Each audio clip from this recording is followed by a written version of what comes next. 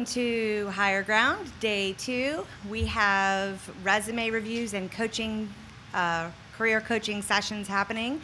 This is one of my volunteers. And then we have a networking social at 5 o'clock.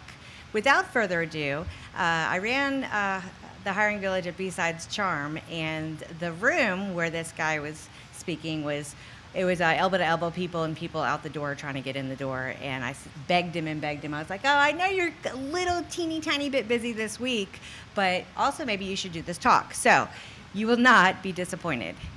Welcome, John Stoner. Thank you.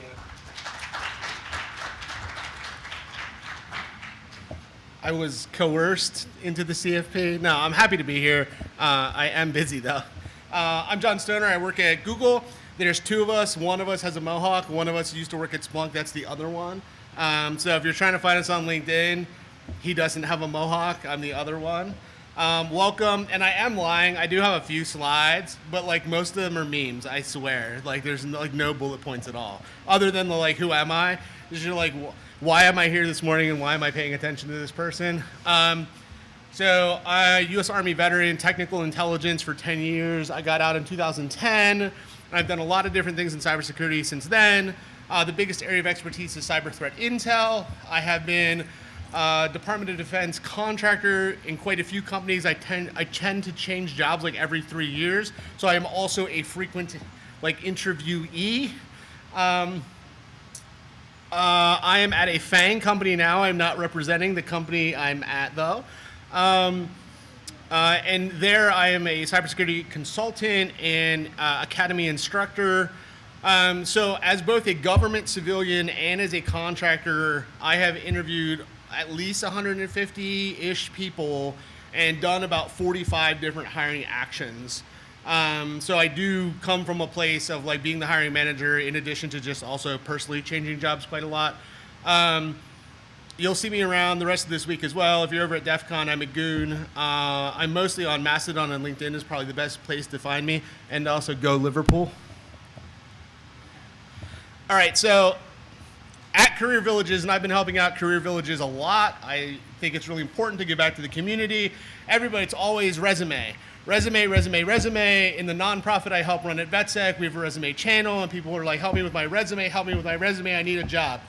Your resume is important, but as a hiring manager, I normally know within 3 minutes if you're getting an offer. And most people aren't prepared. They spend all of their time and effort on the resume, and they haven't prepared the interview at all, and I can tell as the interview person, right? I can tell whether they're prepared or not. It starts off, hey, thanks for coming to the interview. Why don't you tell me a little bit about yourself? And if that's a 12-minute meandering saga of their life, that's probably a no from me, dog. I have mostly hired threat intel people, right? So most of the roles I've hired for are threat intel specific, and there's very specific things that I need that person to be able to do, including giving a presentation, writing concisely, conveying information. And if you can't do that tell me a little bit about yourself, that doesn't inspire confidence that I could put you in front of someone else to tell them about an advanced persistent threat actor. Now, not every role in cyber is going to do that, but communication is super important in all your roles. Generally, as you get senior in your role as well, you're probably going to do more talking to various people as well. So the resume can only get you in your room. So it is important. I will be here. I'm going to stick around for a while to also help review resumes, but you also need to prepare when you get the interview. So like maybe make it like 70-30 split in effort, right? Not 100% effort into the resume. Because I want you to present the best image of you when you get into the interview, right? So, and when I say like, I want you to prepare for the interview, I want you to literally like bring up Zoom or Google Meet or whatever and like look into it if it's gonna be virtual and practice. Or go to a hiring village and say, hey, actually I would love to do a mock interview with someone if you have a hiring manager here who could do that. Maybe they look at your resume first and like can do a couple of questions. The more you prepare for the interview, you will also be a little less nervous. We're all nervous at the interview, right? Every single person is nervous at the interview. I will also tell you, like, a lot of times the person making the hiring decision is nervous at the interview as well, right? So everybody's nervous in that interaction, but the more you've prepared, you will hopefully be able to get a little less nervous, or at least maybe it'll show a little bit less, because you do need to project some confidence in the interview. I can't stress that enough. You do need to project some confidence in the interview. We understand you're nervous. I interviewed someone once who I think she said, "I'm sorry, I'm so nervous," 7 or 8 times in the interview. That person did not get an offer, right? I have to see that you have some confidence in the skills that you're bringing to the table for me to want to bring you onto the team, right? So you're allowed to be nervous. Maybe you can tell me you're nervous once, but like I need you to also like have practiced enough and prepared for this that you can present the best foot forward, because that's what the hiring managers are looking for. The hiring managers are looking for somebody that I think you probably have the skills to do the job, and I want to work with you. That's what they're looking for. Do you have the skills to do this job, and are you going to be a good fit on my team? It's those two things, right? So they want somebody who's throughout the interview, where it's a technical interview or multi-stage, like, interview, could be a panel interview. Have they answered enough technical questions that I think they can do the job? And do I feel like I would want to lead this person on this team? That's what you need to prepare for and understand. I am the biggest proponent of preparing your stories. Your first story is that elevator pitch. "Hey, Jen, thanks for coming in today. Why don't you tell me a little bit about yourself?" That should be a 3-minute-ish, very tailored version of your story for this role, right? So the other thing is, like, your resume is a compilation of information about you that is a sales pitch, and your interview is a compilation of information that is a sales pitch for that role at that company. You cannot lie. That is not what I mean, right? But if I'm selling a car, I'm going to tell you all the great things about the car. I might not tell you the 1 or 2 bad things, right? If you ask me, like, was that ever a wreck? Yeah, there was a minor fender bender, but I got it fixed. But I probably don't lead with that, right? It's been a super reliable car, never had any major mechanical issues. You are selling yourself on the resume, and you're selling yourself in the interview.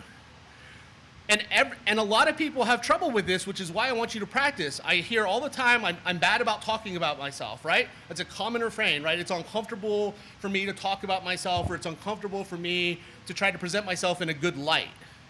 Well, that's why I want you to practice. So not only do you practice that initial sales pitch about why you're super excited to be here today, and I'm really passionate about cloud security engineering. I could be really passionate about a lot of things for a lot of roles I'm talking about. Right? Well, I really appreciate the opportunity to be here today. I'm super excited about the role at this company and about this type of a job. And then 2 to 3, 4 minutes max. And I would time yourself. Because if you don't know you're giving an 8-minute spiel, I don't want an 8-minute spiel about your whole life story about when you graduated high school. But whatever your story is, whatever your compelling story is, I want you to practice it.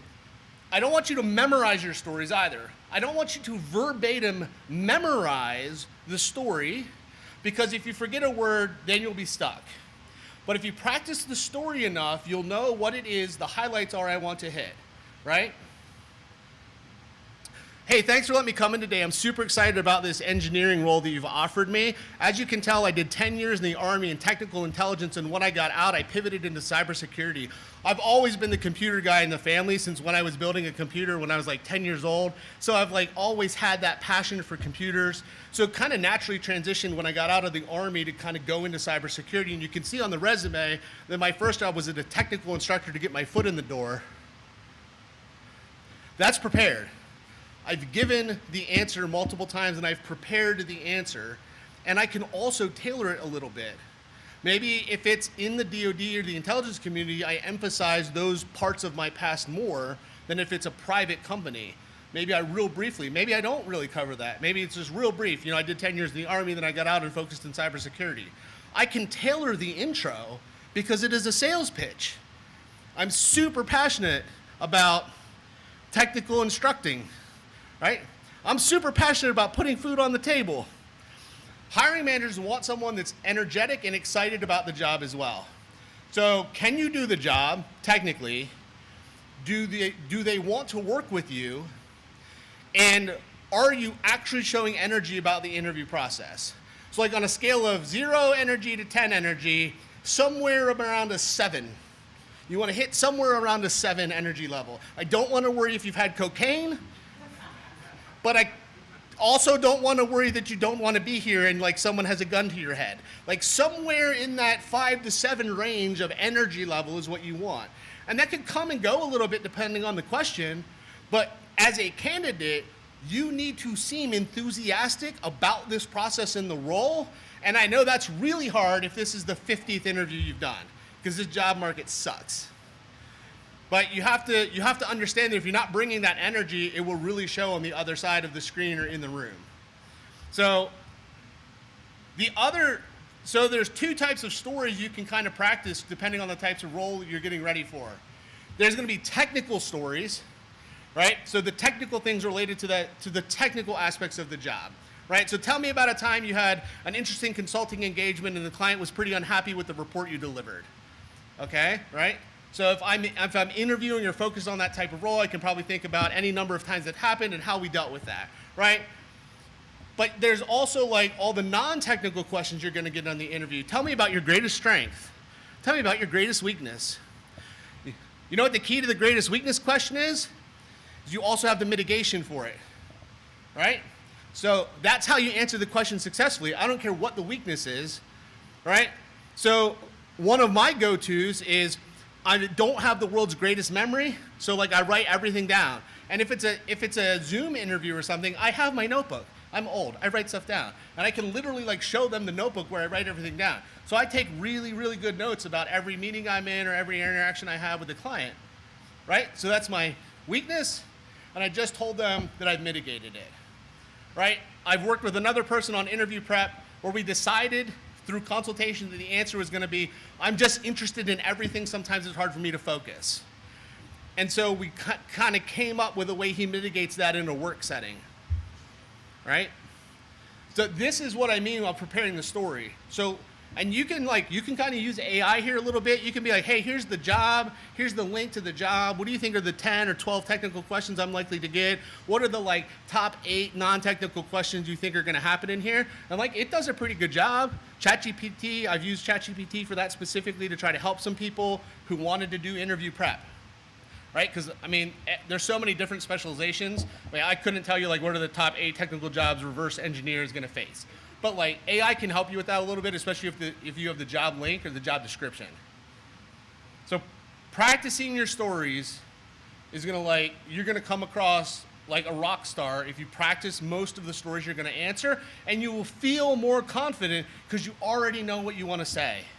I already know what I'm gonna say when I get to the greatest strength question. Or when like I've had a disagreement with my boss and how did I resolve that, right? Or I had to, like if you're a manager, you had to deliver some bad news to your team. Right? You can anticipate likely questions for the role you're applying to and have your stories prepared that you want to cover. And you are going to have to like go over your greatest hits. Like you are going to have to like maybe in consultation with friends or family, like if you have trouble talking about yourself, like what are the things I want to highlight in a positive way as I'm preparing my stories of my success, right? We all have stories of success. Everybody in here has them. But you also don't want to be struggling to think about it in that moment in the interview, right? And again, everything is sales. Everything is sales. Your interview, the resume, your interactions here while you're networking professionally, everything is sales / social engineering. Everything is those 2 things, right? So also, you need to like if you approach the interview from the mindset of I am trying to present the best version of myself in this situation, right, in this panel interview, right, or in this Zoom interview, or the first call with the recruiter, right, that's part of the interview process. Like you need to you need to have energy when the recruiter calls you to talk about this, right? They may be trying to figure out which of these 10 candidates are going to get an interview, and they got to whittle it down to 4 because that hiring manager is busy. So you also need to be enthusiastic. You probably need to have your why are you interested in this role is a super common question. Why are you interested in this role? I enjoy paying my bills is not the answer. That's not the answer, right? So like, what is the answer? Like, I've been really passionate about trying to join a small startup firm to gain a lot of different types of experience than I've had in the past. I'm really excited to join a really long company that has better stability than small startups. I can be excited about a lot of things, right? But I also want you to be truthful. But again, if you're out of work, the economy's bad, practice how you're going to approach these things, right? The hiring manager right now and the companies, this is a hiring market. They can be very picky. There is a lot of talent that is available on the market, unfortunately. So you want to present your best set of you. I probably need more caffeine. Thank you. You want to present yourself in the best light. Technically, the request was for me to have a monster, but I was informed by our lawyer that I don't actually have to do that, so you can have it instead. Lawyers. I'm really excited about this position where I don't have to interact with lawyers. Everything is sales. A lot of people, like, I heard this once and I was like, that's weird. I do cybersecurity, right? Like, I'm not in sales. We're all in sales all the time. Meeting random people here, running into it. The community is really small, right? How you interact with somebody, how you treated somebody, how you treated a volunteer, how you talk to the recruiter the first time you ever talk to them. That gets passed along, or you don't get passed along. So the other thing here is you're presenting the best version of yourself, you're preparing how you want to present yourself, and it's through practice. And so like if you don't want to practice the interview, public speaking in and of itself is another good way to just get more comfortable with speaking. So like I was talking to somebody earlier about Toastmasters, right? Toastmasters is a good opportunity to at least overcome, because an interview is public speaking basically, right? An interview is public speaking, right? And I know that there's a lot of anxiety with that. But also remember, you're selling the best version of yourself. They don't know your terrible secrets, right? And I don't need to talk about terrible secrets, right? I'm presenting the best version of myself, of why I'm a qualified candidate for this role in the best possible light. Understanding the technical aspects is critical for that job. I know some people who've pretty much done this, generally the same job in cybersecurity for years, right? But I also know people who pivot specializations because there's like 125 different things you can do and we're making it up all the time. And what is an AI prompt engineer anyway? So like, there's a ton of AI roles out there. Well, if you're trying to get into that space, you're probably gonna have to figure out how I answer some questions. I'm like, what courses have I studied to get familiar with LLMs? Or whatever else they're going to probably ask you about this position, right? You're allowed to prepare for the interview, right? And you can be honest in the interview. I'm really interested in getting into the AI security side because I see it's a growing field. As you can tell in the past, I've had a role as a blank, blank, and blank. In order to prepare for this role, I have done X, Y, and Z, right? And that's either a compelling case for the hiring manager or it's not. There aren't 5,000 AI experts on the planet. But Google specifically has like 400 open roles for them, and a lot of companies do. Well, people are pivoting into that field. So you just have to figure out what your compelling story is of why you're also qualified to pivot into this brand new field. And when that bubble bursts, whatever the next thing is, right? Now I'm a blockchain crypto expert. That really never panned out for anybody. I mean, I guess for the threat actors, it's been fine. The other big thing in terms of preparing is when you get to the end of your interview, ask two good questions. Two good questions. What's the pay range? No, that's not the right time to ask that question, right? That question's asked of the recruiter ahead of time, right? And you should already know whether the range is gonna be worth your time and maybe their time, right? A lot of times people will be like, what's the culture here? Right? And the hiring managers will be like, great, our culture's amazing. And that's actually not the world's best question. It's better than no question, right? So some good questions could be, right, especially with some of the job descriptions I've seen, what are my primary duties going to be on a day-to-day or a week-to-week basis for this role? And you could even say, when I look at the job, I see the job title, the job description's really kind of vague. Could you talk to me more about what my primary responsibilities are going to be in this role? And if they don't give you a good answer, you're still allowed to take the job, but at least you know it probably isn't well defined. How do you go about performance evaluation and promotions at your organization? That's a good one. You know why I like that? Because it shows the interviewer like you have ambition, career ambition, right? And like they might be like, it's just based on vibes, right? Not the world's best answer, but at least you know that going into it, right? It should be something like, well, we have quarterly performance goals, and then we meet with our one-on-one, and we have this big workflow somewhere. That's the standard. That's the standard of how like most companies that are doing it that have some thought process thought out for performance evaluations and promotions, right? So that's a pretty good question to ask. What questions you ask is obviously up to you, but like 2 or 3 good questions can really set you apart in an interview. This is sometimes the deciding factor. If there's no difference, if both candidates good, both candidates interviewed well, they're both qualified, they both are going to accept the pay range for the role that I want to hire them into, maybe it comes down to who seemed like they were more interested because they asked questions. As the majority of candidates don't ask any interview questions at all. So this is, again, another place for you to differentiate yourself from the other candidates you're up against. You're interviewing them too. Now your situation is unique. You may need a job. So you may take the job you get offered. That's fine.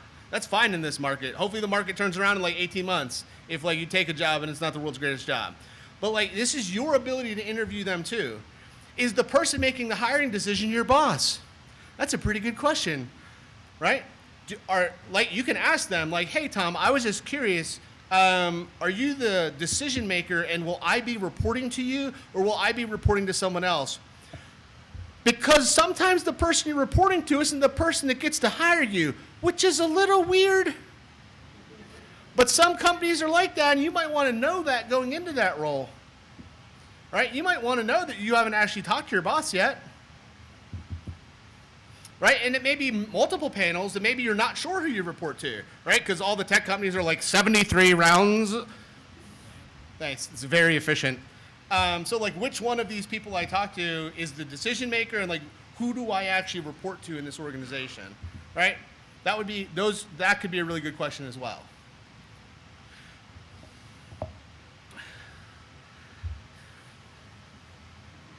It's not real good out there from the candidate perspective right now. You're competing against every other person that's trying to get a role right now. It is really common right now that a role is open for 24 hours. They have hundreds of applicants and like 30 to 50 applicants that are like qualified for the role. It just happened to a buddy of mine. They had a role open, 24 hours, 300 candidates, 30 fully qualified. So from that, they're going to use some system to try to figure out which 6 people they're going to actually interview from the 30 qualified people. So if you can get to that threshold where you're getting the callbacks and you're getting into the interviews, then you want to make sure you're practicing and acing the interview because this is tough. The companies have the pick of people right now because there's so much talent on the market. And also, depending on your situation, you may just have to take a job. It may not be your dream job. It may not be a job that you are truly passionate about, right? That is the reality of the market today as well. So, and I think you can explain that. Like in 18 months, maybe things start to improve for the job market in cybersecurity and in tech, and maybe you're able to pivot again, right? And in 18 months, the recruiter's gonna be like, oh, I saw you've only been in this role for like 16 months or 18 months. Could you tell me more about it? Well, it just wasn't a great fit, and the market's starting to turn around, so I wanted to see whether there might be a place where like I feel like I can contribute better to the overall company's values and missions, right? Practice that story too, right? Practice that story of why you're now applying for another job as well. Right? Well, the job market was shit and I was unemployed for 3 months, so I took this job, but my boss is an asshole, so I'm really trying to get out of here. That could be the truth. That's not what I would say. Right? But if you practice it, it'll be a lot more natural when you have those interactions with recruiters when you start to get that phone call back. Right?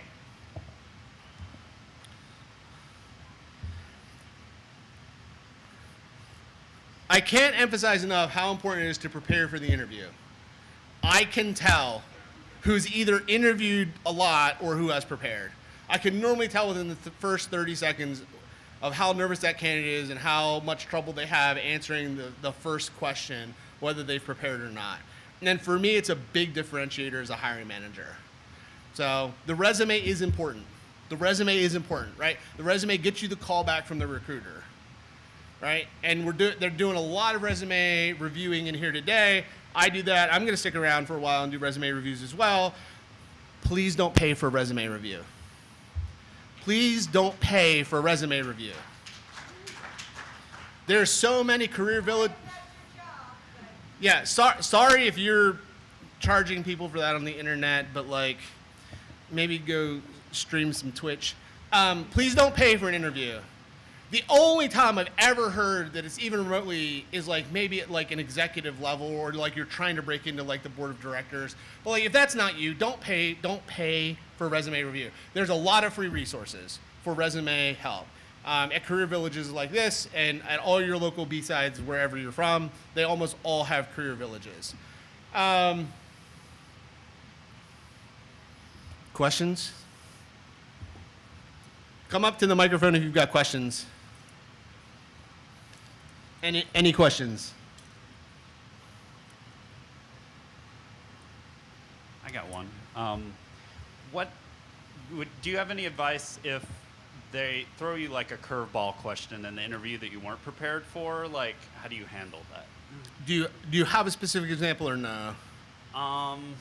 Well, they'll ask. I've been asked like, give me your last 5 bosses, and how would they have rated your performance? And then they ask like follow-ups like, well, what you said isn't good enough. What weaknesses or strengths? And I was like, it was such a long question that I wasn't like prepared. I don't know if like there's something you can do if they hit you with something. Yeah, I mean, so it depends. It depends on your position. I've had some curveball questions before. I was employed, so I was approaching that from a position of strength. It was like I was interviewing for a senior threat intel position. They started asking me port questions. I was like, I did not know this was a Network Plus exam. Like, I have a cheat sheet on my monitor and we have the internet. Like, HTTP 80, HTTPS 443, SFTP, I don't fucking know. 23-ish somewhere. Like, I was like, I literally asked them, do you ask your senior threat intel people port questions? They stopped asking. Because that's fucking stupid. Now, not everybody can do that. If I was unemployed, I probably would have approached it a little differently. But I wasn't, and that was stupid. And that was a company that I probably won't work for again. So it depends how much strength you want with that sort of a thing. Like if they ask you about like all of that, you'd be like, you know, my last boss and he rated me pretty good. Like you'd be like, I don't understand this line of questioning. I mean, again, if you're out of work, you might not be able to do that. But like if you have a job and like you don't desperately need the job, you could turn this back a little bit and take some of the power back a little bit. Because like what does that have to do with your ability to what exactly does this have to do with my ability to do the job here? Right? And like then they won't be able to answer that, so then hopefully they move on to the next question. Yes, sir. Stoner, thank you for taking the time to do this. I appreciate that. So I've recently got dozed, and what do I do to compete? What keywords do I need to put? Like, do you have like a dictionary of keywords to fight off the AI bots that go through your resumes? So it depends. I'm sorry to hear that. Yeah. Tailoring your resume can be pretty helpful. Tailoring the resume can be helpful. Gotcha. Right? So like I've seen, when I was a government hiring manager, because the way the government works, everybody in tech is a 2210. Everyone. IT support, threat intel analyst, cloud, sysadmin, everyone's a 2210. I'm pretty sure people didn't read the job ad because we would get the resume for these roles and the word threat or intelligence did not exist anywhere on the resume, right? They're just blindly applying, right? That is happening Now, in the civilian market as well, I have created one resume which has all of my information because I need a job. The hiring manager is not hiring you because we're giving out jobs. This is the give out job line. This is the I am hiring for a cloud security engineer who understands AWS and GCP. And if that's not on your resume, you're not making it through the cut, either the automated ATS system or the recruiter if they look at the resume, right? I bring 15 years of experience in multidisciplinary fields within cybersecurity looking for a job as a AWS and GCP security engineer. Well, shit, man, that's what we're hiring for. How convenient. That's tailoring the resume. And also, the skill tree blocks don't list every skill in cybersecurity in there, even if you have 50 different skills you bring to the table, because it looks like a one-size-fits-all resume. Tailor it for the job. The smaller the company generally, the more hats you'll wear. You will probably do a lot more things the smaller the company is, because there's one person doing it all, right? Or two. But when you get to like a bigger company, they're generally hiring this one person to do this one thing on this one team, right? And that's what they're hiring for. They're not hiring a jack of all trades. So if you have a version of your resume that is a more jack of all trades resume, that could be effective at smaller companies, especially like startups. And I use like startup like loosely, like whatever stage they're at, because they're probably handling all sorts of different things all the time, whether they're a tech company or not. Whereas like if you apply to Lockheed Martin, they want like, I need one FTE cloud security engineer with 12.5 years of experience who can 3 days a week go to this location. And if you don't meet that requirement, you're not getting the interview. You can also put on your resume like, I am open to full-time remote work, full-time on-site work, or hybrid work, and or shift work. Put that right at the top of the resume as part of your professional summary, right? Because that could be the difference whether you get selected or not. What other questions? I got a quick kind of caveat to your presentation. You know, I really like what you're talking about, and you can tell me I'm full of crap afterwards, but as something that I do hire a lot of people, and one of the things that I personally look for is portfolio, especially people that are trying to pivot into the industry or they have zero experience. One of the things I personally hold a lot of value in is the resources that they have, whether it's a home lab. You're not coming through the audio at all. How about now? All right, Yeah. sounds a lot better.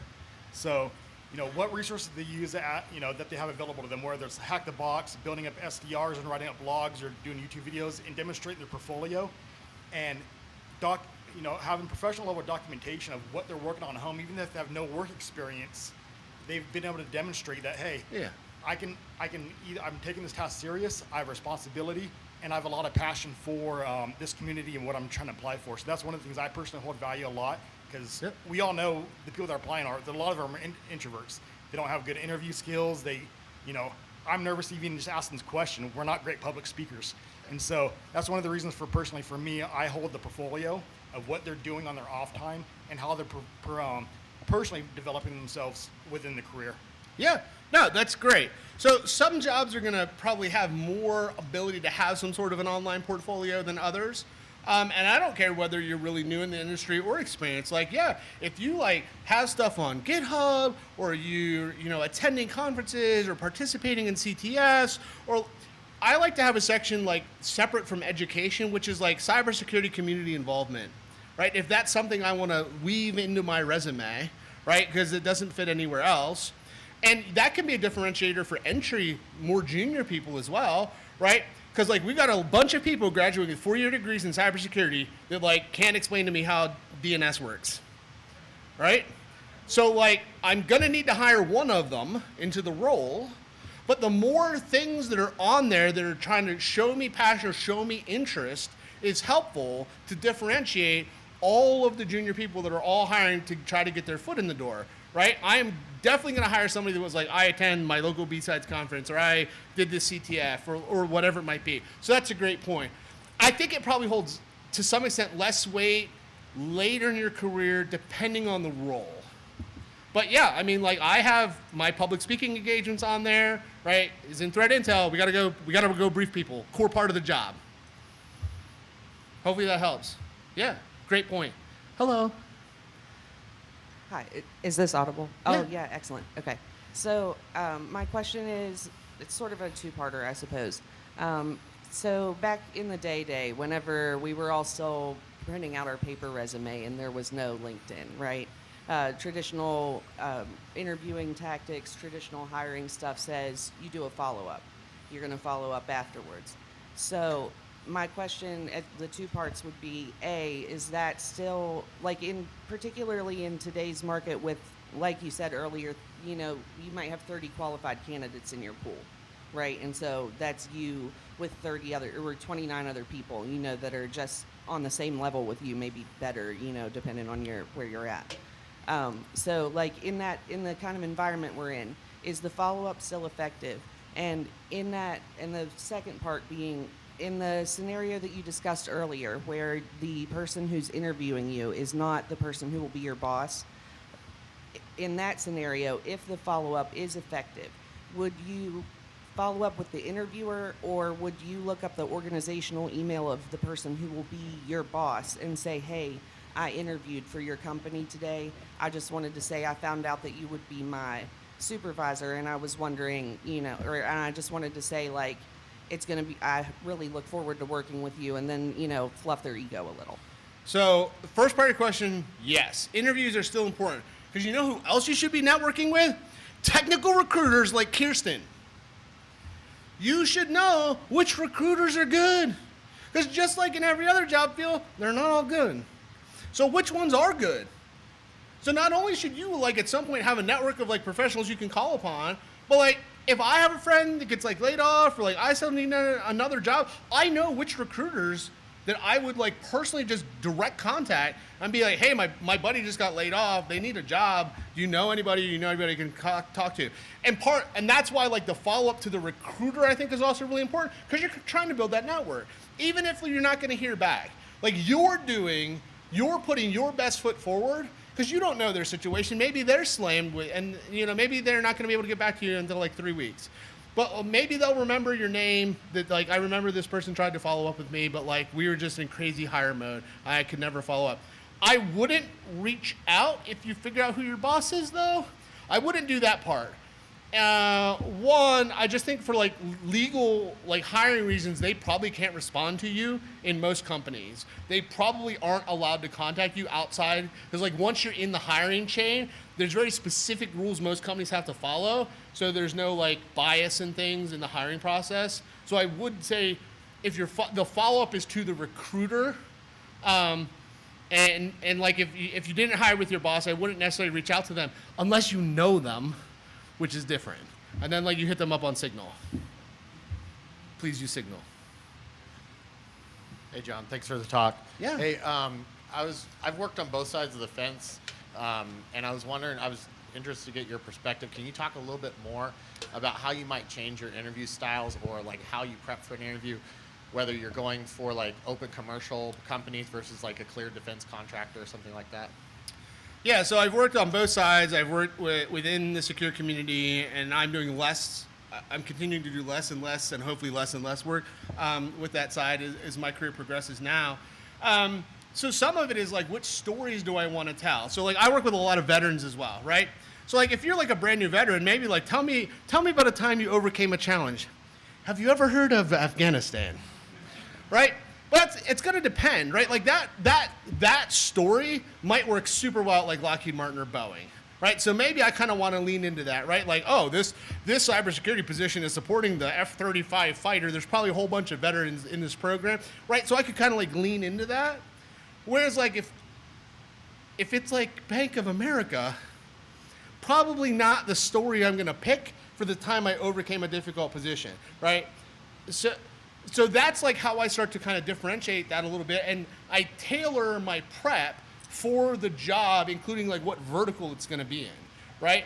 So, like, this is a big thing I have to talk to veterans about, and sometimes, like, somebody who's just getting out, they mostly have stories about being in the Army or whatever branch they were in.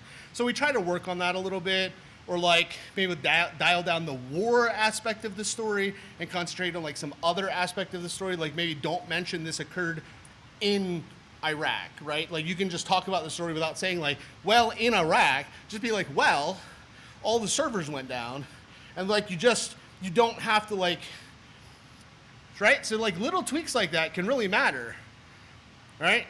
Like, and also the one person who like would not take sniper training school off of their resume. Like, yes, I understand it is a difficult school to graduate from. When you apply at the Children's Hospital, what question do you think that they have? So again, tailor the resume. If he's applying for a cybersecurity position in like Quantico with the Marine Corps, then yeah, leave that shit on the resume because they're gonna be like, how many confirmed kills do you have? I doubt the Children's Hospital hiring manager is gonna ask that question. So tailor the resume and tailor the interview tactic to match what we're talking about. Obviously, that's a pretty extreme example, but like you get the idea. Yes. Do you think that the look and the design and the feel of a resume is still important these days, given applicant tracking systems extract that information and genericize it for? No. So if you are attending an event where you are still handing a resume, you can have one that looks nice. If you're not handing out a physical copy of your resume, it needs to have, I would say, no columns, no tables.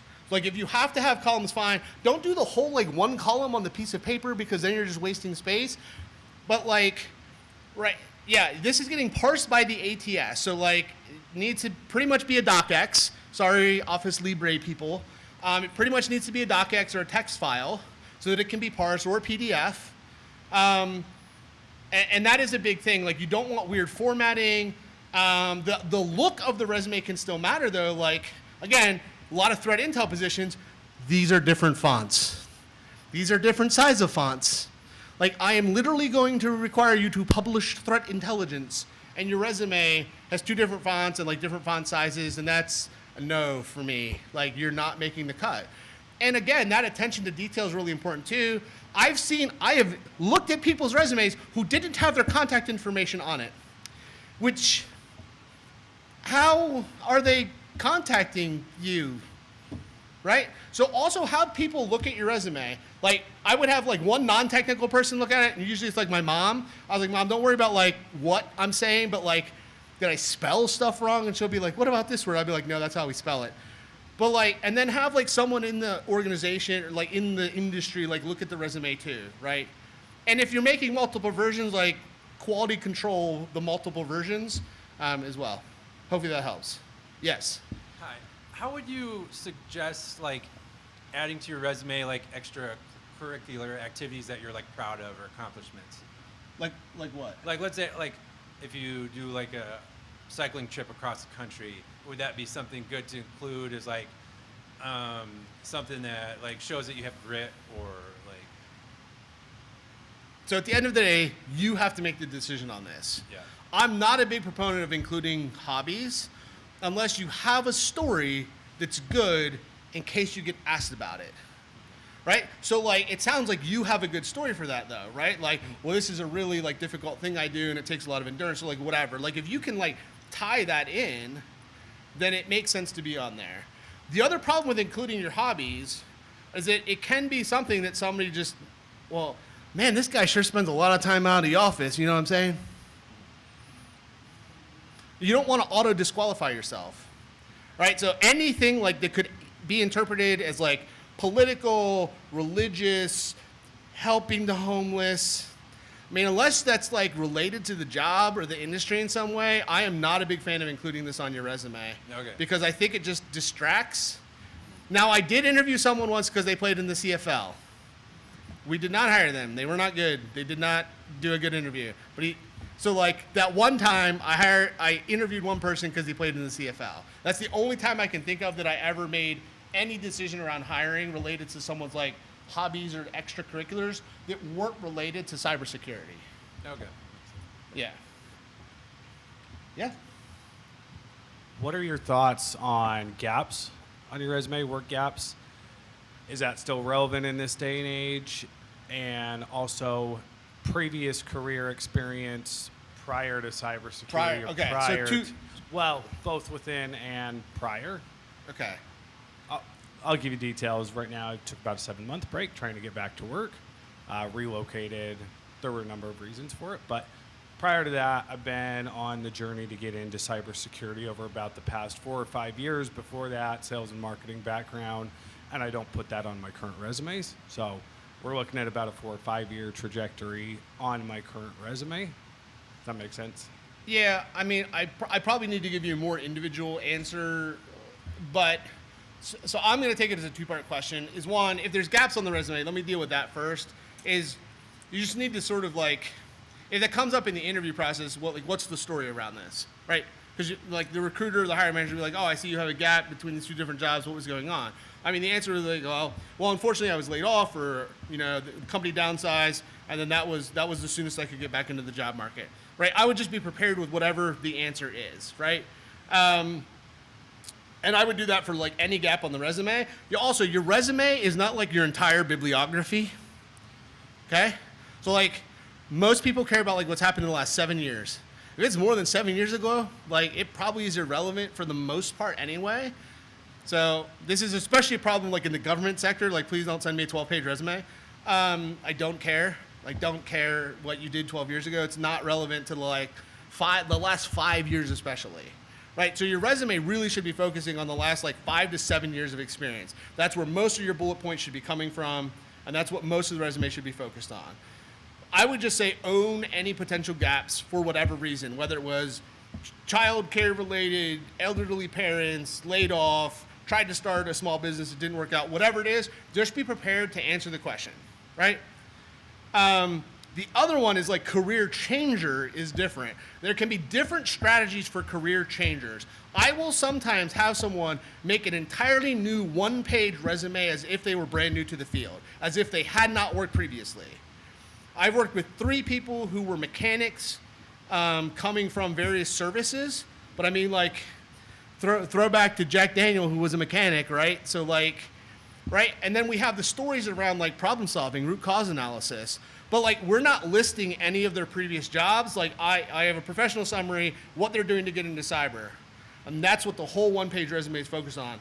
And sometimes it's hard for people who are like more mid-career changing, because they're like, but all that stuff I did, I was like, all that stuff you did is not related to cybersecurity. Right? Now, if it's like management and you have management experience, right, this is an individual thing. Right? Well, maybe we do include some stuff on there if it's like a program management type of a role, and now you're going to become like a technical program manager. But like, I work with a lot of people who are like, yeah, but I work part-time at Starbucks. And I was like, we're not putting that on the resume. Like, don't put it on the resume. It's not relevant.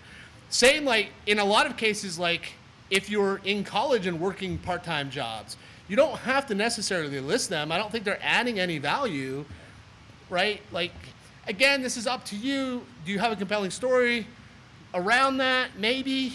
But like, I'm not a big fan of listing things that aren't related to the job I'm applying for. And we can cut out old stuff, or we could just list like, job year at the bottom of the resume. That's how I do it from my old experience. It's just job title, place, year. Job title, place, year. So at least I'm proving that like I'm old. Good? Yeah. Quick question: as far as the sites that are hosting the jobs, the LinkedIn's, the Indeed's, the Googles. I mean, where are you finding out that a lot of because some of these jobs will go 75 jobs, on one area you're looking at. I mean, am I going to go through all 75 trying to find it, or by the time I spend hours sometimes looking at the different job opportunities and where you see the companies are trying to really post, and then those are in the front against those down in the on the page 15 on the search engines. Where are you seeing? Because do we go that far down, or do we worry about the beginning ones, or they keep coming out new? I'm a big fan of the way LinkedIn is working right now, and many recruiters use LinkedIn as one of the primary places they find people. So LinkedIn is good. And then I'm a big fan of going to if it is a big company, go to the company's site where they have, Meta, Facebook, Lockheed Martin, Boeing, whatever, to their job page. Because that's the latest info. Because Indeed is just pulling that from an API or whatever, right? And then some stuff on there is wrong or old, right? Or like it's closed already. So you go through the whole job application, it was like, actually this closed 2 hours ago. So like, I'm a big proponent of going to the company itself and going to their career page. Right, so I think Indeed, like it used to be good, and it doesn't seem like it's as good anymore. I don't know what happened. Maybe they integrated AI. But like LinkedIn and being active on LinkedIn. So this is another thing. I think there was already a talk about this somewhere here this week. So like your LinkedIn activity helps you show up higher in search results, right? So if you're like, I log into LinkedIn once a week and I'm actively searching for a job, that's not enough LinkedIn-ness, which is a word.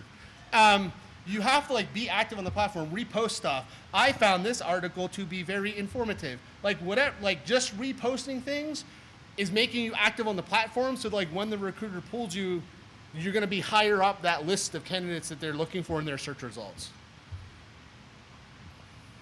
Hopefully that helps. You mentioned not including your entire work history in your resume, which I think makes sense. But then how do you handle it when you go to that company's job site and the application has all the forms for list all the jobs you've ever had and when you've ever had them and what you did? Like, do you just not include those as a part of that application to match the resume? Or do you fill them out in the application and leave them off the resume? Like, how do you handle those situations? It depends.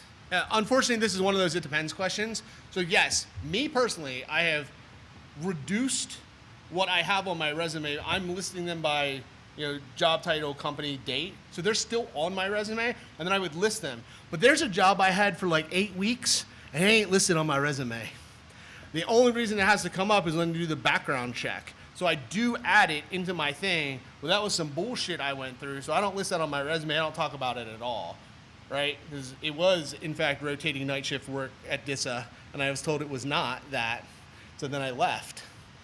So I don't include that on my resume, but like when I have to fill this out because part of this might be like the background check as well, because they can verify employment. But it kind of depends, like maybe you only go back 15 years. I mean, the background check's not going back 25 years most of the time. So I think it depends on like how many years of experience you might have, but like you might be able to cut it off after like 15 years because it may not really add any value even in their like internal application and workday that you're filling out. All right, thank you. Yeah. I'll keep taking questions until they kick me off the stage. Or like in 10 minutes. Okay, another two-parter, but I'll try and keep it brief because the two parts are separate. Okay, so first question, I guess, would be cover letter. When you're applying somewhere and they want a cover letter, right? In today's hiring world where machines are parsing your hiring process, right? Do I need to be including the cover letter in the same file with my resume as a separate file, or does the body of the email count? All right, let me take this. Only do a cover letter if it's necessary, because even a lot of times when it's necessary, it's not holding a lot of weight. So I'm not a big fan of optional cover letters. Part of that is because my preferred resume format is contact information, professional summary. And that professional summary is pretty much what I would put into a cover letter. So if it does require a cover letter, I'm pretty much just copying the professional summary and maybe adding like another line or two on the cover letter. That would be my first answer for the first part of the question. As far as whether it's the same file or not, I would ask the recruiter. Do I put it together? What's that? If it's required, do we put it together or separate? Is the meat of it? I mean, if you're working with a recruiter at that point, I would ask the recruiter. Okay. By default, I would probably submit like cover letter, date, resume, date. Like if I wasn't sure, I would probably keep them separate. I don't know that matters a ton though. Okay, and for the second question, you know how there's that adage that, because you were talking about keeping your resume brief, there's that adage that a lot of employers, if they see resumes over one page, because I know you were kind of talking up the pros and cons of the one-page resume, right? And like when it's appropriate, when it isn't, like as a subtext, right? So is that thing still true where there are the predominance of employers are like, oh, I'm literally not going to read past the first page because there's so much pool? Or is that problem taken over and obviated by this machine parsing? It's complicated. So you want to tell a compelling story in whatever length of resume you have, which is 2 pages or less. Right? 2 pages or less. I have a version that's 3 pages because I'm bad at following my own advice, and sometimes in the government circles, but like not 4 pages. and not more than that. This is where people struggle of being like, yeah, but it's everything I've ever done. Great, I don't care. Like, when I get a resume as a hiring manager, I am literally spending 30 seconds looking at it to determine whether or not that person gets an interview. 30 seconds. It's like yes or no. And then that one guy who was in the CFL, we didn't hire him, right? That's it, right? And that's also why like the formatting is so, like Kirsten and I stole her formatting. Like we're on the same page. Contact information, professional summary, education, everything that's important has to be on page 1. Because page 2 is not getting looked at generally. I have been in plenty of interviews as the candidate where it is very clear to me the person interviewing me has never looked at my resume yet. And I will say things like, as you can see on page 2, when I was at the DoD Cyber Crime Center, and you will see them turn the page, because it's the first time they're looking at it. Which is also why you want your stories to match the resume, like, yeah, it's on paper, on page 2 when I did the thing. Hopefully that helps. 1 page, junior career changer, 1 page. I don't care how amazing you are, if you've just graduated college, you need to have a 1-page resume. And if you've worked for 55 years in this industry, you need to have a 2-page resume. Maybe 3. But everything that's important is on page 1. You mentioned the LinkedIn. A lot of us have pulled back off LinkedIn, a lot of the social media and all that type of things, just from cyber and security. And what do you think now? If you're in the job market now, should we go back and really get heavy on LinkedIn and be really more involved in putting everything we have on that, or should we try to limit that? How do we protect what we're trying to do, especially with all the issues that are dealing with this, not just from the hacking side of the fence, as far as we for our company, we got to keep the name of our company undisclosed. They don't want us putting the company name on there. They got part of our social media policy. That's someone who needs a reality check. You have to be active on LinkedIn, on professional social media. You have to be. It's 2025. You have to be active on this platform. That doesn't mean like posting pictures of your kids and like where your kids go to school. Like you can still have some OPSEC, like if you're OPSEC concerned. But like if you send me a LinkedIn request and the name of your company is undisclosed, that's a no connect for me. Same with like if you don't have a picture, like I'm not connecting with people who don't have a picture on their LinkedIn either, right? I mean, so like I connect with most people, but like there's still like a little tiny bit of due diligence for me, and I want to be connected with tons of people. I especially hear this from the side of the house, like from my veterans or people who've worked behind the fence. Like there are people on LinkedIn who are like headline, cyber threat intel analyst, TS SCI clearance. And you're like, bro, like the North Koreans are on the page. So like, I'm not a big fan of that, but you still can be active without saying everything. Like if your company won't let you put the name of the company on there, I mean, you got to abide by that, I suppose. I think that's really bizarre. But like, you should still be sharing articles and connecting with people. And like, if I've worked with people who are like, I am not on LinkedIn. And I was like, you will not get a job.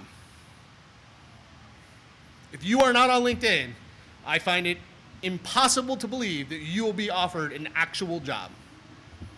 So that's how important it is. Yes. Would you ever still include expired certifications on your resume? Is it a good one? Twofold. Okay, old CompTIAs, I can see those sliding and not listing those. But if it's like unique, like a PCIP or something that's like unique, Yeah. but Like you're not in that field anymore. if you used to be like PMP, CISSP, GAIAC, something, maybe, but not like 17 expired. So 1 or 2, if it's relevant, if they're asking for it, right? If they're like, this position requires a CISSP, PMP, GAIAC, EC Council, CEH, blah, blah, blah, blah, because they don't know what they're doing. And like one of them you had that was expired, yeah. But I won't list all of your expired certifications. Just like if you're in a boot camp and you're trying to get some certifications, I'm not a big fan of listing any certifications you don't have, even if you're like expected date for a certification, that's a lot different than like listing the college degree program you're enrolled in. Like if you're in a college degree program, you could be like, I'm in, bachelor cybersecurity, blah, blah, blah, expected, March 2026. That's pretty normal for college degrees, but it's your resume. So like if you're like, no, I'm studying the CISSP, I'm going to take the exam in September, like you could put it on there. But I have definitely caught someone listing the certificate they didn't have, and that did not end well. So don't do that. All right, I think this is my last question. Then we're going to move to resume stuff. Okay, this should be a fun one for you. Okay. Biggest pet peeve as an interviewer, biggest pet peeve as an interviewee. Man, this is a hard question. We're in like an easy last question.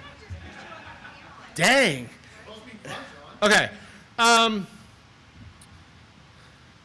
I find it very frustrating as a candidate when the person interviewing me has not looked at the resume before the interview starts, or does not seem to be paying attention.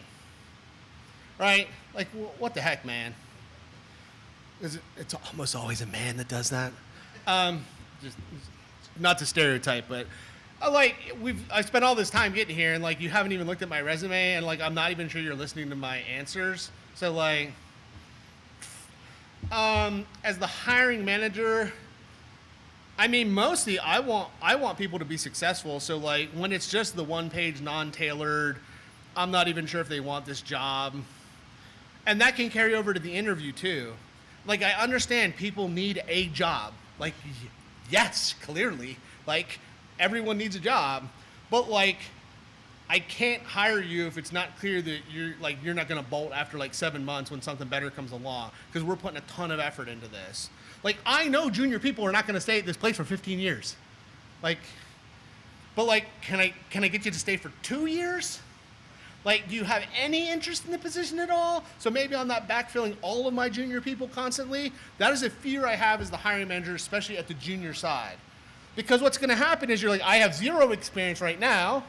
I've now been hired by a company, and in 18 months, I'll have 18 months of experience, and then I'm back on the job market, and you're getting offered $35,000 more dollars, or at like $5,000, $10,000 more dollars a year, and you're like, that's more money. See ya. Well, at least maybe if I can have like a good work environment and make sure that you're valued, I can keep you for like 2 or 3 years before you decide to go and take that bump. But that's the reality. So like a 7 on the energy scale. And at least I think that you're really interested in this job at this position. I actually have an audience question. Audience question. Okay, so selfishly, all right, so I messed up with my supplies and I was late and whatever. So my husband had to run all the way back. This was the talk he wanted to see, okay? And I know it was recorded, but can you rewind and repeat when someone came over and said something along the lines of, you're in the interview, because you just covered like all the higher ground content. Like we don't need to come to our panel at 4 or do a resume review because this guy just championed it all. But actually, no, you should. But I love the part where I think you had a specific experience where you were being interviewed and they were, it's a senior position, you're like a senior threat, something, right? And they're asking you stupid, low level, I shouldn't have said stupid. They're asking you a bunch of low level stuff where you're like, duh, I have it on my screen or whatever. Can you repeat that whole answer? Yeah. Please? Okay. So this pertains to like when the interviewer is bad at their job, which is not that infrequent. So my story that I relayed earlier was like, as a senior threat intel analyst, they started asking me like the port questions, like it's a Network Plus exam. And like, remember, my weakness is I'm not good at memorizing stuff. Same interview, by the way, where it's like, that's why I write stuff down, right? So it's like, yeah, 443, secure HTTP, right? 80 HTTP, 20 SFTP, 20 something, 3-ish, I don't know, right? I'm not looking at PCAP every day. And I basically was like, I'm sorry, I didn't prepare to memorize ports. Do you ask all the candidates for the senior threat intel role port questions? And then we moved on to the next question, because that is stupid, man. This is stupid. Now, I also knew the person I was interviewing, so I was like double frustrated because I was like, because I used to respect this person, and now I'm like, you're the program manager? But another person had a question around this of like, they wanted like, tell us about the last 5 performance evaluations you had. And it's like, I mean, my last boss and I got along pretty good. Before that, it was Steve, no problems. How does this pertain to this position? How does this allow you to judge whether I'm a good fit here? Now, you can only ask that if you're prepared to walk away, but that might be a sign. This is not red card. Like sometimes you get some like yellow cards. So I'm a big soccer nerd. Sometimes you get some yellow cards and you need to take the job anyway because you need to take the job. But sometimes like there's like a straight up like red card tackle and you're like, oh no. I pulled out of an internal interview once because the team was so fucked up. I was like, are you kidding me right now? Cancel the interview 2 minutes before it starts? Change the interviewer 3 minutes before it starts? Bro, you know what? Good luck. Good luck. I'm out. 2 red cards. Like, that's a 3-game suspension. See you later. I think that's it, though. We're going to move on to getting you some free resume help. Don't pay for resume help. Thank you so much.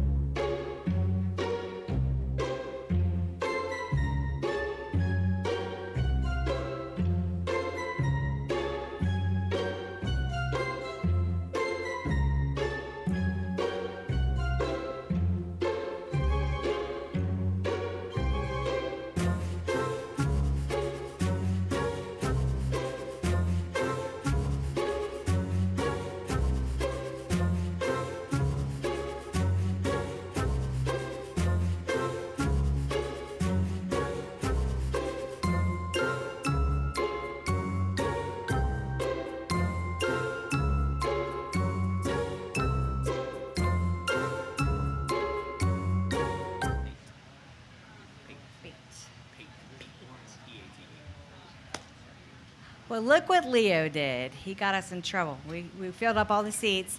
If you're in the middle of a resume review or a coaching session, we have to wrap it up, I'm sorry to say, but you can come back at 5 o'clock for our networking mixer. And without further ado, the one and only Leo is going to tell us how to get beyond the command line.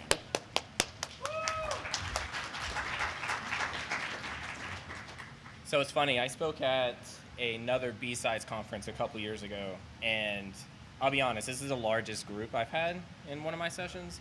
And the last time I had a session this close, they put Leah Pate outside on the door, and then everybody was very not happy with me that I am a male and not a female. And so with that, it became like a running joke, and then my handle turned into the real Leah 3, because I'm the third Leo Pate.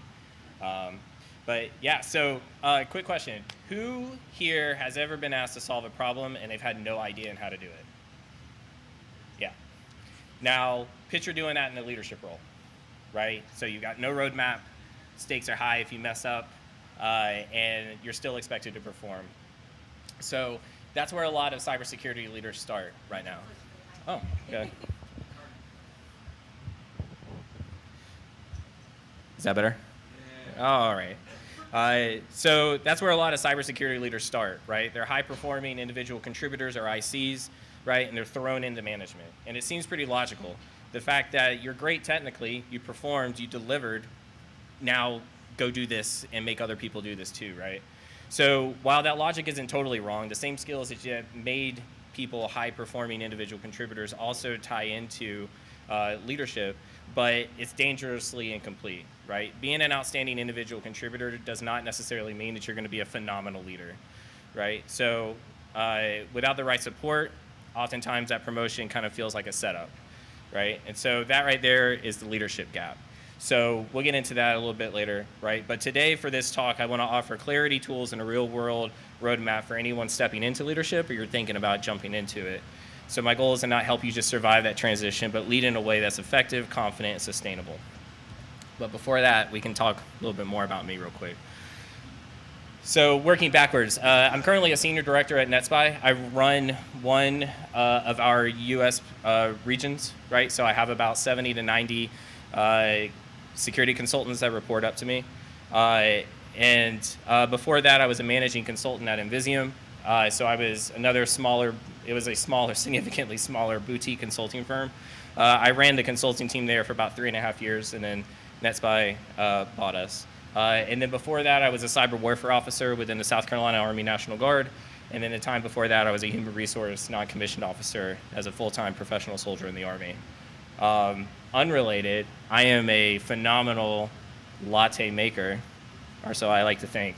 And because I have the palate of a 5-year-old, I love cinnamon roll lattes, blueberry pancake lattes, but that's not what I make on an average day. I make just a simple vanilla latte because time. And then lastly, you know what I look like because I'm standing in front of you. This is me as Clyde the Cougar. So for those of you that do not live in Charleston, South Carolina, Clyde the Cougar is a mascot at the College of Charleston. So in this picture, Clyde just received his class ring, and that's actually me. So I was one of the mascots for the college for about 2.5 years. So here's our outline for today, right? So we're just going to take a quick look. We'll start by framing the problem. So why cybersecurity needs better leaders, right? Then we'll talk about the mindset shift from an individual contributor to a leader, and then break down the core skills that every new leader needs, and then pitfalls to avoid. After that, we'll get into managing people, especially the challenge of leading your former peers, which is always fun. And then we'll also cover how to build your leadership style and then how to keep growing once you're in a leadership role. After that, we'll wrap up some Q&A. And so for our Q&A session, I actually have 2 books that I'll be giving out. It's The Phoenix Project. If you've never read it, it's extremely relevant to this talk. I don't want to ruin it. Right, so I like the upside down pyramid. You start very broad and then you kind of narrow it down. So in prepping for this talk, I was trying to find some really cool stats that might kind of shock people. And the one I came across was ISACA's State of Cybersecurity report from last year. So 66% of of people that they interviewed, which is around 1,800 professionals, say that their jobs are more stressful today than or at the time the survey was being conducted, than it was 5 years ago. And that's just not workload, that's leadership strain, right? So cybersecurity teams are burning out, not because there's now more attackers today than there were 5 years ago, which could be true. There's more bugs today than there were 5 years ago. There's more alerts today than there were 5 years ago. But ultimately, they found that leadership teams are under-supported, they're under-coached, and they're under-led. And so when we promote people for their technical skills without leadership training, what do you get, right? You get delayed projects, you get stressed out teams, and those two things turn into burnout, which you'll see a constant theme with those words throughout this presentation. And this talk isn't just about being a better leader, right? That's an entirely different topic. This talk is more about being a sustainable one. So as we look into the leadership gap, right, we'll start by framing the problem, right? So the leadership gap is the mismatch between people being put into leadership roles and their actual readiness to lead, right? So in cybersecurity and tech, this happens all the time. We promote high-performing individual contributors into management without giving them leadership training or support, right? It makes sense from a business angle, especially in consulting, where it's faster to promote somebody who already knows the ins and outs of the company, they know the culture, they know the TTPs, right? They know the stakeholders, they know the different teams, right? Than it is to bring someone external to the company who has to quickly ramp up to not only assume the role that were hired for, but then they have to go learn the tribal knowledge of the organization, right? So, however, while their technical skills are top tier, that doesn't translate into leadership skills, right? And so being the best red teamer or engineer or analyst or developer, right, does not make you the best leader. It's a completely different job. So with that, we see frustration from the new leader and their team and their manager when people are not prepared, right? We see micromanagement from leaders down to their teams. Like, show of hands, who here loves being micromanaged? Loves having somebody looking over your shoulder, critiquing everything, right? Like, I surely don't, right? And when you ask, well, why do people micromanage, right? It comes down to a trust issue, right? The leader hasn't established that trust with that person to be able to say, I trust you to do the job that needs to get done. I don't care how you do it, as long as it meets these things, right? And then we also see missed deadlines and team stagnation, right? Progress slows, morale dips, and then people start burning out. And what happens when people burn out? They leave the organization. They go find something else, right? Which, as a senior leader, good retention is great, but it's always great having some fresh blood into your organization. Bad, like high numbers of people leaving your organization, there's clearly a problem, right? So leaders should be considered a force multiplier, in my opinion, right? However, that force multiplication can go positive or negative, right? If the new leader is supported and there's an emphasis on their development, right, then they multiply impact in a very good way, right? If they're just thrown in, figure it out, right? Some people will swim, others will sink, majority will sink. And then because of that, that's the bad force multiplying, and then the team suffers the most. So where do we go from there? The mindset shift, right? Which I'm very proud of myself that I just said that term, because I practiced this for the last couple of days and I could not say those two words together. But it's one of the hardest parts of the transition, and it's one that nobody prepares you for. Like when I moved into a leadership role, nobody sat me down and said, this is what it means to be a leader now. Are you sure you want to do this, right? I was in the Army and I didn't have a choice. I got promoted and it was like, great, here's 5 people, figure it out, right? And so coming outside of a military and government world, like as an individual contributor, your worth is tied to how much quality work you personally crank out, right? So the top performers are the ones that are, they always achieve results. They deliver either on time or early on those deadlines, right? They encourage people around them, right? But it's all about them, right? When you transition from an individual contributor to a leader, this bottom statement here, it's not about you anymore. And so, so as a leader, again, that model breaks. It's not about you doing the work anymore. It's about enabling your team to succeed. So taking this a step further, That phrase, the last phrase on the slide deck, right? It was one that was told to me when I was promoted to sergeant in Afghanistan in 2011. And it's something that over the last 14 years that I've kept to my, it's something that I still remind myself today. And it becomes a perspective piece, right? And so I use it sometimes as a mantra when things are like going rough and I just feel like I'm just getting beat up by everybody and everything around me. It's the sacrifices that I make as a leader is expected because I'm not, it's not about me anymore. It's about the people that I lead and the people that roll up to me. My job is now to enable them. And so when you make it about your team and not about me, your entire perspective will change, right? This is a piece of advice, again, that I share with every single subordinate leader that moves from a consultant role into a people leader role, right? And we're going to spend some more time digging into this. So we often treat leadership as a reward for being technically excellent, but it's not just a step up, it's a pivot, right? You're not leveling up in the same game, right? It's not like you started off as a network pen tester and then, you started off on external networks and then you moved to internal networks and then you combined your powers together and then eventually made your way into red teaming, right? You're starting a new path altogether. You're making a career change when you move from individual contributor to leader, right?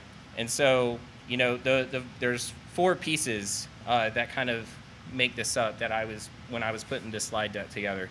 Being a leader doesn't mean you're getting more advanced technical work, right? In the consulting realm, you go from, normally security consultant, maybe security consultant 1 or 2, right? And then you typically move into a senior role, senior security consultant, and you'll move into a principal consultant, where principal is the pinnacle of your career, right? You're seen as the technical expert in your domain or several domains, right? Being a leader, though, is not necessarily that, right? You go from being a very high performing individual contributor, and now you're kind of like you're moving up, but you're also moving back down because now you're typically start out of a junior leadership role, right? It's an entirely different career change. And so because it's an entirely different career change, you're shifting from doing the work and to enabling others to do it. And so that requires different tools, different behaviors, and again, a different mindset. So strategy, people, process, technology matter more than your individual keyboard time. You're moving from solving technical problems to organizational ones, and you're starting to think bigger. So again, my experience is in consulting. So you go from, I got to deliver this project on time, how am I going to do it, methodologies, reporting, all that stuff, to, man, we have a capacity problem. How can I increase capacity without increasing my headcount, right? And the implications that come off of that. You're starting to solve more of those challenges, right? You're starting to take the blinders off a little bit more and see more of the picture, right? So the second block up there, managing people. So growing, maturing, developing people is your new task, right? Your new scope of work that you're trying to look for, one-on-ones, coaching, hiring, resolving friction, right? Resolving conflict, mediating those things, right? It might feel like a distraction, but it's what actually drives the outcomes, right? So oftentimes you're like, man, my boss told me to do something and I'm involved in these other initiatives and I got to take care of this and now I got to stop my workflow completely and I got to go do, 30-minute, hour-long one-on-one with people on my team. It might seem like a distraction, but that's another aspect of your job, right? In this hypothetical I'm creating, right? Because your job is to enable those around you. If your people are raising their hand and they're like, I'm drowning, can you give me a life raft? And you're like, sorry, I got to go take care of this. And then you come back and, the water's now up to their chest. And they're like, I'm still drowning, by the way. I don't know if you realize this.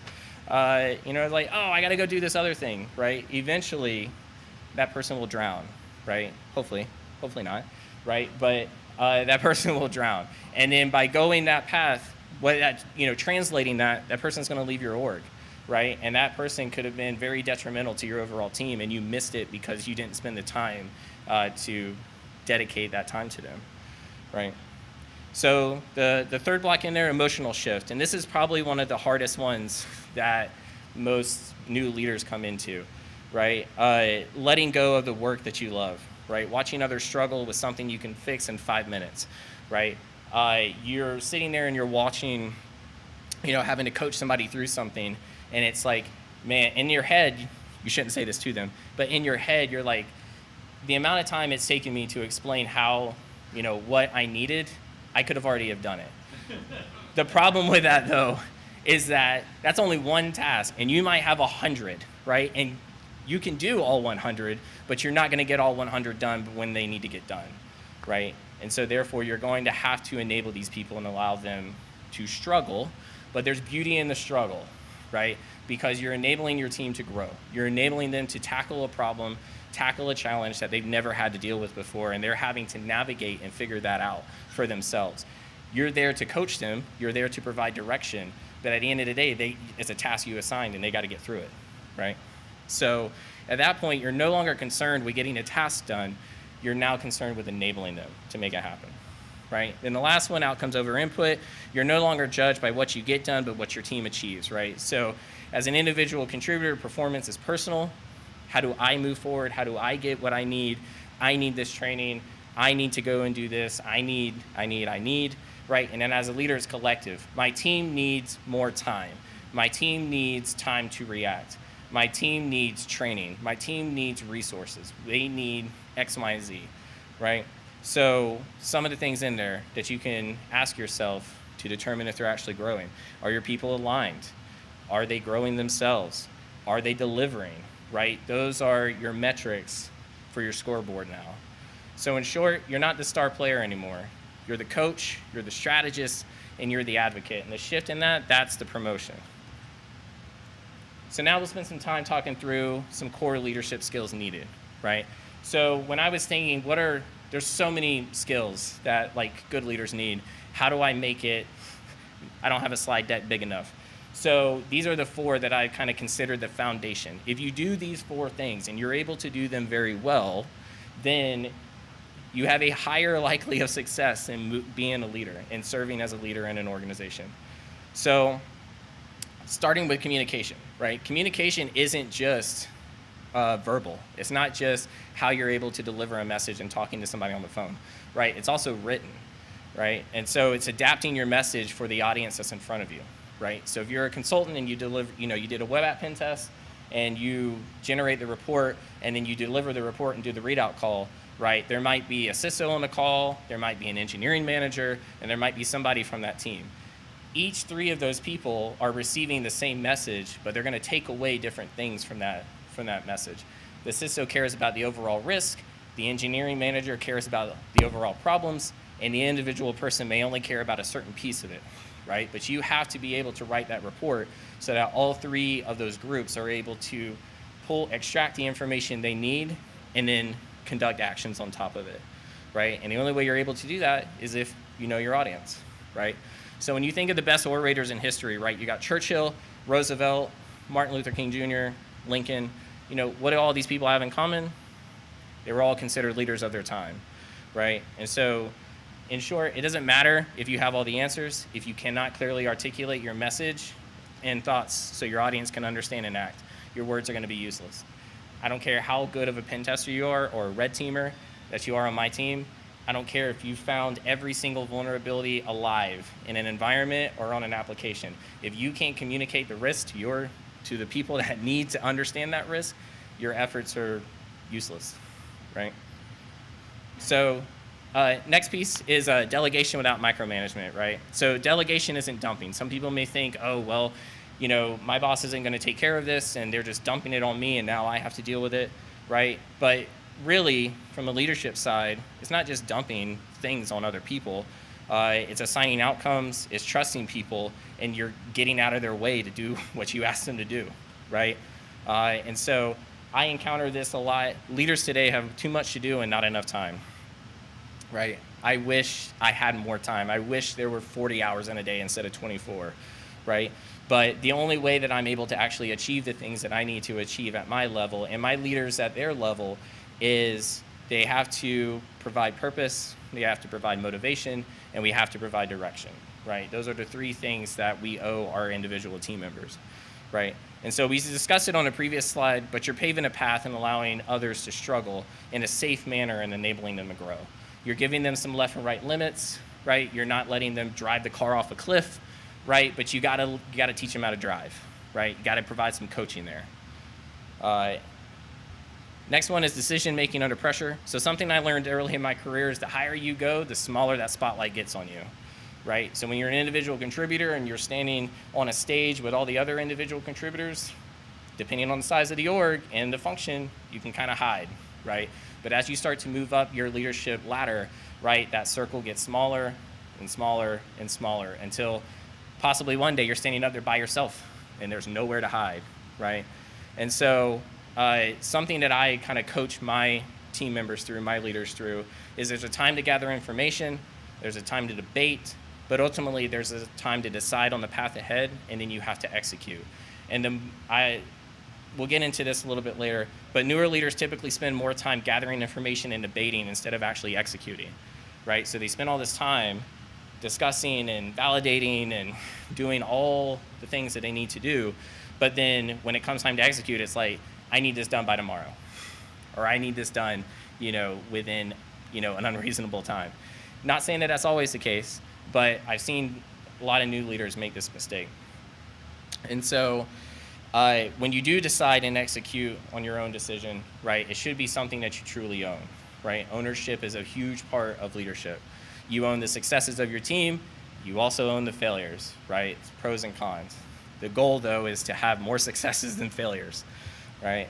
But I will tell you, in my career, when I have failed spectacularly, right? I failed like nobody has failed before, right? Because if we're going to do it, then we're going to do it big, right? So then the last one on this slide is giving and receiving feedback, right? A lot of leaders think, a lot of people moving into leadership think that they have to have all the answers. I'm here to tell you, you don't. I don't have all the answers, right, when I'm talking to my team. But, and in that, they have to be able to constantly give feedback. That is an expectation, but another side of that I think some people might have problems with, and I'm talking to myself, is receiving and taking that feedback, right? But giving and taking it is not optional, right? It's how your team improves, and it's how you continue to grow and improve as an individual leader, right? So at the end of the day, your teams are looking for you to guide and coach and train and mentor them. They're looking for you to hold them accountable and the rest of the team accountable to establish that standard and that baseline, and everybody has to meet it. And then lastly is consistently provide feedback and updates on their performance. In my company, we use one-on-ones, and I use this very heavily. It's a way that I can manage expectations, but it's also another way that I can keep my finger on the pulse and enable the people on my team, right? I constantly ask my team members, both principal consultants that report to me directly and my managing and senior managing consultants, what can I do to help you? What challenges are you facing today? What is it that I can do to enable you in your role today, right? Now, I will tell you, I've already mentioned it, but I'll tell you again, I'd be a hypocrite if I told you I'm great at receiving feedback, right? It's not easy hearing someone tell you where you failed, or you've made a mistake, or you didn't do something well enough, right? And then if you ask my wife how good I am at receiving feedback, she'd probably laugh at you, right? So take away the professional and the personal life. Every time my wife says, you probably shouldn't have done that, I turn not nice, right? But this is a weak spot for me personally, and it's something I try to work on every day. So how do I handle that? I try to remind myself that the person that is bringing me this feedback is not necessarily attacking me, the person. They're most of the time attacking the idea, they're attacking the behavior, right? And sometimes new leaders kind of confuse those two, and they think they're attacking them, the person. And then that's one piece. The second piece is that we're all moving towards a common goal, and that person is also trying to move towards that goal, and they're calling out perspectives and they're calling out blind spots that maybe I didn't even know existed, right? And so not all the feedback will be relevant, not all the feedback will be good, right? But the feedback is needed in your overall career growth. So this is a fun one, leading former peers. Are there any leaders in here that's had to lead people that they're the homies, right? Yes. It is not fun. It's kind of weird, right? Because it's like, man, I was just hanging out with this person the other day. We're grabbing beers, and now I'm this person's boss, and I'm now responsible for their career, right? So, I mean, these are 4 things that I like tried to instill and try to narrow down, like, what can we actually nail, right? And so first, you got to acknowledge the shift, right? Like, I don't know, I'm somebody who just, let's tackle the challenge head on. And so in this case, the challenge is the elephant in the room, right? I'm now your boss, and you have to listen. You have to do what I ask you to do, as long as it's not illegal, immoral, or unethical, right? And so I've seen some people be like, well, nothing will change. Everything is good, right? But you're wrong. It will change, because there will come a time where that person messes up, and now you've got to go correct it. There will come a time for promotions. There will come a time for pay raises. There will come a time for evaluations, right, where you have to be critical of this person, right? And so the longer you wait to have that conversation, the harder it is it's going to be for you, right? So how can you do it? You just acknowledge it. Hey, I'm your boss now. We can still be homies. We can still be cool. We can hang out. Our families can hang out, right? We can play video games. We can do whatever, right? But when it comes to the business, you report to me. And so it's not just from the leadership side to, the individual contributor, the subordinate, right? It's now to a place of there needs to be mutual respect between the two, right? And so, but it's not that person's job to tell you where the lines are. You have to tell them where the lines are. And in fact, I would take it a step further. You have to have the dialogue with them to establish the boundaries and where those lines are, right? So the second one leading into that is set expectations early, right? Something that I try to do is I try to get away from ambiguity. I hate ambiguity. I hate gray areas, and I like a playbook for everything. I like roles very clearly defined, very clear expectations. And the way that we do that, the way that I found to do it, is formal documents within the company, right? When I first came over to NetSpy, it took 2.5 years, but we finally got role charters established that outline the responsibilities, the training, the expectations of a role for every single one of our consulting positions. This removes the need for me having to come up with this off the top of my head, right? And also, as your team continues to scale, I don't scale in that way, right? So the message I might deliver to one person might differ from when I'm delivering the same message to another, right? And so by having, in this case, having a work group established that is comprised of multiple cross-functional teams that are having input and say into it, once you get to a final document, it's a hell of a lot easier to point to that and be like, these are the expectations of your role. And then at that point, as a leader, you can add to, but you cannot take away from, right?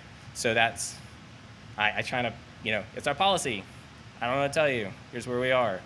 It makes it a lot easier for your leaders to have those sorts of conversations, right? And so in that, something too, when you're trying to lead your friends, right, don't assume that they'll read your mind, right? They're not going to know. They're looking for you to establish where those boundaries are that we already talked about. But you as a leader, you set the tempo. You set the pace of that conversation, right? Like, that's your conversation to have. And then you have the burden of providing the clarity of how both of you are going to navigate, this new dynamic that's there, right? So for me, fairness is everything, right? Favoritism, even perceived, will crush your credibility. If you lose credibility with your team, you've lost their trust. If you lose their trust, you're no longer effective. It's just not going to happen, right? And so by establishing those roles, by establishing those expectations up front, and then applying those expectations to the wider group, to your entire team, right? You're removing that bias. You're removing even the perception that, that person just got promoted because they're friends with Leo. That person just got that pay raise because they're friends with Leo. That person was able to go to BSides because they're friends with Leo, right? The moment that creeps into your team, it's poison, and it'll run through your entire organization, right? Last part, I tell all my new leaders this: just because you're the boss now doesn't mean that doesn't give you the right to be a jerk, right? You're not a dictator. I don't allow that to happen on my team. And in fact, in the training program that we've established for individual contributors coming managing consultants, at the 6th, it's a 4-month program. At the 6th, they're assigned 3 to 4 consultants, newer consultants to the org, and their job is to effectively lead them, right? They're cutting their teeth on leadership on day one. And so at the 60 and 120 day mark, when I built this program, I established there's a conversation that their direct leader will have with every single person individually, where they're essentially grading that leader on, I think, 12 topics, right? And they're asking these probing questions. It spans from communication to morale to how well they feel their needs are met, right? It's through that, not to get the leader in trouble, but it's meant to establish where that person needs to grow. What are they doing that does not work? And the way that I communicate it to our team members is, this is the one time that I want you to just be as hypercritical of this person as humanly possible. And this isn't, they're not gonna know you said it. We've got mechanisms in place to provide that anonymity, but I don't operate with them on a daily basis, and therefore I need to know where they're not succeeding and where they're failing, because if you don't tell me, I'm not gonna know, and you're gonna feel the pain, right? And so, because, newsflash, when you're done with the program, they're still gonna be your boss, right? So now's the time to tell me, so, because we're focusing on it, so I can help correct those behaviors, right? So, last part, it's a marathon and it's not a sprint, right? Don't fall into the friend trap. You're their manager now. It's your job to lead them, and they're looking to you to provide that leadership. So next we'll talk about imposter syndrome. Who here has imposter syndrome? Yep. I have it right now as we live and breathe.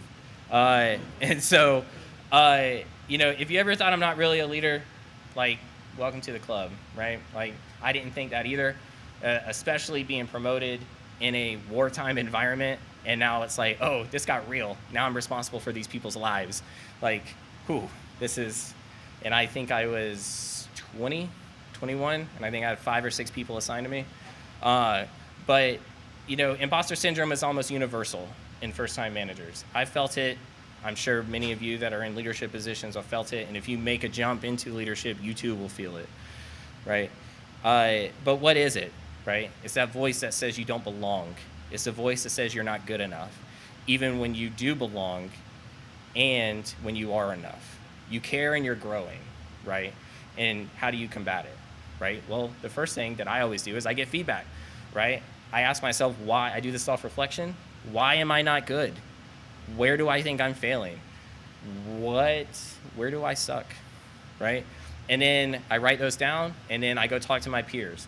I go talk to my boss. I get feedback from my direct reports and even their direct reports, right? Because their opinions matter too, right? And I use that to challenge my assumptions, to be like, oh, I didn't think I was good, but either everybody's lying or they think, or I truly am doing at least a decent job, right? And so as individual contributors, success is clear and it's measurable, right? As leaders, it's slow, sometimes extremely painful. It's messy and it's shared. Right? But again, your successes as a leader aren't really yours, it's the team's. It's not about you anymore, it's about your team, right? And then lastly, confidence, right? Confidence isn't a requirement for leadership, right? It's a result, right? So how do you gain confidence, right? How do you build to be, in your head when you think of a leader as somebody strong and resilient and, willing to lead from the front and those sorts of things? Well, what I've learned in my career is it's knowing the material, knowing the environment, knowing the stakeholders, putting the time in to understand how things work and that sort of thing, right? So, common mistakes leaders make, right? The first thing is trying to stay too technical. This is something that people most definitely love to be. They don't want to give up the technical work, but here they are, right? And so the way that I describe it is when you're an individual contributor doing technical work, you're sitting at 100%, and at 100% you were successful. But then you move into a leadership position and you're still trying to be technical while in a leadership position, meaning you're doing the job of somebody else while also trying to do your job. The best you can do is 50-50 in either or, right? And then I would personally rather take somebody who's 100% good at one thing than 50% good at 2 things, right? Next is avoiding hard conversations, right? Like, this is another thing that it's uncomfortable being a leader, especially when you have to let somebody go from a company or you have to tell them, hey, you're not meeting the standard, right? But the way that I phrase that is, you're not meeting the standard, here's what you're doing, here's where the standard is, here's how we're gonna get you there, right? Here's where we need to help you, right? That's the second part. It's easy to call out mistakes, it's easy to call out when people are not doing what needs to be done. But it's even harder having to come up with a plan and a roadmap to get them there. Here's how we're going to do it. What do you think about this? Do you think this is feasible? How do you feel, right? I might be wrong, right? I might think that you're not meeting the standard when in fact you truly are, right? But again, I try to challenge those assumptions to make sure it doesn't happen. We've already talked about micromanaging everything. I think it's kind of agreed. Leaders don't have time to do it. I hire adults, I hire professionals. Your job is to do your job, right? Failure to do so will result in negative consequences for you, right? Like at the end of the day, like I'm not trying to be a jerk, but that's just where we're at, right? So when you're struggling, raise your hand. When you're needing help, raise your hand. When you need something, raise your hand. But failure to do those things, I don't know, I'm not a mind reader too, right? And then lastly is seeking approval over impact. So new leaders often try to be friends with everybody, right? They try to be friends, they try to win people over in that regard. Oh, they're a friendly person, right? But people instinctively could take your kindness as a weakness, right? Oh, I don't have to go tell this person that I'm gonna go do something because, what are they gonna do to me? Yell at me? Whatever, right? And so again, by setting those expectations early, by having those conversations early, by being the standard bearer and establishing those standards, right, you kind of help prevent all of that. So next is building your leadership style, right? So this is the fun part. So how do you do it? Well, it starts with your values, right? So once your values is what is the core. It's what grounds you. It's what you feel is important versus not important, right? And then through your values, right, you'll learn to discover what are your strengths in enacting those things, right? You'll also discover what your weaknesses are, right? And so when you are discovering these strengths and weaknesses, right, lean into your strengths, right? If you're great at talking to people, don't do a lot of your communication over written form, right? Go talk to people, right? Otherwise, if you're, I kind of tell my consultants this all the time, it's like you've got to go do thought leadership things, right? Blog posts on various topics, conference attendance, right? But some people are like, I don't like public speaking. I'm like, great, go write something, right? Or I'm a terrible writer. Great, go speak. Like, I'm bad at both. Well, pick one and I'll help you, right? That's kind of where we're at, right? And so from those strengths, like you'll lean into them. And then with your weaknesses, you also figure out, these are the things that I need to work on, right? Lastly is the feedback. That's how you can also put that into, that's how you can also put that into your strengths and weaknesses to help figure that out, right? And then lastly, there's several frameworks out there that you can utilize. Servant leader, coaching, what's the other ones? Situational leadership, right? But that doesn't mean that you fall in just one bucket, right? You should be adapting and you should be changing your leadership style to the person that's sitting across from you. I've got people on my team that sometimes I'm slowing them down by, hey, let's do a one-on-one. And they're like, can we do like 10 minutes instead of like 30? Because I got a lot to do, right? These are typically my high-performing people, and it's like, I just need to make sure you're good. Are you good? Not good? How's life? Great? All right, get back to it, right? I have other people that require a little bit more attention, right? They need more support. They need more coaching, right? So the last part of all of this is if you nail all those things down, eventually you will come out being authentic. Your authenticity will be there, right? And so your team members will be able to snuff out when you're not being authentic, right? It's very important. All right, so how do we lead from the long haul, right? Well, the first thing is you got to set boundaries, right? You got to set boundaries in your work life. You got to set boundaries in your personal life. The second thing is you got to invest in your team and you got to invest in yourself. Lastly is avoiding burnout and then planning for your long-term growth. And the way that you do that, again, is by feedback, grabbing some mentors, bouncing ideas off people, learning to grow, thinking about what your next steps are, and then working towards those next steps, right? So the key takeaways, right? Leadership is a mindset shift. It's not a title. You don't become a leader when someone changes your job title. You become a leader when your focus shifts. You don't need all the answers. You just need clarity and intention, right? You grow through the feedback, not perfection, and you lead in a way that's authentic and sustainable.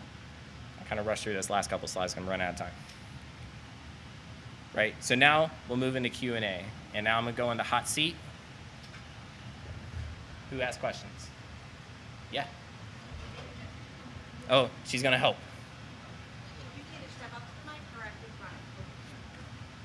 Yeah, thank you. This is Not on. Okay. Yeah, this is exactly where I'm at, so I appreciate the talk.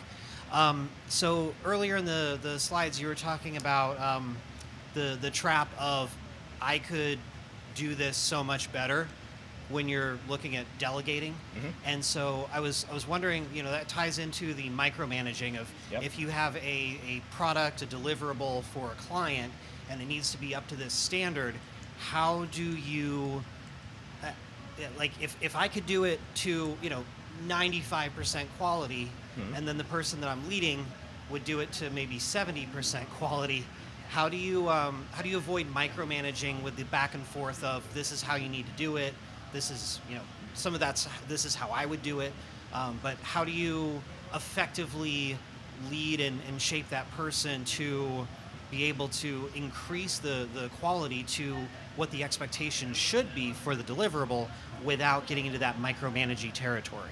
Yeah, for sure. So with any given task, there's a time and a place, right? If the client is standing in front of me and they're like yelling at me, now's not the time to go allow a consultant to go and talk, right? Like now I need to not push them aside, but step in front of them and handle it, right? However, if you have a deliverable and it's not due for a week, that might be a good time to let them do that, right? And then maybe you check, it's Monday, you get the assignment, you check in with them on Wednesday, see where they're at. You might need to get your hands dirty a little bit because maybe there's a gap or shortage there, but you're still enabling them, right? At the end of the day, though, it's all about enabling your people and allowing them to grow, right? And what you want to ensure that you're establishing the trust with them, but you also got to make sure the job gets done. So there's a way that you can handle that. Whenever I find myself in that situation, it's like, this looks really great. I'm going to bang out the rest, not because I don't trust you, but because this is due tomorrow.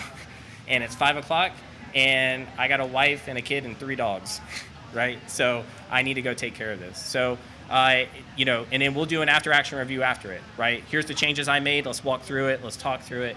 Again, you got to meet the deadline, right? Hope that helps. Leo, great talk. Oh, Enjoyed thank it you. very much. In the transition from going from technical to leadership, a lot of us may have apprehension about over time losing those technical skills. They're eroding as we're focusing on leadership. Yep. What type of suggestions do you have for that? Oh man, I'm in this right now. Yeah, so it's about managing expectations with your boss, right? So if you should still maintain some level of technical knowledge because you're leading technical people. You can't just ignore it, right? But at the same time, you kind of shift your focus to what do I need to be doing? Is it my job to actually deliver the pen test, or do I need to coach people on how to do the pen test, right? And so, but at some point, your individual people are going through their journey as well, right? So you're not going to have all the answers. So you'd be like, you need to deliver a pen test. These are the core areas of delivering a pen test. I challenge you to go figure out what these areas are, right? Now, when it comes to being personal and having to maintain your own skills, manage expectations. I'm one person. I got 90 people on my team, right? You're asking me to do a pen test. I will do the pen test. But if the client comes back angry, you can't yell at me, right? I haven't done a pen test in 2 years. A little rusty. I'm gonna grab people I need to make sure, like, double check me, fact check me, right? The people that I trust to know that. And I think when you do that, it shows humility. And I think it also shows that you trust those people that you grab, because you're like, hey, go look at my work and like red ink it up, right? I don't care what it looks like. I don't care, like, make it the best product possible. Because if it's not, and it passes, if I use my title and position to bypass the quality controls that we have in place, the client is the one that suffers. And then, it's going to come back. The client's going to be angry. Who's going to solve that problem? The problem's going to go to me, right? It's typically how it goes.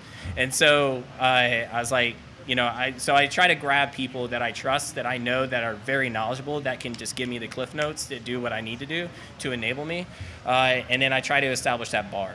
And then I grab those people early enough so that way, in case I thought I hit the bar and I surely did not, I got time to react to that. Yes, sir.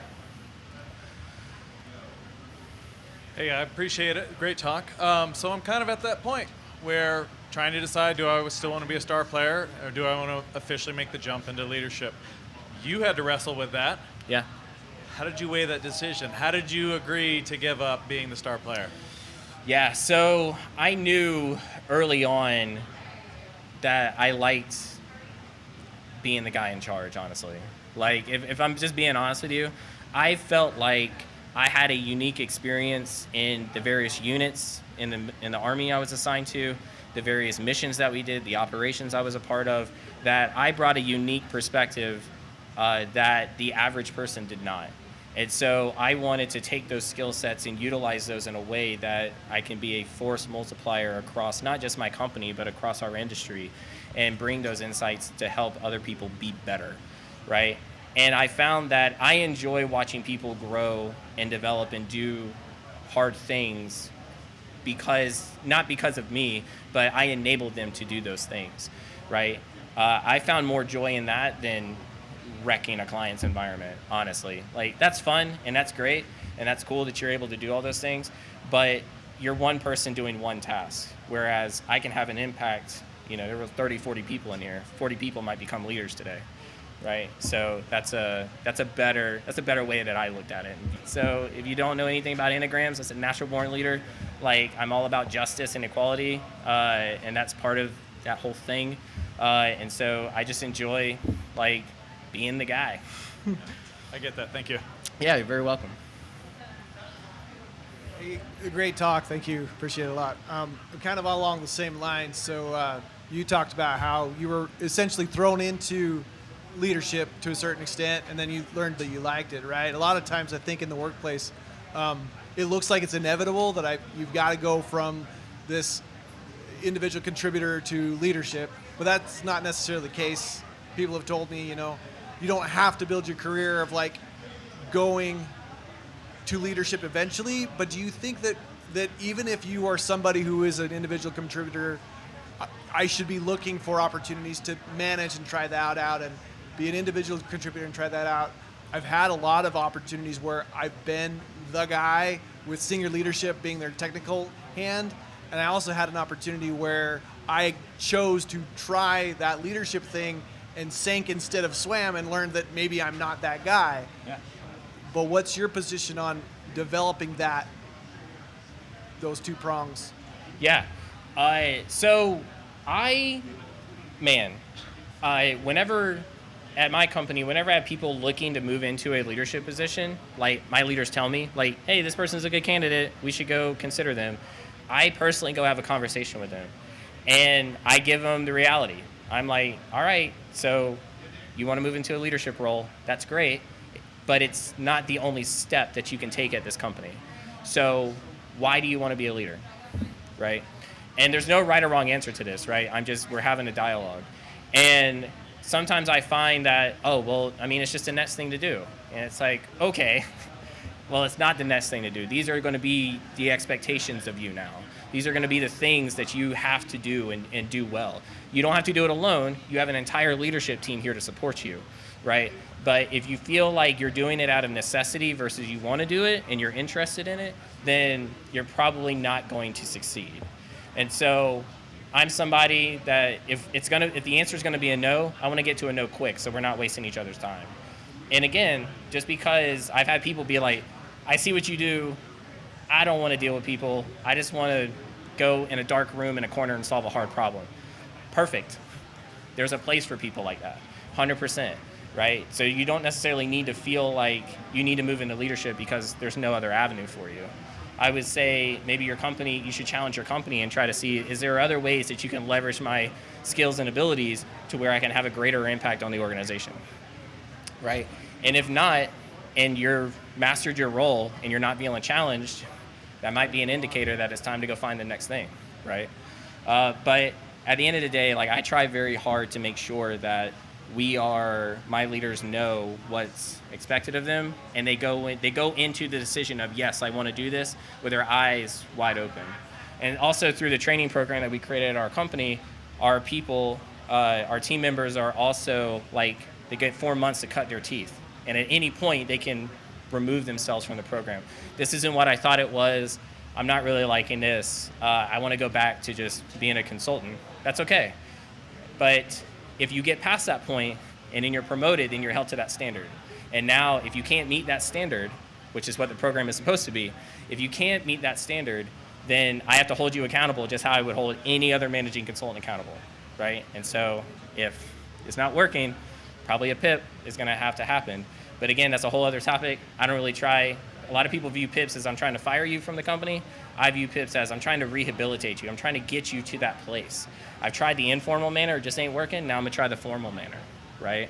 And I view it as a good tool versus a negative. Spot on, thanks. Yeah. Yeah, no problem.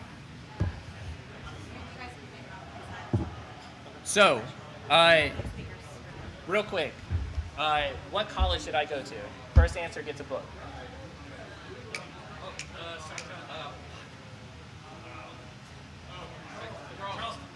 College of?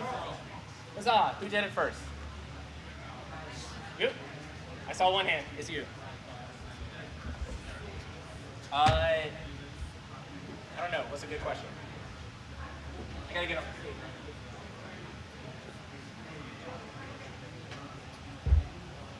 Who here is moving into a leadership role? Oh, your hand. Yeah, you're welcome.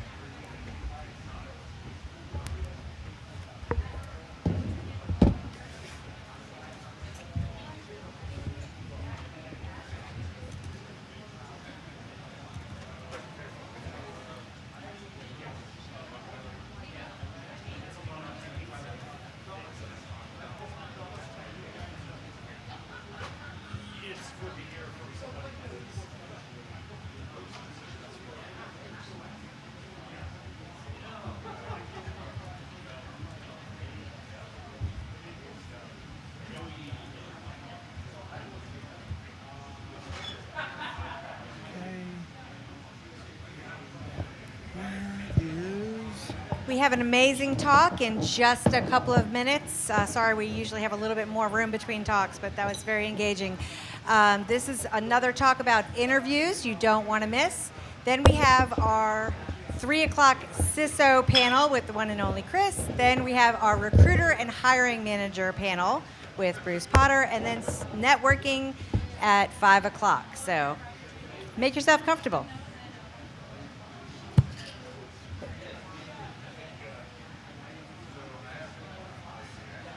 Cool. Do I need a mic or my? No, I'm good.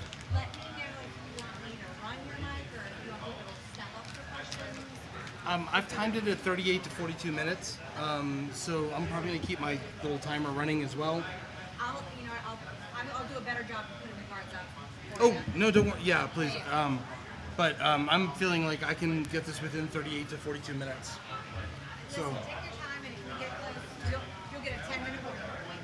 Test. Okay, cool. You can hear me.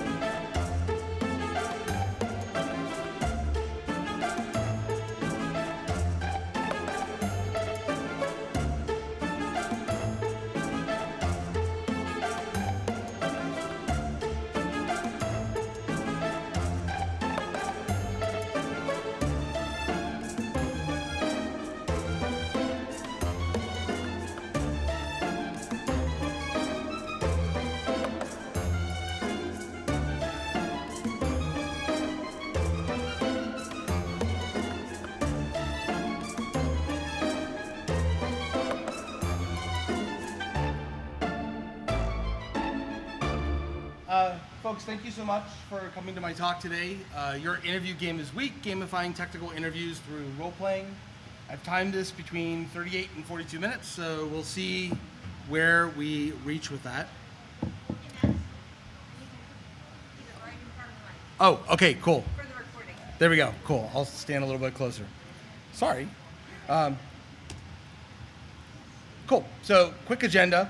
We're gonna talk about who I am, why am I here, what qualifies me to present, why you should listen to what I have to say, the metrics on hiring that I found based on data from published research, as well as my unofficial survey that I put together, how I think our industry is failing us when it comes to interviewing techniques, why gamification works and why I turned to use gamification for this process.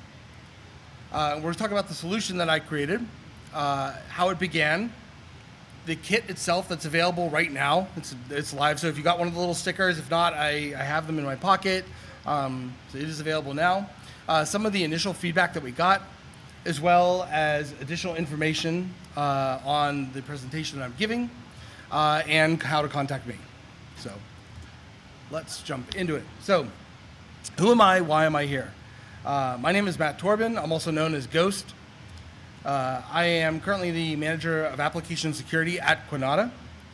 I was a former full stack engineer in a former life, so I did that for a while.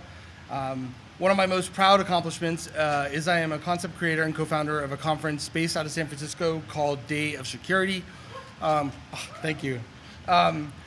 If you are interested, Day of Security focuses on bringing more opportunities for women into cybersecurity. I am happy to put you in touch with the fine folks who are running that. I highly recommend that organization. I'm also a former staff volunteer at multiple security cons, including Packet Hacking Village at DEF CON, Day of Security, as well as BsidesLV Public Safety. I've authored a couple articles for 2600 on physical security and privacy techniques. I'm a huge fan of VR and XR in the workplace, so this week my hackathon team back in San Francisco is demoing their POC on bringing VR into our workplace, so fingers crossed for them. And of course, I'm a proud skateboarding dad. You'll notice that there's a big skateboarding theme throughout this presentation. It's because the interview kit that we built is based around a startup, a skateboarding startup. So hence the theme. Unfortunately, I guess you can't see it, but in the background, I had an image of Alice in Wonderland popping in Ollie North, which I thought was pretty awesome. So what qualifies me to present? Why should you listen to me? I've been in tech for 26 years, and I've had 2 successful careers. My first career was in development for 18 years, and it was the most senior role was a principal software engineer at RSA. I then transitioned into security 8 years ago, and my most senior role is manager of application security at Quinata. So I've taken part in countless interview processes. Some of them I passed and some of them I didn't. I know there are some folks in here I've actually interviewed for. So yeah, it is what it is. I've rewrote and rebuilt multiple interview processes, and I've seen what works and what doesn't work. So today, this is really about what I think works well. So let's take a look at some metrics that I found, and this comes from published data. This is as of 2025, 32% of job seekers say that they had a poor candidate experience in the last year. 26% of candidates declined an offer due to poor experience. Now this is down by almost half from the year before. And before we celebrate, think about this though, that the job seekers today have lower expectations because of a tougher economic situation, which is the reality. Although 91% of candidates say a positive experience influenced their decision to accept an offer. Now this isn't rocket science, we all know this, right? A bad experience, people are not going to accept the role. A good experience, people are going to accept the role. But this sets the tone for what I want to present to you today. So I did my own unofficial survey. It was anonymous. There was 18 questions. At the time that I looked at the data, there was 35 responses. It was posted on LinkedIn, Discord, and Slack. So if some of you did submit this survey, thank you very much. I really appreciate your support. I did have the data analyzed by Claude. And this is what I learned, is that the interview to job alignment was just about half. 60% of those who filled out this survey cited that arbitrary technical challenges were a top complaint. 70% valued empathy and respect most throughout the entire process. And over 70% of the security engineers themselves were frustrated with these irrelevant challenges. And lastly, over 60% wanted their time investment acknowledged, yet there was 5+ hours of process time. So what I've learned from this is that the interview process, only about half the time matched the actual job. There was arbitrary challenges that had nothing to do with the role. We weren't respecting folks' time, and this was impacting security engineers quite significantly. And we're looking at 5+ hours of interview time, which is not good.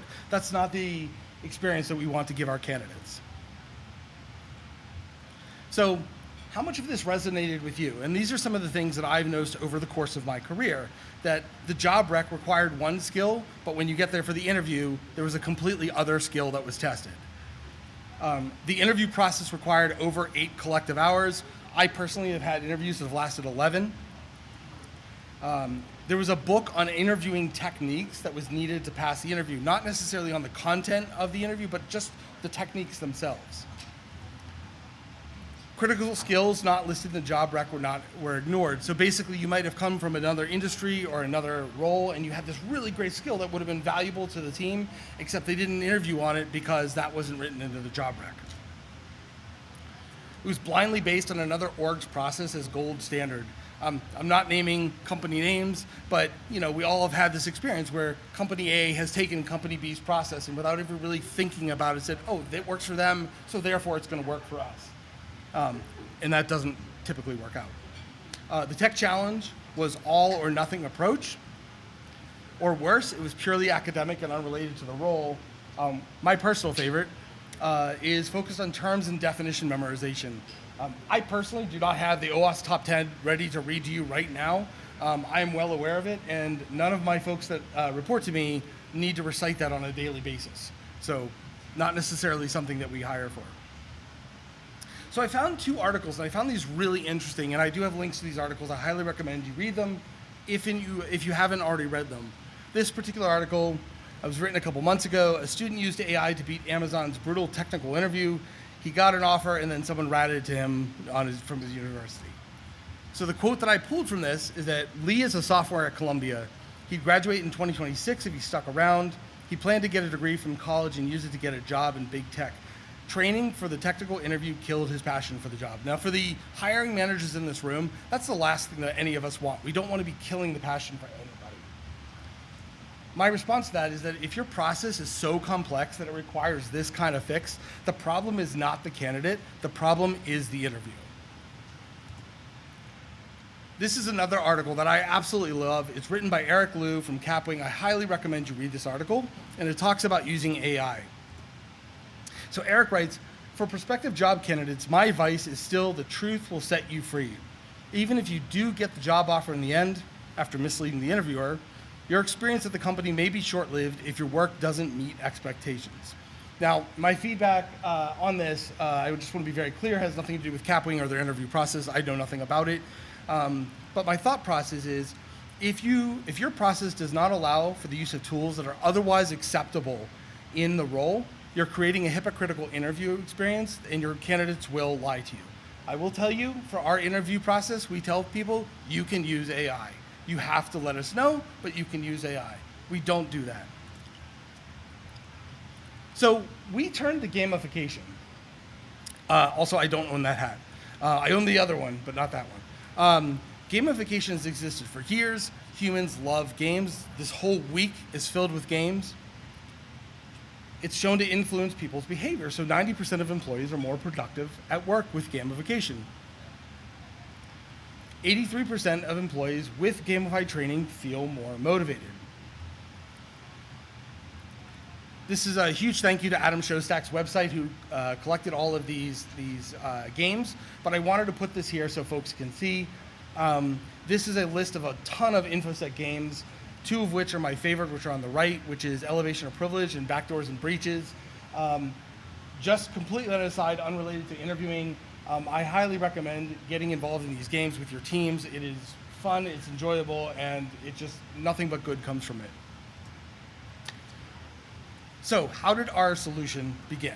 Well, it started with a team building exercise that we were tasked to do to teach our team how to do threat modeling with Elevation of Privilege. And I created a company called See It Print It GPT, or Sippy GPT, and mostly because Sippy GPT is fun to say. So here's the company idea, and I wanted to create something ridiculous. So a user will create an object in 3D using VR, and then they put it up into a public repository, and someone else buys it, and then you get paid in crypto, and oh yeah, AI is involved in there somewhere. And so it was this humorous company with lots of security vulnerabilities, and we used this idea to teach the team how to do threat modeling. So what were the results of this? The team learned Elevation of Privilege through threat modeling. Everybody had fun, and then one of the first embers that we saw that we had a pretty good idea was this, is that it was more engaging when you were inspecting a fake company. When you had something that wasn't a former developer's piece of work or something the company did or something that somebody has a personal tie to, it was much easier to have fun and be engaged and poke at this fake company. And so this is how we started thinking about maybe we do this. So if gamification works so well in things like training, in team building, in collaborative development, then could it work for interviewing? And this is how it began. Now, these are the actual materials that I provided to my team to learn how to do Elevation of Privilege. For Sippy GPT, we have a data flow diagram on the left, and we have logic flows on the right. If you are getting heart palpitations by looking at that data flow diagram, good. That was done on purpose. It is terrible, but it was good for them to learn how to find vulnerabilities.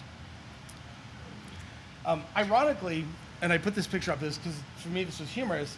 I remember back in the day when you had James Bond movies, and you'd see the movie and they'd have some like crazy tech out there and you couldn't buy it. And then it went to James Bond films, and a month later you could buy it. And then the last video that I just saw of the trailer, the car is out before the movie is even out. So I bring this up because I came up with Sippy GPT as a joke, and I think like there was no way you could ever recreate that until I found a way to recreate that. So essentially with Tinkercad, Toybox, Coinbase, Discord, all wrapped up in Immerse, I basically created Sippy GPT. So there you go.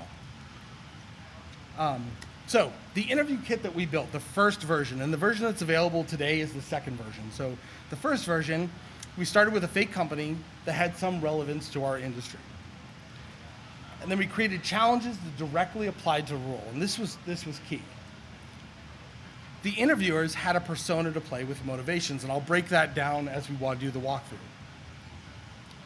The interviewees got the interview kit 24 hours in advance, and the entire process was fun and engaging for all. I will tell you that we have people in my company who are lining up to be part of our interview process because of this. So some of you may be thinking, well, wait a second, you're giving the kit to them 24 hours in advance. Aren't they just going to cheat? And the answer is no.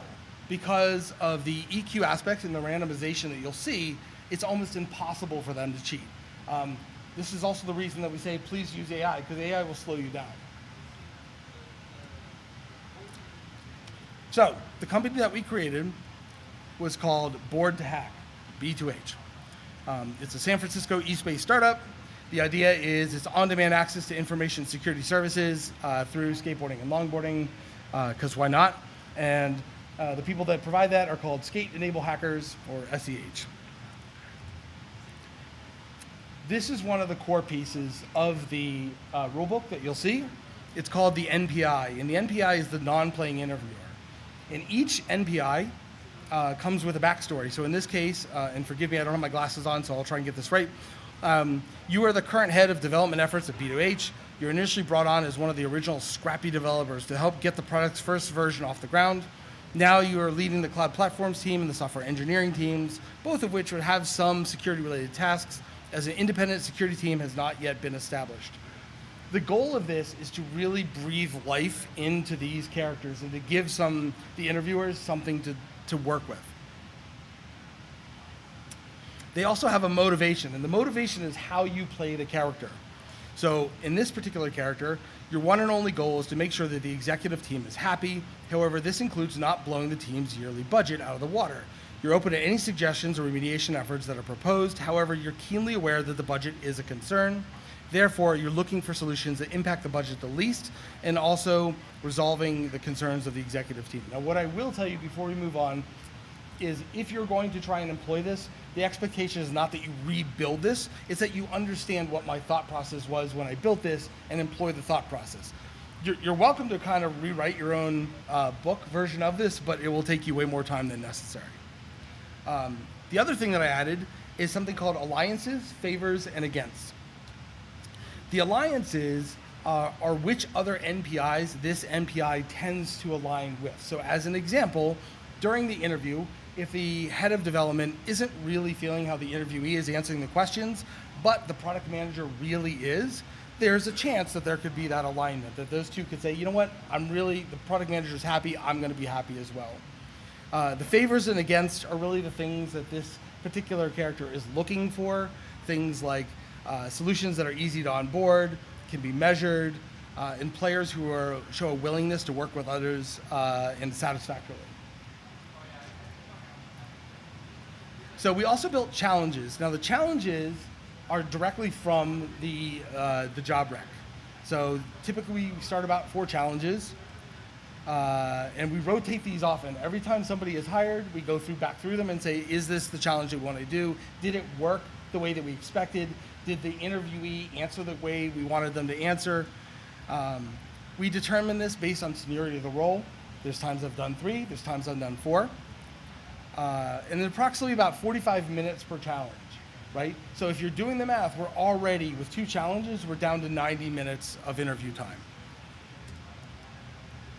What we make sure is that this covers areas of the role being hired for, so things like threat modeling, code review, documentation, cross-team project negotiation, and offensive security testing. And this is how we actually test, because we very much wanted to make this a real-world experience. The solution that's available today in the GitLab will have what looks like a rulebook and the player guide. The player guide is essentially what you would give to the interviewee. It's simply the rulebook without a lot of notes in it, and you'll see that. So some of the initial feedback that we got is that the vast majority of our interviewees thoroughly enjoyed this process. The testing process surfaced both technical and interpersonal skills, which in today's world, with the way that we do our meetings and our cross-team collaboration, is critical. The interviewees who were hired were some of the best I've ever worked with. I've had them on my team now for over a year, and they are amazing folks. Some of them are actually giving presentations at DEF CON. So we're going to quickly jump into the walking tour, and I love this image. This image exemplifies what I want you all to take away from this, which is this interview kit is like IKEA. Now, I'm assuming everybody is familiar with the concept of IKEA. When you go to IKEA, we don't look at the mock rooms and go, I want that room in my house. You know, you go there and you say, okay, that table will look good in my bedroom, that painting looks good in my living room, right? The idea is take the pieces from this kit and make them work for you. So let's just jump over to that right now. Okay, hopefully that fits on the screen. I have the player guide over here as well. Now I'm going to walk through what is in this document. It is a 30-page document. I'm not going to read it all to you right now. I wouldn't have time. But there's some things I do want to point out, and this is all available today. So there's an introduction, which I just gave you. There's a summary that talks about what the company is about, and then the scenario for the company. By the way, those stickers are available on that table over there, and I have them on me if you haven't gotten them. The big things is to take some time and build out the organization that you want to use for your process. The more creativity and character and depth that you put into this, the more it's going to pay off for the people participating. I talk about preparing for the interview. When you have folks come in to do this interview, this requires people to be comfortable getting into a character. We're not asking anyone to do anything silly or embarrassing, but they need to be comfortable that for 90 minutes, they are representing Board to Hack. They are an employee of that organization. Some terms and definitions, breakdowns of the NPIs. We talk about sending out the materials, and these 3 bullets really wrap up exactly what I was talking about, which is when any of us do threat models or we do code reviews, we don't just hop in and do a code review. We're given time to process the material, review the material. It's the same thing for the interview. Nothing is lost in transparency. All you're gaining is a little bit of trust. And the last one, to me, is one of the biggest gems of all. We've had interviewees come in and say, hey, I took the code and I ran it through this scanner and I ran it through that scanner and I created a fake Jira ticket. And like, those are the people that you want to double down on because they took the time to really show you what they can do. The rhythm of play, this is a conversation. We've had folks come in and just read to us. That's not how this works. You want people to be having a kind of conversation with your team, engaging in those conversations. And you'll see that as we go through the challenges. I recommend, if this is new to people, to have what I call a day 0 meeting, not a 0 day. And that's simply to make sure everybody understands what role they're going to be playing, where the caveats are in the challenges, what they plan on bringing to the table. This whole thing I call the campaign, and each one has a chapter. So I've included 4 here that we have used in the past, and I'm going to walk through some of them now. Also, there's my skate enable hacker.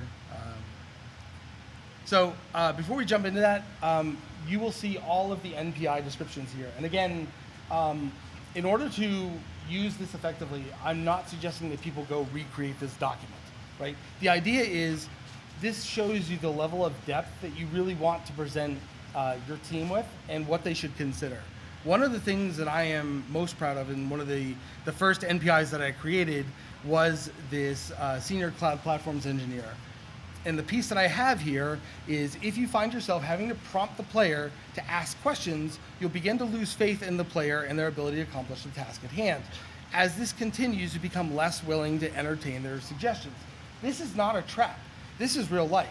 If I were to go in and do a threat model for a development team and tell them, okay, this is what you all are going to do, you need to fix this, you need to fix this, you need to fix this, not only are they going to get pushed back on their heels, they're not going to be interested in working with me because I didn't take the time to ask them questions about why they chose the things that they chose. Bear with me, I'm doing a lot of talking.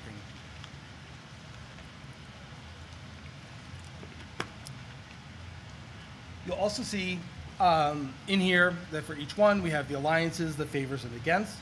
I've written about 5 of these, so it gives you an idea of how broad you can do this. The thing that I want you to take away from with this is, for technical interviews, you absolutely should be bringing in the other folks in the organization who are interfacing with this person, like the QA, like the project managers, because at the end of the day, those are the customers and the stakeholders of your security team. And having them as part of the interview process is going to only elevate the entire enrichment of the process. So we're going to jump into the first one here. This is the threat model, and I'll show you how I've built it. What we're asking of the candidates is that you find as many vulnerabilities as you can within the time allowed. For each vulnerability that you find, you need to give it a severity score, so critical, high, medium, low. Propose a remediation effort. So the specificity of the remediation is really going to depend on what information you give them, right? The more detail you give them, the more they can provide a specificity. And then we want folks to stack rank things based on what they find. So they might say, okay, well, I found a cross-site scripting issue here. That's a high, but you have a SQL injection over here. That is a critical. I would fix this one first. The nice thing about having that conversation is because then the interviewers can kick back and go, well, hold on a second, that SQL injection is going to take a month to fix. This cross-site scripting is going to take a week. We can do that one first. And then it becomes a negotiation. And again, keeping with the theme, that's real life. There is a page in the rulebook that talks about the team goals and the team notes, some example interactions that your team may, if they need a little bit of inspiration to ask. And then, of course, a section here on like what does success look like and what does failure look like. And I have this for each of the challenges. Now, if we go down to the data flow diagram, I'm going to flip over to the player guide and show you what the difference is. So you'll notice very quickly that the rulebook version has some notes in it. And I've done that on purpose for people who, if they're doing this for the first time, they don't know where to ask, so the interviewers don't know really what to focus on. This is a great opportunity. And so one of the classic examples of things that we've done, I think you can see it from over there, or maybe not, but it'll say the connection between the internal employee and the web server will take HTTP, HTTPS, and SSH. This is a great opportunity for that interviewee to say, hey, why did you choose to do that? What was your thought process in that? And maybe one of our folks would say something like, well, just the health check is HTTP. So then if they're paying attention, they might ask, well, have you checked for protocol downgrade? Have you checked the other things? And now you're getting into this really rich discussion with your folks, with this interviewee, which is really surfacing the EQ aspects that we want to focus on. When I typically build these things, I build them very vague, and I don't provide any type of guidance as to what people should say. Our interview team is really good at riffing off each other. I'll give you an example. We had someone come in and they said, well, how do you build your infrastructure? And again, no notes. This is just off the person's head. She said, well, we use Terraform. Great, so everybody switched their head and now they're starting to think about Terraform. They're like, okay, we're gonna start focusing on that's how we do this. That kind of randomization, AI can't keep up with, right? Could somebody use AI? Sure, but it's gonna lag the communication, right? This is very much what everybody should be doing every day. And so it's a very low stake kind of interview. This is one that we've used in the past, and I happen to like this one a lot. This is called the addition. And what you're asking folks to do is suggest some type of solution that's missing. So we're going to focus on secrets management for a second. So they're going to propose a secrets management solution, whatever brand they choose. And the company will only pay for one tool, and the team will only roll one tool out. Now, you have three groups of people that you have to contend with. You have the loyalists who will literally take whatever your solution is, no matter how terrible it is, and they're 100% on board. And then you have the skeptics, and what the skeptics will do is they'll pick an opposite tool. So if the interviewee says, I want to use AWS Secrets, the skeptics are going to say, I know HashiCorp Vault, I'm friends with the developer, I was around when they printed their first t-shirt, I know this on a molecular level, convince me why I shouldn't use that tool. And the dissenters are slightly comical, but it's a group of folks who've basically built their own version of whatever it is in Perl or Python, and they're convinced their solution is better than anything else. And the idea is you have to convince these three groups all to agree that this tool that you're promoting is going to be the tool that is going to go forward. And there's a lot of negotiation that goes into this, and I think of this as one of those finger puzzles, right? You know, if you yank on it, it's going to break. But if you take your time and walk through it, this is a very simple exercise. We've also included in here the code review. So we've created some pretty terrible code. I will tell you, it is much more difficult to write bad code on purpose than it is to write good code. It took us quite a while to go through this and just find things that weren't just obviously broken, but like semantically broken. So highly recommend that. The caveat that you'll find with this is if you build it right, when folks have used AI and haven't reviewed what AI has given them, they're going to get it wrong. And they're not going to have the right answer. The folks who have used AI to write this, then reviewed it, generally will get it spot on. The last thing that we've done is we have a threat model, a pen test, and we pick any one of a open source tool that's out there. We rotate them, and we simply do the same thing we do with the threat model, where we say, okay, we want you to find as many vulnerabilities as you can, propose a suggested remediation, criticality, and stack rank them. You would be surprised with some of these how quickly this surfaces the pros from the Joes. The other thing that I will point out in here, I do have a scoring and wrapping up, but the big thing that I think is very important is identifying suitable candidates. What you're looking for is someone who is both technical and EQ. And so you want people who have conference experience, meetup experience, volunteer positions, people who have social media presence, people who have written publications, people who have professional experience at conferences. When you start to put that filtering mechanism against your pool of candidates, it goes down real fast.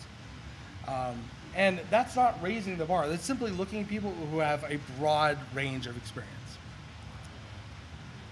So jumping back to our presentation here. Doing good on time. Okay, so to recap for interviewers, post-pandemic, many more meetings are virtual. The interviews can and should be about IQ and EQ. Cross-team collaboration is critical. This is what we look for. You want to invest in your interview process. If you take the time up front, it's going to pay off dividends in the end. And I have numbers to prove that at the end. Be creative. Really envision who the person is that you want to hire, and then literally filter out the rest. For the candidates, technical skills are only half of the solution here. Demonstrate your soft skills. This is what's going to rise you above. Volunteer at conferences and industry orgs, develop presentations for conference talks, get involved with blogs, videos, code repos. This one is a big one. Find a mentor. I can recommend lots of them. Just real quick show of hands. How many people in this room know of a mentor that they can recommend right now? Okay, cool. There are people in this room who can recommend a mentor if you don't have one. Please reach out to me or one of the folks who raised their hand. They can definitely offer this. AI is a tool, not the tool. So make sure that, when you review what gets put out there, vocalize your curiosity. This is a big one. Ask questions during the interview. This is one of those ones I wish more interviewees would do. It's as much of an opportunity for you to interview us as it is for us to interview you. One more thing, and this literally happened last week. I was so excited to be able to show this slide to you. We just finalized our hire last week with version 2 of the kit that we just had, and I have metrics. Okay, so what did we accomplish? We reduced our hire time by 2/3. Start to finish, this took us 2 months instead of 6 months. We reduced our candidate pool by 5x, which means only about 20 candidates or less went through this process. And this wasn't 20 people that got recommended to us. This was finding that pool down to those 20 folks and working our way through it. We hired an amazing candidate who met all of our needs. We received at least a half a dozen compliments from candidates specifically about this process. So if you're doing your math, 6 minus 1 is 5. So at least 5 folks who still wrote back to us and said, hey, I really enjoyed this process. It was comfortable. I learned a lot. So for us, the next stop is to roll this out to other teams. There's the GitLab repo. The QR code works, the sticker works, the URL works, or if you want to go straight to the GitLab, you can reach it there. These are the links used in the presentation. I just put them on another slide so you all could see it. And of course, one more, there we go. Okay, cool. Most important one, this is how you contact me. One last thing I'll offer up. It's been there for a while, but I think it's so fun. If you happen to be a fan of Zork, and you happen to be a fan of the IT crowd, and you happen to like JavaScript, because who doesn't? I created a little game on my website. When you solve the first challenge, it's going to look like this, and you'll see a little terminal that will pop up. There's going to be a command in there called Elfinheart. For those of you who are IT crowd fans, yes, it is, and I worked real darn hard to make sure it was true to the episode. So you will have fun with that. Last but not least, I need to say this. Thank you so much to all these people who helped make this happen. This was not just my effort. This was, Ricky, Kelly Tebow, Darius Swain, Ian Young, Idris Olawashale, Silas Oyewale, Peter Shehu, Peter Segmeyer, Harrison Richardson, Sosa Win. Thank you all to these people for helping make this. This was months in the works. So with that, thank you. I appreciate your time.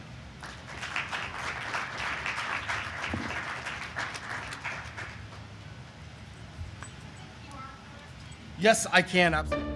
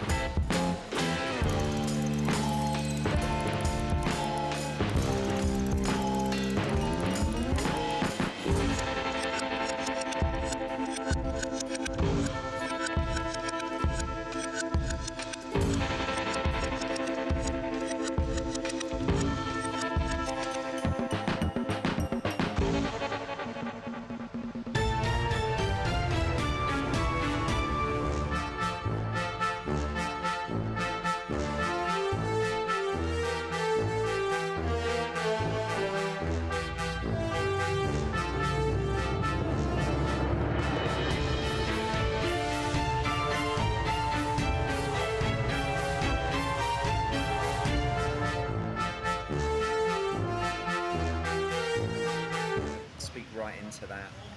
I'll move it around. I really want you to I've avoided saying so many inappropriate things today, but I'm just gonna. Let's start it off right. Let's start it off right. No, I can't. I'm not gonna do it. It's B-sides, not Black Hat. But it's also not DEFCON. All right, how many minutes do I have? No, right no on the minutes. dot. Right on All the dot. minutes are gone. All the minutes are gone. Okay. Welcome back to Higher Ground. Don't forget we have the world famous recruiter and bonus hiring manager panel at 4 o'clock today. Hacker Tracker's wrong. The site is wrong. That's okay. It's a hacker conference. And then we have a networking social from 5 to 7. And without further ado, the very prestigious route to CISO or CISO, depending on how you pronounce it. It's a debate or not. Moderated by the one and only. It's not a debate. Chris Rides and, oh my God, Jake and Ray. Yes. Yes! Well done. Fucking nailed it. Yeah, well done. Let's go. Proud of you. Thank you, Kirsten. We were just discussing that, so there was a reason behind it. Thank you, everybody, for joining us today. Let's do this. Here's some nice pictures of us. Some things we do. We'll do the introductions in a second. First thing I will say is that we've got 30 minutes. We'll probably try and get through this quite a lot because the Q&A part is the most favorite part for anybody that does a panel, I feel. And that's the way you guys get your actual real questions answered. But if you want to know more about both of these, they were both both guests on my podcast, which is called the Route to CISO podcast. So, Chris, can we just do live Q&A? Like people can put their hands up and ask whatever they want. I mean, we could do. Let's do that. Just change just put everything. ask whatever they want. Whenever You really want to do that? Yeah, 100%. Wow. Okay. Wait. Oh, yeah. Well. Yeah, that'd be great. No, let's get a mic. Oh, whatever. I don't care. Whoa. We are going off script. This We is never crazy. started on the script. It's fine. That's fine. We didn't really have a script anyway, so that was good. So just a little bit about me. I'm Chris Rides. I'm the CEO and founder of Tyro Security. We're a cybersecurity staffing and professional services firm. Started out of LA, and I'm based here in Vegas, or Henderson, I should say. So it wasn't very far for me to get here today. Been involved with B-Sides for a long time. I think this is probably my 7th or 8th year speaking here. I speak at a whole bunch of other places. So I've spoken at DEF CON, RSA 4 times, InfoSec World, ISC2's Security Congress. I'll be at both of those later on this year speaking as well. So hope to see anybody there. Very involved with the community, one of the founders of the SoCal chapter of the Cloud Security Alliance. And I sit on a few boards, the National Cybersecurity Training and Education Centre. I lead the Industry Advisory Board. I'm on UNLV's board here. Also Washington Cybersecurity Centre of Excellence. So that's me. Yeah, very involved with a lot of stuff. My background's recruiting, been doing it for 25 years. And I know a bunch of CISOs, and they're usually kind enough to chat to me about their careers. So that's it. Ray, over to you, mate. All right, hello everybody. I'm Ray Espinoza. I'm VP of Information Security at Elite Technology. I had the honor and privilege of being on Chris's podcast and shared a little bit about my journey, but it was more of the technical journey route into security and then working my way up to a CISO level role multiple times, and then stepping sideways to a different type of role as a technical program manager, and then back to a CISO role. So excited to share a little bit of that journey here. Hopefully can add some sort of value. Jay Bernardes, I'm the CISO at a company called Anecdotes, and a multiple-time CISO as well. Do a lot of advisory work at startups, a lot of design partner work, particularly in the Israeli ecosystem, as well as a lot of the VCs as well. I've got a fairly standard background. I came up as a hacker. I was terrible at web app testing, even worse at infra testing, but it worked out after a while. I was quite good at social engineering and breaking into things. So that's how I actually got my first CISO job. I literally stole someone's backpack from a Starbucks, tailgated into a building, sat down at the CEO's desk and went, "You've got a problem." I got hired. So I'm the problem. That's how you Now make hire it to me. being a CISO. Apparently, it's not a long technical road. It's just you just have to be a thief. But yeah, cool. Okay. I'm not saying that that is something that anybody should do here, right? So there we go. Well, look, we were gonna sort of talk a bit about our careers or their careers and how they got it. I think it would be good for them to have a little bit of a background of the journey, and then really, yeah, I mean, if people want to dive in with questions at any point, just put your hand up. Come and ask a question. You've got 2 multiple-time CISOs here. If you want to be a CISO, or if you're thinking about, or you don't even know whether you want to be a CISO yet, then these are the people to ask. So, Jake, do you want to just give a bit of an overview of, you've given a pretty brief overview already, but give a little bit more detail maybe on that, and anything that these guys would find interesting. Yeah. Oh, I haven't even started yet. His hand went up. Go ahead. What are you going to ask? Wait, let's get the microphone. She's running. Can't get the employees nowadays. Did all that, didn't work. Good. Just shout loudly, I'll repeat it for you. Oh, we got to get it recorded. Hello? Yeah. Go on. Can you guys hear? Yeah, you got it. All right, in your roles moving up to CISO, there's lots of times where you don't have the money to do much more for your SOC staff or whatever. What were things that you did on the way up, you've kept, the little cherished nuggets, that I can do this to help my support staff without costing a tremendous amount of money? Great question. Shall I go? Sure. Yeah. I've got 2 lessons I've learned as a CISO. One is don't piss off engineering. So like your best friend is your CTO, and your next best friends are your SREs, and your next best friends are your devs, because they're the people who can either like completely railroad and destroy your program because they don't want to do any like vulnerability management whatsoever, or they can just start building crap really fast and causing even more problems for you. Make friends with them and make them your allies. If like you build security culture, you build it inside of the engineering team. That's the only bit that really matters. Like that's where it works. The second is design partnering. It's like I've spent my entire career being very open to any conversation that any founder reaches out to me on LinkedIn, and it happens a lot, multiple times probably a week. And I'll look at anyone's product and give them my time.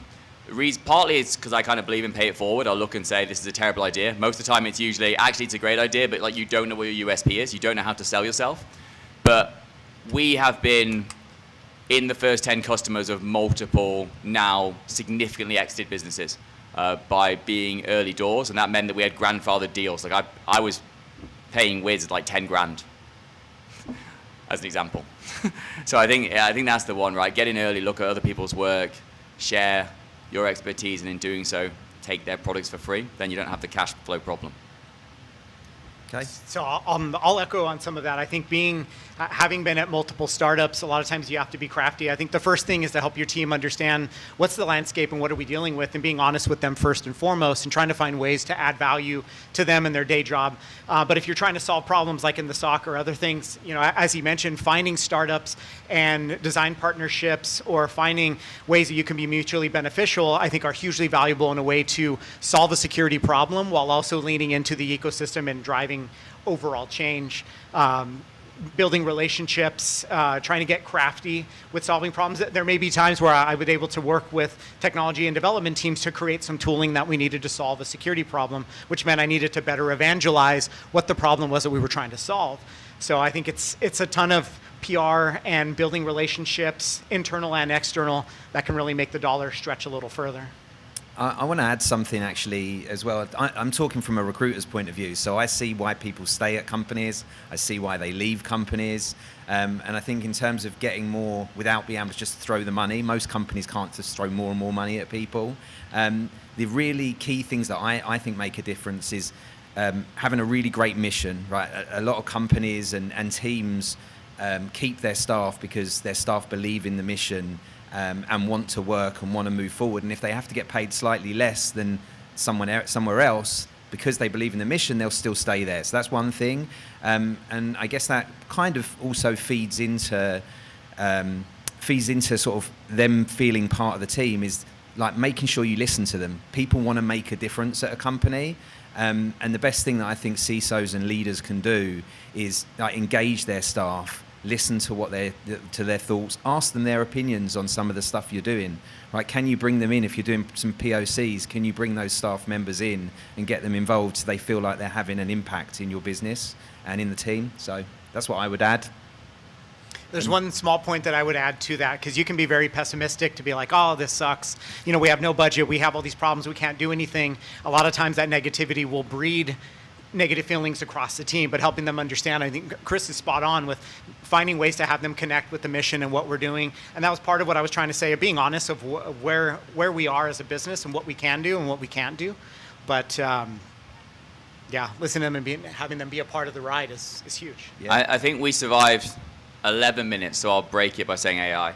But like it has changed the game in this respect. So like when my team come and say we need money for this, my first response at this point is, can we just replicate and zap it? Like, do I need to buy a tool? Because there's multiple things in my stack right now that we just built. Like the idea that it's completely natural language processing and you don't actually need any competencies in coding is complete BS. But like the reality is it's much easier than it used to be. And you can build a lot of the tools on the market right now in security yourself. You can build integrations very quickly. Like you can do a lot of this stuff now in a way that you couldn't do before on a headcount budget you couldn't have thought of before. So I think that's changed a lot as well in terms of budget constraints. Good stuff. Any other? Oh, yep. Another question here.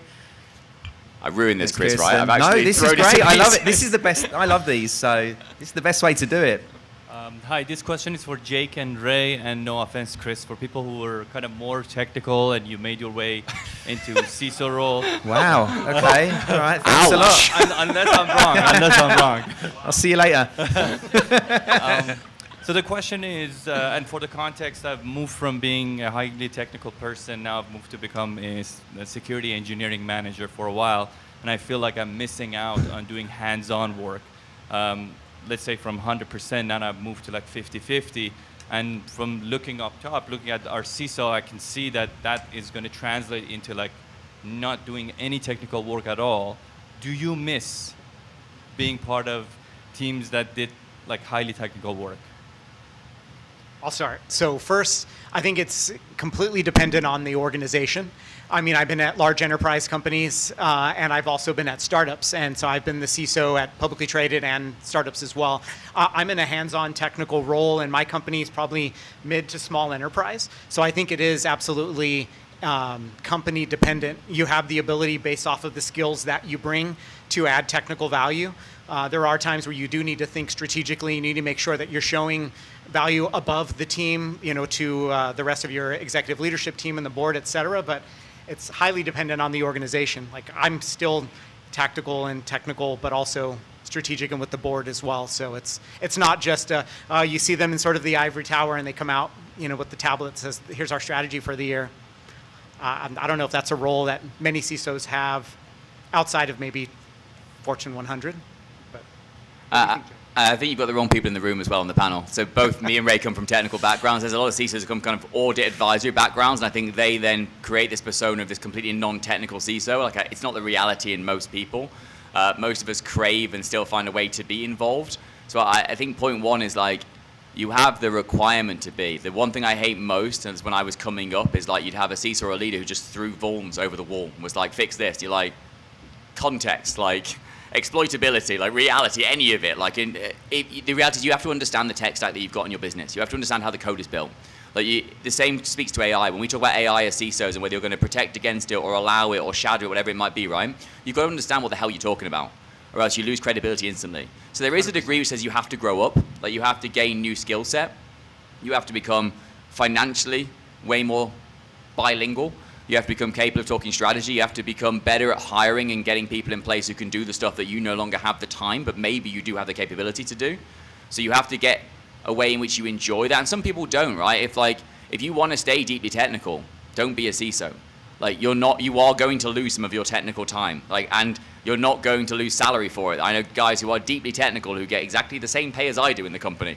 But that's staying in their lane of what they wanted to do and what they enjoyed. So I think it's work out what you want to be and be that. But this concept that CISOs are not technical is certainly not true in most of the CISO rooms that I sit in. Most of them can speak to their entire code base, can still hit, can still speak to it, can still hit the command line and do whatever they used to be able to do. I'd say, and I know that's not a question for me, but yeah, you didn't say you could answer. It didn't say. I was also I love going the to sound of my say, own voice. don't assume that recruiters aren't technical either, because Chris can speak tech. Yeah, I can speak tech. Thank you. what I was going to add now I'll probably give a really bad answer, and everyone's like, oh, what that's that Chris bloke on about. Yeah, so what I was going to say is I've done a couple of things. So I've so far interviewed 30 CISOs for my podcast, 2 seasons, 15 CISOs a season, and about to start recording season 3. So I've got a lot of data from that. But I also went out to over 500 CISOs 2 years ago, and I asked them for the most important attributes that they felt they needed to be a CISO. And I can promise you that being technical is absolutely one of the top. It was in the top 5 of the things you hear. So having that background, having the knowledge, as these two have said, to at least be able to call bullshit on some of the stuff that's maybe going on, right? But also to be able to help people and maybe guide them a little bit more. So you will always have that, but you are right. As the companies get bigger, as Ray said, you get further and further away from being technical, and you end up being a much more strategic. The ones that I know tend to be like, if they still love their tech stuff, they're still playing with it in the little bit of time that they've got at home, right? But anyway, there you go. Any other questions? Yeah. Oh, good. Look, we are definitely going to get through this with just quick Q&A. This is lovely. See, I had a plan. You did. I love it, Jake. I want to do these always like this. This is great. So on the other side of the skill set, like what skill sets have you built or grown since becoming CISOs, and what are ways that people maybe communicate with you differently now that you're a CISO and not in a technical security role? Yeah. Communication. I didn't used to wear knitted polo shirts. So like communication and presentation definitely change. You have to kind of grow up and mature a little bit when you sit in a lot of especially in the VCs a lot of the time. You have to kind of fit in. So I think there's a way of speaking. You have to learn to translate tech and security to non-tech and security people. You have to learn very competently and acutely to speak about risk in a way that people understand and get. I think you have to understand finance. Like the best thing I've learned is that you have to really understand accounting. Like if you want, to the guy at the front, if you want budget, you need to understand how to explain what the cost implications of not doing it are. And then strategically as well, you have to think outside the box. And I think that if you sit in an executive team, I'm sure Ray will agree, CISO is your title, but it's not your job. Your job is to help the business grow and develop. So you've got to develop skill sets around understanding go-to-market, about understanding product design and development, around understanding finance, around understanding CS and relationships, like support. You have to understand this because in the end, like I sit in a room of 8 or 9 people. Between us, it's our responsibility to make the business grow. And they will contribute to my world and I will contribute to theirs. So you kind of have to develop this way broader understanding and skill set. If that makes sense. It's a perfect answer. I mean, he was checking off things on my list. Nice. Yeah, good. Yeah, I think the stuff that I would say I've seen, because again, I'm not a CISO, right? I'm a recruiter here, but I think the big difference I see with a lot of CISOs is like building and growing their business knowledge. And actually, I think that's something you all could do from the start of your career. Understand what's going on in the company, read stock market reports. Try and get an understanding of that, because you will be able to build and not only a better career path, but also your program and your reputation within the business very quickly, understanding why the business needs the security, right? And if you can sell those two things together, your program will be more successful anyway. So that's probably the number one attribute that I saw come out of top CISOs, is their real understanding of the business. And I'll give you one example from a CISO that she was on a panel of mine in Houston. And she told me about something she does, which I thought was amazing. And for her to bring stakeholders to the table, she has individual meetings, right? Everybody does that. That's fine. But she sat down and she asked them, what are you bonused on? How do you achieve your bonus? Because if I can create my security program in a way that helps you achieve your bonus, because she knows the bonus is tied into what their bosses want, is tied into what the company wants. If I can tie those things in together, I'll have a successful program. You'll be happy, and you'll talk to me and want to be part of the security goals that I've got, and the business will be happy. So I thought that was really interesting. She's the only person that's ever told me that, and I think I've spoke to a lot of CISOs about it, and a lot of them have been like, "That's a great idea." So a lot of them haven't had that conversation before. So, who else had questions? Just And say go to the nearest one first. Might be. Thank you for your time. Apart the experience, which education like? Could you move the mic a little bit closer to you because I can't. Okay. Perfect. Better. Yeah. Okay. Yeah. Thanks. Which apart the experience, which kind of education, bachelor's, master's, and certification like CISMs, IISSP, do you recommend to being a CISO? Okay, good question. So that was certifications and education. Yeah, I'm glad this is being recorded. Certifications are BS. They are absolute nonsense. Like, a CISSP means you can memorize crap. Like, it means nothing. I've interviewed plenty of candidates for jobs who had every letter possible and knew nothing about the job I was interviewing them for. So, like, build actual knowledge. Like, there's two types of actual knowledge, whether it's Pluralsight, whatever other platform you've got, go and listen to people who actually educate you about like how cloud security architecture works, about like how AI security looks, about how AI functions full stop inside of like a SaaS product. Learn about actual technology in a way whichever works for you best, right? Maybe that is watching videos, maybe it's labs, maybe it's hands-on yourself. I don't know. It depends how you are as a learner. Then whatever that first method was, get hands-on and do stuff. Because I can tell you that whenever I hire, my first question is going to be like, show me you can do this. Whether it's a hack the box or whether it's like standing something up or whether it's like explaining what I'm showing you in code, like I'm going to challenge you. Like the letters mean nothing, and I can tell you that 95% of CISOs will agree with me and they won't hire based on the letters after your name. They'll hire based on what you can demonstrate you've learned, why you learned it, and how you can apply it. And that is a skill set that you can't get doing 6-hour pointless exams on machines. I would say it's a bit of a bonus to a degree, right? Like going through it, you may be able to learn a few things that you can apply, and I think it's awesome. Like if you are going to invest your time to learn some new skills, it can be beneficial, especially for your resume, to have it. Completely agree with Jake. You have to be able to demonstrate that you actually understand what it means. But if you're searching and just trying to develop in new ways, you're going to learn new skills. You either have the ability to apply it and learn it in your job, or you need to find ways to seek some of it out to get yourself ready to go. So I think they have utility. They are not the if you have them, then you get hired piece. Like I didn't graduate from college, and so I had to learn a lot about business. And my my first CISO level role, I was a CISO at Proofpoint. Absolutely was not ready. I came more so thinking about it from like a security operations point of view. And I fell on my face after the first 6 months or so because I couldn't articulate to the business. I didn't understand how to make the business successful and minimize risk and how to speak about it. So I had to learn those skills along the way. And so you can develop those in the classroom. You can develop those, in your job. So I think having those skills and understanding what the business needs and how you can enable them to succeed is the most important. Like I still don't have a college degree, and that hasn't stopped me from, finding the success that I have in my career. It's not a path that maybe I would tell my kids to continue to follow and hopefully get to the same spot, but it's, it's not impossible. So they have utility. Yeah, I think I'd add, again, from a recruiter's point of view, when we're looking at what clients require, of course, we'll see certifications in job descriptions. But the truth is, then at this point, they're never an essential. And there's nobody ever being got rid of and rejected out of a job because they didn't have a certain certification.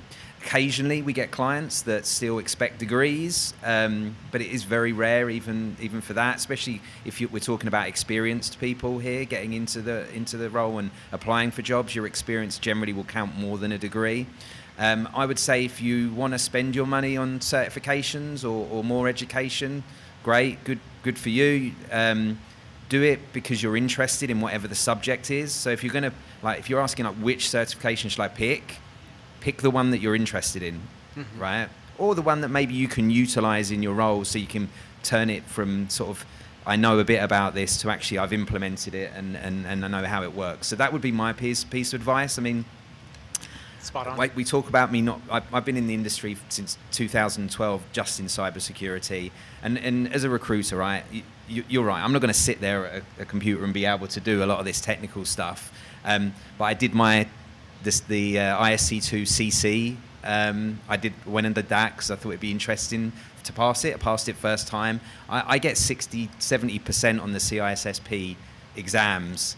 So, I mean, I don't know what that tells you about that stuff, but I'm not going to be able to sit down and do the work, right? And yet I can still get that stuff done. So it's interesting. I think, do the stuff that you're interested in, do the stuff and be able to speak about it. Nothing worse than having a certification and then when somebody asks you, what did you learn? How have you used that? And you just say, well, I passed it. So, more questions?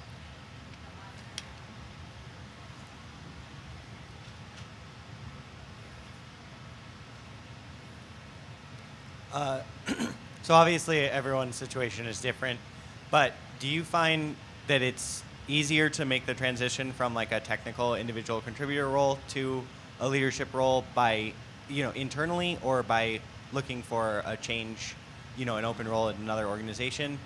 And, either way, like, do you have advice for the best way to sell yourself that you're ready for this kind of different type of responsibility? I've definitely got the answers to some of that, but you guys have the actual experience of doing it. So, Ray, do you want to talk through your career? Sure. So I'll say it really depends on the company that you're at. If you built enough goodwill and enough trust, sometimes you'll have the opportunity to step into a new role because people trust you're just somebody who gets stuff done, and they'll teach you on the fly. Like my first role into security was at eBay after 7 years of being in operations on the technical side as a Windows and Unix sysadmin, and then a manager. They're like, hey, come and build incident response for us because you have the relationships, you know how to run a SEV, we'll teach you all the security stuff that you want. And so they were willing, based off of my reputation, to give me that opportunity to be able to do that. You may be at an organization where it's just not there. There's either a glass ceiling that you're already hitting, and you look for other opportunities, and you're really trying to sell the attitude, the mindset, the experience that you do have and why it's applicable for this new role. So it's tough to say like one is more than the other because I think it really does depend on what your overall situation is. But sort of golden rule of thumb for me that I tell lots of folks is treat people well and kick ass at your job. And if you do those things, many times those opportunities may find you, or you're willing to seek them out and have enough goodwill and trust to be able to have a conversation about why it might work. Yeah, I think Ray's point on treat people well and kind of just be a good human is a great one. I think you recognize very quickly if the person you work for wants to actually advance your career or not. Like I've said a lot in public place on LinkedIn a lot that like my proudest moments are where the people that I've trained or have been employees of mine have gone on to become CISOs and are sitting in the same communities at the same tables as me. Like that's the greatest achievements I've made, is watching those things happen. And I think if you identify very quickly if that's your boss, great. Like that's the person who will guide you and either give you the opportunity in the org or will help you find it somewhere else. If it's not, then get out. But I think the one thing I would add is you mentioned about like self-selling. The best skill set you can learn at all, like to advance your own career and be a leader, is storytelling. Like you have to learn to be able to say like what you're good at, articulate why that's relevant, and tell it in a convincing, approachable, like consumable way. Like there's the other thing I think I'd say one more thing and then I'll give back to Chris is like, we have this obsession right now in this culture in this time that like you should find your flaws and improve them. I think that's BS. Like work out what you're good at and double down on what you're good at. Like I know what I'm good at. Like I'm really good as a startup, scale-up CISO, building security, making it better, getting a point to a near exit and going into it and again because I hate enterprises. I couldn't have done what Ray does, right? I couldn't have been those. I'm not built for kind of the blue tape and the governance. So I think find out what it is, whatever it is that you're really good at. Make sure you're the damn best at that. Find out if your boss wants to accelerate your path from being damn good at that. And if they don't, then go and find someone who will. Yeah. If I look across, when I look across sort of multiple roles that we feel, I'll say a few things. First off, in the current market, it is extremely difficult for you to get the promotion by applying for a new job because there's a lot of people that your competition are people that have maybe been let go, laid off, that have already done the job at somewhere else and are making a lateral move. Some of them even making moves dropping down from the stuff they've done previously. We've got a director of cybersecurity role that's reporting into a CISO, and I've got a hell of a lot of CISOs that are reaching out. And there might be some of them might have reasons for why they would want to do that, but some of them are kind of forced because they're not working currently. So it is tough. The best and easiest route is getting a promotion internally, and being able to do everything that these guys have told you will really help you with that. But there'll be a point where, at some point, maybe the person above you just is never going to move, right? The only way they're going out of that job is in a box, right? So at that point, you either got to try and create a position, a leadership position in some other way there, or you've got to go elsewhere. So. Or you could reach out to Chris on LinkedIn. You can, of course. That is his job. That is that is what I do. So. Hi, thanks for doing this. Just a question: what are your favorite sort of generic KPIs? Ones you find really creative, ones that you might have came up on your own for upwards reporting? So it's only really in the last year or so. To your point about budgets earlier, I put a budget up. My CEO looked at me and went, "That's nice. Like, why are we buying any of these things?" And it made me rethink about how we actually define and design security programs. And I went back to going, well, actually, let's look at all of the risks in my risk register.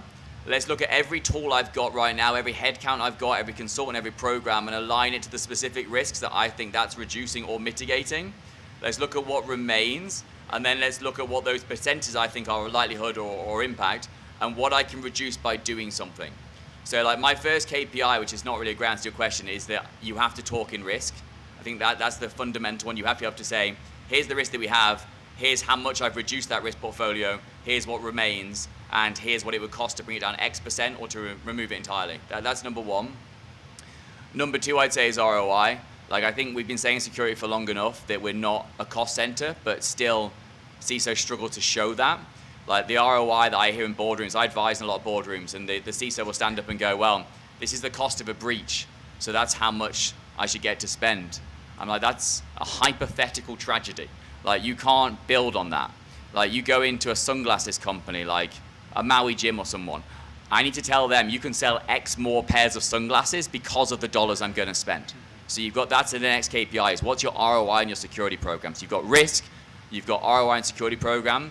Then for me right now, I go to human security. That's my third, and I think the one that's most relevant. Not internal phishing, like simulation crap about gold mines in Africa, like not about like training scores, but like actually measuring in some way how competent your internal employees are in defending the business. Whether you want to start hacking them yourselves, whether you want to use some kind of automated tool, whether you want to, whatever you want to do to measure them, produce metrics around that. So those are my three. It would be risk, it would be ROI, it would be humans or people security. So I would say definitely those three.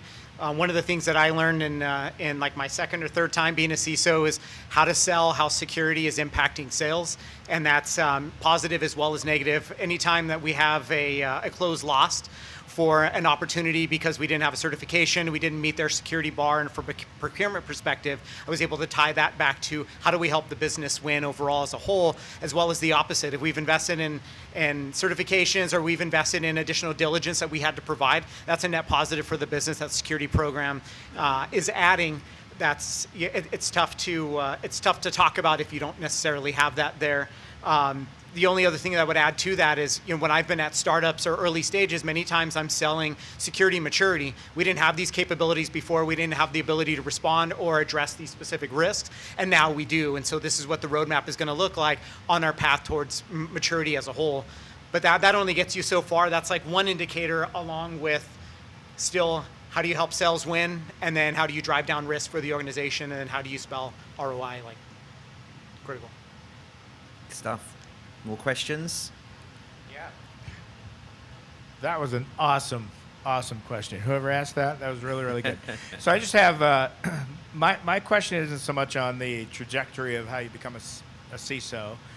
Mine is, and you kind of just answered it in a weird way, but mine is around how much influence you have in that position to enact certain technologies, processes, and how do you go about learning of the things that you want to grab onto? In other words, do you just go out and kind of talk to other CISOs and understand what everybody's doing, so you bring that back in and you bring it in and you kind of try to normalize that? Or do you listen to, in some ways, the salespeople, the looking at different things internally to help you define kind of what you're going to drive.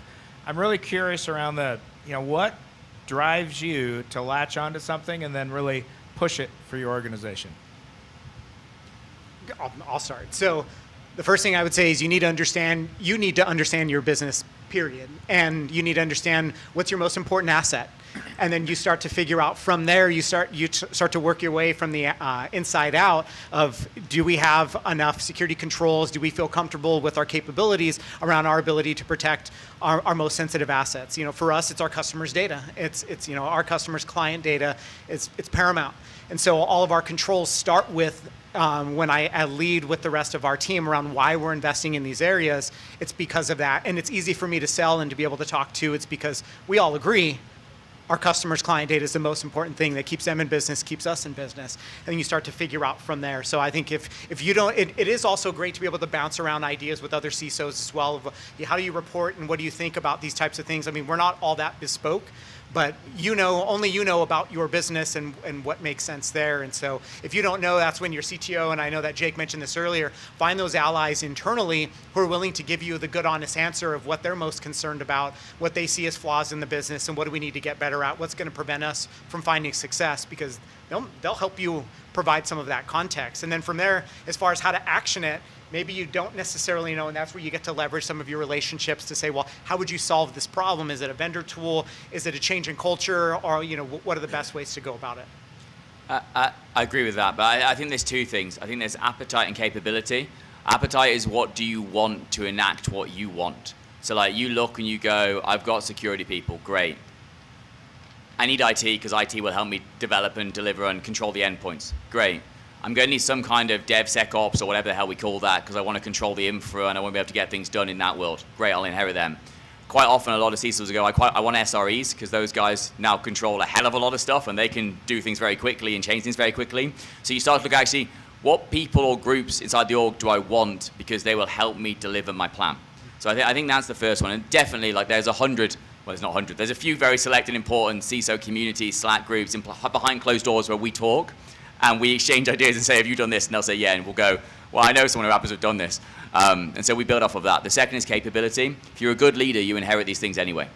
Like if you deliver on your promises and you're a good leader in your own perfect sphere, you get another sphere.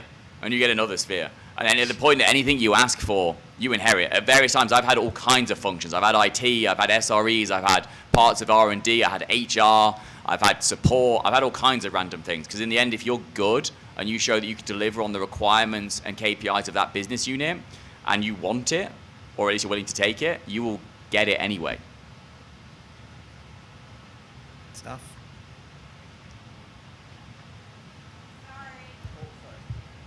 Still can't get the staff. She's not even trying, she's just sat down.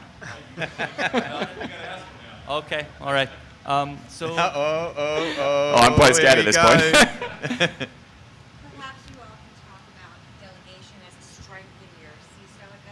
Indeed. Okay. Yeah. We'll do, so let's do that question, then we'll talk about how important delegation is, and actually finding the right person to delegate to, because some mistakes can be made. Yeah, I like that one. We'll talk about hiring. That's a good one. So this question is about the emerging legal landscape against CISOs. Last year, I attended a talk at Black Hat, which was about how to not get your CISO sued. Was it Tim Brown or Joe Sullivan? Sullivan. Yeah. Okay. And it was basically about preventative measures, Yeah. how to ensure you're doing the right thing. But Chris, from your experience talking to CEOs, or from personal experience with Ray and Jake, do you have any experience getting close to being sued, or with any of the CISOs? I haven't so far, thank goodness.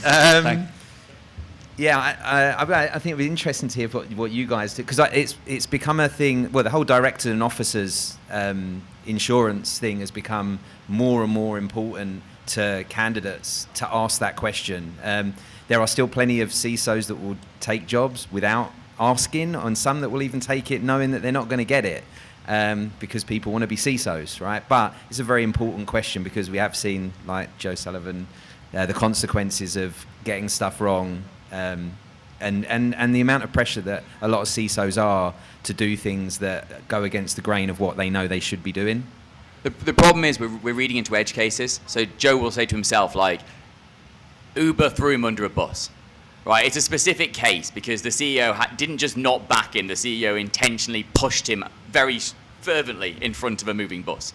So I think that's a different one. And Tim Brown at SolarWinds, again, is a specific one where the SEC said, we're going to make an example of the new amount of policy and governance that people write and the fact they don't really read it. So I think those are specific edge cases. But to speak to the kind of the 3 points that I think we're trying to get at is, one is you need to make sure you have the same level of cover as your CEO and CFO. So to Chris's point, director coverage, that is a non-negotiable. I should have the exact same insurance that the CFO does because I'm inheriting the same level of risk legally that he is. So that's number one. Number two is that most CISOs these days, I'm assuming Ray probably does too, has their own personal liability insurance. Because while I trust and I'm very close and good friends with my CEO and CFO, like I want my own personal insurance because for all I know, the VC is going to hang me out to dry instead of the company itself. So you protect yourself against that as well. And then I think the third is just like being clear and strategic in your decisions. So there is no way you're going to cover everything. Every company is breachable. I've been in multiple breaches, some of which were definitely somebody's fault, right? There's negligence in anything. You can say someone was negligent because Tim Brown's example, there's a policy statement that wasn't fully wasn't fully put into place across the entire org. But that's not negligence. That's just like there's that wall sketch, right? Human, with right? 1,000 holes. There's a limit to how many you can plug. So it's about being clear and strategic in your documentation to show that you actually have a good program in place. Yes, there's gaps. Yes, something might go wrong with them, but you've done the right things to get to those points. You've covered yourself in the best way possible, and you form and articulate a good relationship with your board, with your leadership, and with anyone else you can in the regulator space, if you can, because that's also helpful if you know people there. I think it's also dependent on, and I think you partially answered that. It's dependent on where the CISO role sits and how much visibility you have at the senior leadership level and at the board level. Because you're right, you can't address every single risk. Every part of the business has risks and issues, and they can address, and they choose not to either. But they're not going to get thrown under the bus in an edge case. But if you can present as well a strong case around your program, how you're measuring, how you're trying to help the business, what risks you've been able to mitigate, and what your program looks like as a whole, sometimes it could be really tough. But personal liability insurance, 100%. I don't look good in orange. My wife agrees. So I want to make sure that we have the ability to protect our family. If something like that happens. Good. Questions? Any other questions? There's a couple more here. While you're going over there, we should actually talk about delegation actually, because although you Josh with that, it's such an important part of being a good leader. So yeah. I'll tell you, it's not delegation with me, but no one's asked the question, so I'm going to answer it anyway. The most important job or skill you have as a leader is hiring. Everything else you can be crap at. If you're crap at hiring, you are crap as a leader. Like, simply put. You need to be able to hire people who are as good, if not probably better than you in most areas. And then defend them fiercely. Like, the best leadership lessons I could give to anyone in this room who wants to be a leader one day is when things succeed, even if you did it, it was never you. Like, it was always the team. And when it fails, even if it was blatantly this guy, it was you, right? Fiercely defend your team, progress them, try and push for their pay rises, push for their promotions, push them out of the business to another role as a CISO if you need to. But, make a family and care about them, hire well, and make people feel like you care about them, not because you make them feel that way, because you actually genuinely do. Delegation's irrelevant if you've got the right people in the room. Yeah. And also, so on that point, don't pick the person that's on their feet most of the day running around to do more running around. Maybe some choices can be better made. And so you have to put the pressure on my shoulders for pointing out the wrong person. So sorry about that. Who had a question? Sorry. Yeah.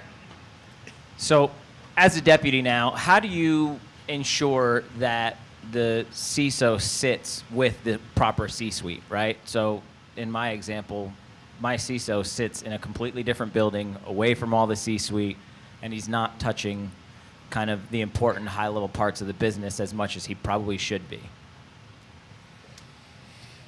It's tough because I think he or she may have the latitude and the ability to still influence and try to, I think it also depends on where they are in their career. I'm going to kind of bounce around a little bit because I'm just kind of applying it back to my own experience. If there's some level of imposter syndrome, they don't want to sit next to the C-suite. They don't want to be found out while they're continuing to try to level up and make sure that they can talk like they understand how the business works and what they need to do.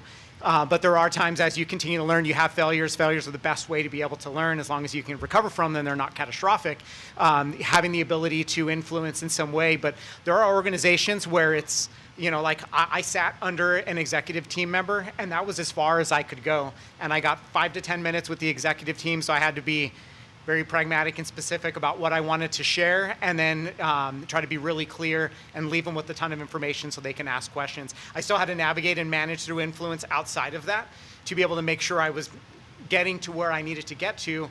But when I failed is when I didn't do that. And I recognized I was sort of put in a corner, and I just sort of managing through that. And I was like, oh, well, shit, I'm in the corner. I guess I can only do what I can do. But then I start to learn outside of that of like, no, that's an excuse. You have to go and build those relationships and share that information if you don't have a formal structure to be able to do that. Ray nailed that. Next question. Last question. We'll fit one more in. So my question is organizational. So in terms of like a lot of the organizations I've worked for, security is not as autonomous as we'd like for it to be, and it normally sits under some other part of the organization, whether that be legal or IT, engineering, so on and so forth. I'd like to hear, I guess, your opinions as to where the ideal place for security to sit. So I was clear at the beginning, I think security should report to a CTO. I want the CTO, not the CEO, because the CTO gets my problems, understands my language, and probably wants to help me more. Plus, the CEO's got too many other things to worry about. But that said, I also wouldn't care if you reported me to anywhere. I think security's autonomy is based on the capability of the people in the security team. So if your leader is not capable in making themselves impactful regardless of where they sit, then as a member of that team, start doing that for him or her. Like, security has its reach based on how good the people are that are there. So it doesn't really matter. I've seen them report to legal, finance, CEO, CTO, HR. I've seen them everywhere. But at the end, the success is based on either the leader that's in there or the team that sits below them. Nailed it. Nailed it. Yeah. Yeah. Because I get asked that question quite a lot. And actually, I see people that are applying for jobs, and they'll talk to me, we'll talk through it, and they're like, what's the reporting structure? And we'll talk through it, and they might be, yeah, and genuinely, 90% of the time, it's because they had one bad experience reporting into a person, whatever title, whichever department, that just wasn't bought in. That might be their fault, it might be the person they were reporting into. So it's just who is the person, and are you good enough to get their attention? So yeah, I'd agree. Got time for one more? What do you think? We're a bit over.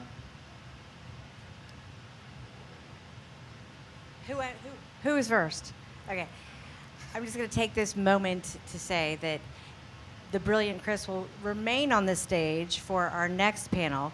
And I love what Jake said 2 answers ago about hiring being a critical component in all the solutions. Mm-hmm. And the next panel is about hiring with the perspectives of recruiters and hiring managers, including Bruce Potter, who just found out like 5 minutes ago that he's speaking. So you should not get out of your seat.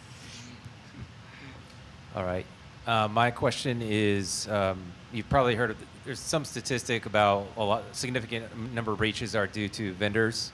So how do you feel CISO should balance or prioritize security of their products, whether that's hardware, software, security as consulting, or versus their environment for the company? Oh, I'll get on my soapbox, Ray. So I used to work for a TPRM vendor, and I think TPRM is the most broken thing in security, like beyond belief. Questionnaires are absolutely meaningless. Half the time I've read the answers and I know they're lies because I know the CISO, and I'm like, I know that is not true in your company, but you've told me it is. Because they're a legal protection, right? They are the fact that you did your due diligence and therefore the liability belongs to them and not to me. The reality is like, and this is wishful thinking, we need to get to the point where security becomes real time and transparent and based on data.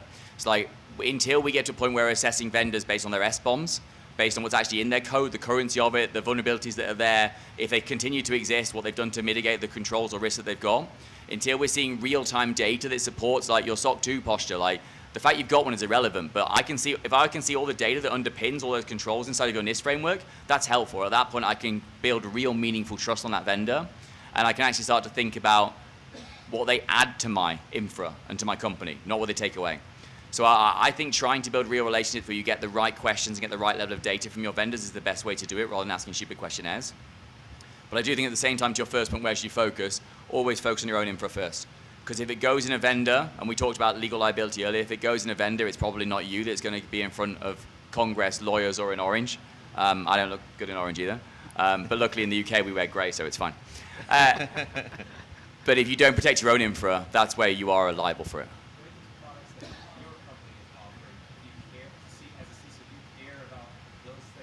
What if our posture to other people? Yeah, I'm honest and transparent. If I'm asking a questionnaire, I'll give you the legitimate answers. 100%. And it causes us problems. The salespeople at times love it because it builds real meaningful relationships where they're like, it's the most honest answer I've ever had. At times it causes chaos because we're talking to procurement and not security people and they don't understand the answers I'm giving. But I think the only way you can try and build a meaningful ecosystem broader than just my own company is by being honest and open and transparent and giving data. But to my point that I had mentioned earlier, if you have the ability to measure that, and we lost that opportunity because we couldn't meet the security posture, we didn't have the controls in place, that's an opportunity to sell the need to the business on why that needs to be put in place. Look at that, salesmanship. Boom. Thank you very much for all the great questions. Thank you, Ray, Jake, and my lovely assistants for running around. We'll be around to ask a few questions, but we have got this panel next that I'm going to be on talking about recruiting, so stay for that. It's great. We do it every year.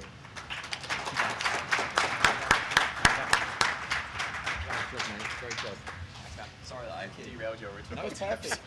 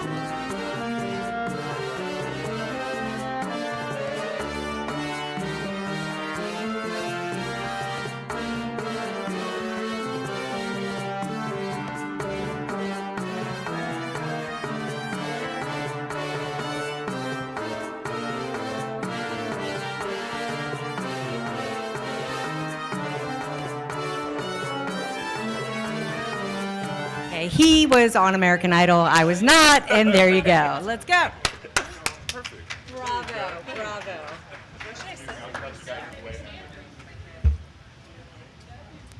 And you should hire him, and you should hire her. Look at them; they're gorgeous and talented. All right.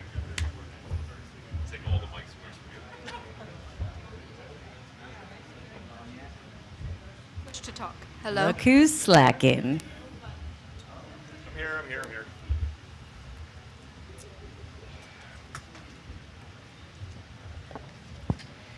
All right, let's jump right into it. I did not do a Who Am I slide. I'm Kirsten, AKA Krenner. I run Higher Ground, obviously. I was bequeathed this honor from the one and only Kathleen Smith, who is the pioneer of pretty much every hiring village effort you see across cons across our community. So let's give her a round of applause real quick. She made all this happen all around the world, all around the year. You see people, volunteers pulling content together to help candidates because of her work. So very, very, very honored to be able to carry the torch as best as I can. That's enough about me. All right. Here's the important people today on the stage. He's not looking. He doesn't know. I saw it. I'm familiar. Okay. Familiar with your shenanigans. Shenanigans. I'm trying to pay him back for I'm a contestant in Task Mooster, and it's going to be really embarrassing. Yes, So, it will be embarrassing for you. Not going to win. Okay, let's start over here. Tell us who you are and a little bit about the way that we're mixing it up a little bit this year. So it's always recruiters, right? So there's different types of recruiters that affect you in different kinds of ways, but I brought other people whose roles entail recruiting in different aspects, hiring managers and community managers and so forth. So let's talk about who you are and your role. Hi, I'm Chris Rides. For anybody that wasn't here 10 minutes ago, I'm a CEO and founder of Tyro Security. We're a cybersecurity staffing and professional services firm. Been going since 2012, 25 years in recruitment, and I'm what people would deem an agency recruiter. So I'm an external recruiter that works with and partners with companies to find people when their talent acquisition people either can't find them or are too busy working on other roles. My name is Heather Morris. I'm the director of recruiting for a company called Red Horse Corporation. I come from a staffing background, and I actually now am a corporate recruiter working directly for the organization, specifically within the GovCon space. I think it's hot right now. Yeah, you're good. Okay, Yeah. sorry. It's all good. My name is Noelle Horry. I work for Cobalt. I'm a community operations manager, so a little bit different than recruitment. I support our pen testers through their life cycle with Cobalt, so through the onboarding process, support as needed on projects, and continuous evaluation. So I'm kind of here as like a perspective of community management, but then also kind of a hiring manager as well. Bruce Potter. In my life, I've been a consultant and CEO in CISO and other odds and ends. I was at Booz Allen for a while, where I hired probably over 100 people for various commercial and public sector work. And then I ran a research engineering company focused on Intel, DoD, and finance, where I hired probably another 40 or 50 folks. And then CISO a couple times, and now I run a small startup called Turngate, where I hire. So I've hired a lot of people in my lifetime, as well as interns and mentored people at schools. So on the practitioner side of things. Awesome. So I call it an ecosystem. Really, people need to understand all the different roles, and we're going to try to peel back the curtain so you understand you either as a candidate or a hiring manager. There are a lot of different people that are part of the full life cycle, the full journey of the candidate. People sometimes think, and depending on the size of the organization, there's going to be a lot of other people in that journey as well. So I'm hoping that we offer you a lot of different perspectives. And at any point, if you have a question, this fine young man is going to run the mic over to you. So I really want this to be interactive, and I've heard a lot of questions all throughout today and yesterday that I think the people on the stage are going to be able to help you with. All right, so we talked about some of the different roles and we did the intros and so forth. Can you expand a little bit further on, and we'll start in this direction, how you think that the different types of recruiters could, the pros and cons could benefit or have an impact on the candidate? That goes for you as well as a hiring manager and an executive. So the role of the recruiter as far as how their impact on the candidate's concerned. So I've worked with recruiters both internally and externally over my career. And I will say that one of the challenges I've had is that sometimes recruiters don't necessarily understand the specific nature of the job or the requirement. And what they'll end up doing is coloring their perception of the job in the candidate's eyes. So when the candidate talks to me, they've come with some preconceived notion, some kind of idea, preparation for what they think the job is. And sometimes it's correct and sometimes it's not. I've had to learn to kind of see that and accept it and redirect on the fly because it can be kind of awkward when you get a person that lands in your lap. You're like, this is not at all what I was looking for. And then you realize that there's a disconnect with the recruiter. So then I spend quality time with the recruiter, help them understand, help them target, and help them work. So as a candidate, I think one of your challenges is like, don't take everything the recruiter says to you as ground truth about the job. Take it as like directionally correct, right? It's a driving range, not a hole. You're not aiming at one spot. You're aiming in that rough direction and prepare for that as the general direction of the job. And I think you'd be well served in your pursuits. Yeah, and I think asking a lot of questions too and knowing what you're looking for in a role is really important. So if you're talking to a recruiter and they might not know exactly the ins and outs of exactly what you're doing, sorry, I'm not speaking loud enough, or what this position is, understanding what you want out of the position from the job description and selling yourself, obviously, as a candidate is really important as well. Very good.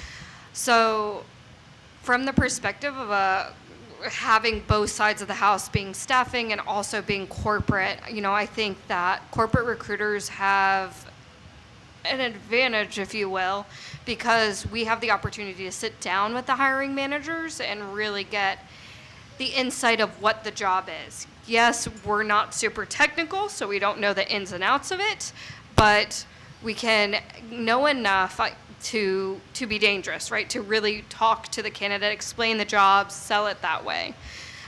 Versus a staffing agency is one step removed from that, and they're the recruiters typically are moving so fast when they're talking to the agencies. It's just like, here, we need help with this role. However, there are pros of a staffing partner is that they don't have all of the additional information that really will help expand their horizons of the candidates that they might be talking to potentially find the right one. So I think it goes both ways. So yeah, it's interesting. I think it also depends how you work as an agency on that sort of stuff. So for us, we will not work on any job where we haven't spoken to the hiring manager. Just absolutely we won't, because we want to hear directly from them and ask our questions. And we've got our own sort of ways of going through that. And the fact that we only do cybersecurity, that gives us not only a great network, because we've got the time to network, because we're not going to be speaking to that one person for one job. We're going to have multiple potential jobs over the time. So you're creating a relationship with them. And so that helps us with candidates to get to know candidates a little bit better. And it's just impossible, I think, for the internal teams, who may be working. Some very large companies are lucky enough to have people that specialize in one area. Like they might have a cybersecurity recruiter and that's all they do. But for most companies, they're diving between different areas. And so there's a benefit for an agency in that we should have other clients that have other roles. We can get to know the area very well. So, I've been on calls where we're looking for an IAM person, and the recruiter throughout the whole of the call called it IMA, because they didn't know the area, right? And the trouble is, if you're having that kind of conversation sometimes with candidates, you can lose some of the some of the belief that people have in you and in the business. So we're lucky in that respect. We also tend to, most of our roles will tend to be working on will be exclusive. And so that we're not got 6 other companies that are all trying to phone as well. And that would be because we do just security. Because at the end of the day, if you can trust us, we just filled a position. It was open for 11 months. We filled it in 3 weeks. And so we did that because we knew the network, we knew the local area, we knew who was around and was available, and then we really, really got to know what they were looking for. And there was a few areas where the hiring manager themselves hadn't put things on the job description because they hadn't talked to somebody that had the knowledge to ask more questions and delve that little bit deeper. So yeah, that's kind of the value that we can bring. The common denominator across all 4 answers, these are 4 very unique perspectives, is relationships, right? Relationships, taking the time to have a personal relationship. There's going to be a difference between one corporate recruiter and another, and between one agency recruiter and another. How are they bonused? What is their productivity measured on? What kind of buck are they trying to make off the less they pay you, the more the higher points they get, or the more they pay you, the higher commission they get, right? There's a lot of things to work out here, and the way that you're going to figure out how it benefits you is by having a relationship with the first person you talk to. Ask them straight questions. Are you a corporate recruiter? Are you an agency recruiter? Is this an exclusive relationship? Did you just scrape this job off the interwebs? Do you know the hiring manager? Do you know the customer? Do you know the client? Do you know anything about this? You're going to get vastly different answers. So, brilliant. All right. Okay, I have been trying for the past several weeks to pay attention to what you all are saying on LinkedIn and on social. And I'm trying to pay attention to what is happening to you, what's affecting you. And one of the things is you're getting ghosted. You're applying, it falls into a black hole, you never hear back. You go to an interview, you never get feedback. What the heck is going on, and what can you do about it? So I'm going to start with Heather. If the recruiter ghosts you, if you go through 2 or 3 interviews and you never get feedback, what would you suggest the candidate should do? So if you've been through interviews, you typically should have connections with a hiring manager at that point. So yes, it's a respect thing to go through your recruiter, but if they're not being responsive to you, you should have every right to reach out to the hiring manager that you interviewed with. And also keep on with the recruiter. Sometimes our inboxes kind of get overwhelming, so trying a different avenue like LinkedIn might be helpful. But it's disrespectful in a way. So the recruiter owes you feedback, so it's absolutely fine to chase them around and ask. You got it spot on, Heather. Totally agree with you. Don't feel like you can't bug us. Please, but bug me. I always say I never ghost anybody. And then I had somebody who was a friend of a friend reach out and said, "That's funny, you ghosted me on this message." And I was like, this email, I was like, really? And then I had to search through my inbox, and there was the email that at some point maybe I'd marked as read, but I never remember reading it, right? So it wasn't purposeful. And I think what you'll find with most good recruiters is that they won't avoid you. They don't avoid the difficult conversations. They'll tell you when it's a no. Sometimes it's tough because we'll have, as an external recruiter, and the actual advantage that the internal recruiters have is they can necessarily see the notes internally. They can see the reasoning behind. We don't get access to that. So we might only be able to tell you yes or no. We may not get the feedback. That's not because we're not trying. We can only do a better job as a recruiter if we have the feedback on why people are no's, and then we can deliver that feedback. So we are trying very hard to get it, but we don't always get that. So just know that we should at least be able to tell you whether it's a yes or a no. Or in some cases, like recently, we had somebody that left that was internally, that was one of the managers as part of the recruiting, and so we didn't get feedback, and everything wasn't told that it was put on hold. But somebody didn't hear hear any news on their final interview, and it had gone over a week, and we were kind of chasing, and we didn't know what was going on. We got hold of and found out why, and then we could go back and actually give the person reasonably positive news that, okay, they're going to go through and they're going to make a decision, but it's going to take an extra couple of days. So, bug us, please, annoy us. We will tell you if we haven't got any news. We'll tell you that it's a yes or no, but trust that we are trying to get that information for you. So Kirsten's trying to hustle things along, and I'm going to stop the conversation for a second just to be a pain in the ass. The reality is that providing you feedback at best is a net neutral thing for the person on the other end. If they're a staffing agency, they want to retain a relationship with you in case they can place you somewhere else. They are more likely to give you the feedback. Corporate recruiters and the hiring manager have no incentive to make you better, period. And I mean that bluntly, right? They're all busy, they have a day job, they have something else to do. If you want feedback from other people, the best way to do that is to humanize yourself from jump. Form a relationship, be a human in their mind, right? They will respect you, they may give you feedback, right? Tell them during the interview, hey, if this doesn't work out, I'd really love to know how to improve. I'm trying to break into the market. Whatever you can do to humanize yourself, you're far more likely they'll skip the value part of that and just try to be a good human. Because if they haven't humanized you and you're just another person they've talked to, they're going to flat out ghost you. And it's a value prop. There's a transition to value that occurs, and me giving you feedback if you've not humanized yourself to me is very unlikely to happen. I'm not a dick. I'll give you feedback, but my peers. So anyway, sorry. No, that was great. That was great. Did you have anything? No, I think I'll be a broken record. Communication is key, and we want to be communicated with just as much. Persistency is a great quality, so. And I'm not trying to be a jerk to the corporate recruiters. I'm just trying to be honest about the situation. No, that's awesome. No, they need to hear it. So, I think that's great Heather, feedback. if you wanted to fight him real quick, or Laura, want to fight Bruce? Heard he was a ninja. Okay. I want to talk about, and I'm not allowed to give away any of the challenges that they tortured us with on Taskmaster, but something popped into my head during the adventure. And I want to talk about, because I have heard this multiple times today, and I didn't even know that when I built the slides. I want to talk about opinions across this whole table on degree requirements and certification requirements. Coming from someone without a degree who thinks that some of the most brilliant people I've ever met didn't have one either, but sometimes your customer tells you you have to. And then the government steps in and says, nuh-uh, you don't have to, but here we are. So opinions. And I'll start with Noelle.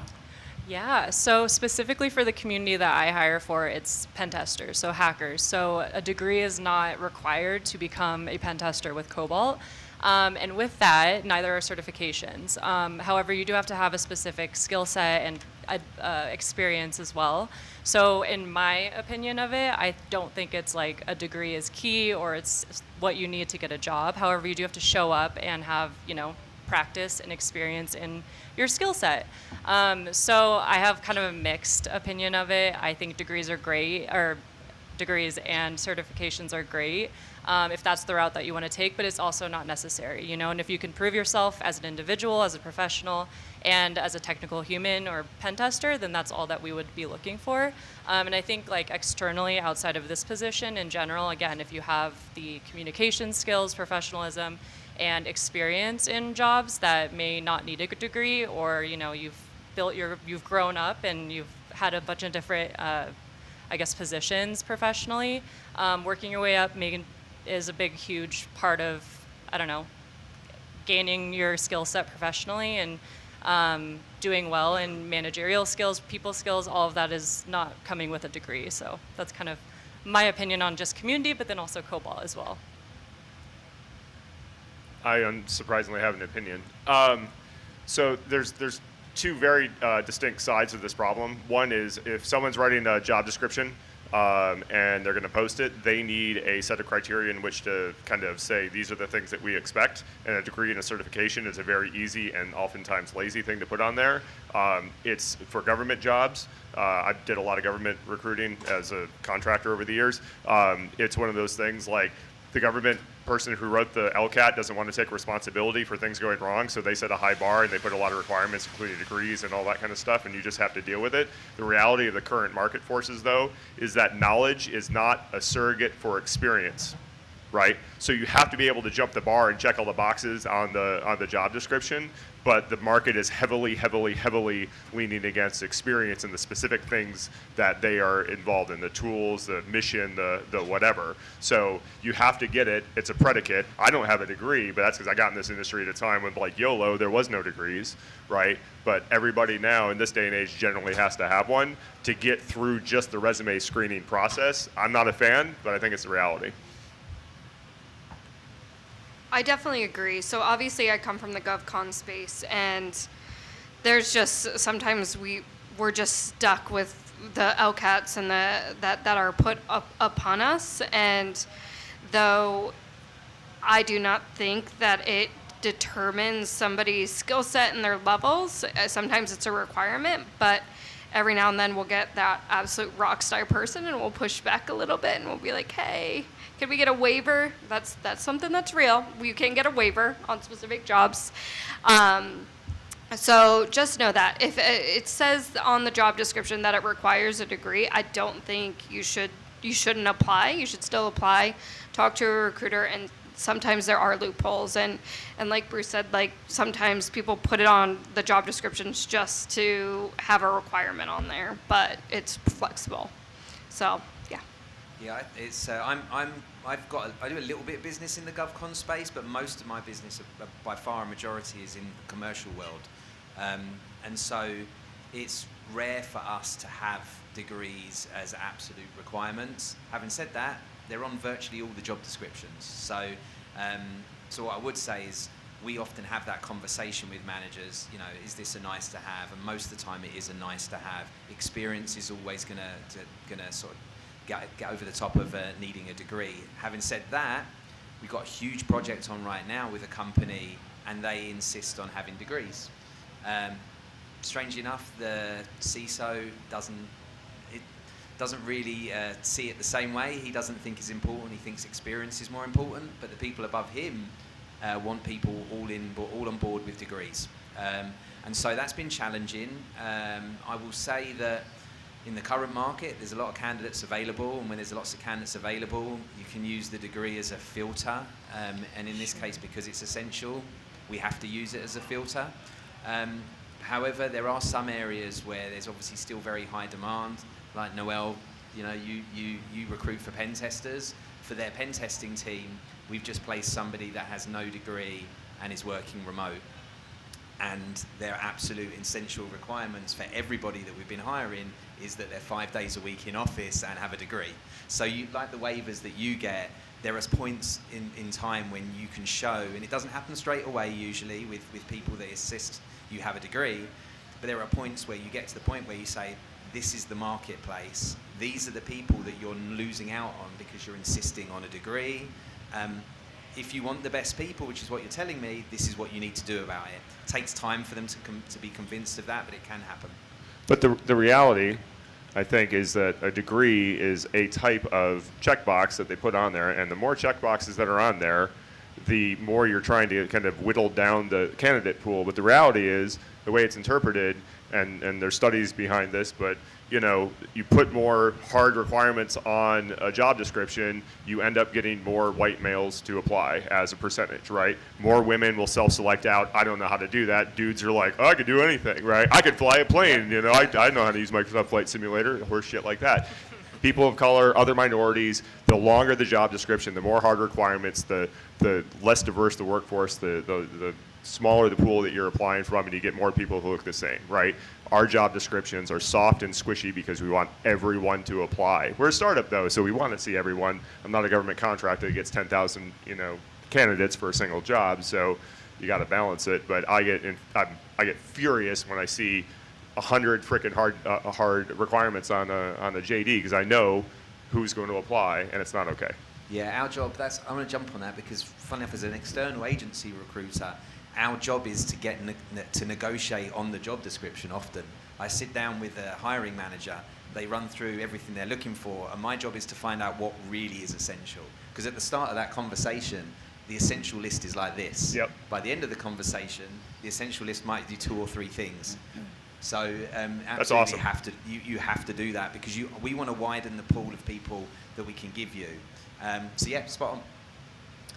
So, real quick, a couple things. First of all, thank you for mentioning waivers, right? A lot of people, I participated the ONCD in the last 2 administrations, worked very hard to create a policy, got a policy lady right here, to make sure that waivers and exceptions are in place for degrees. Okay, so, and that's being expanded upon.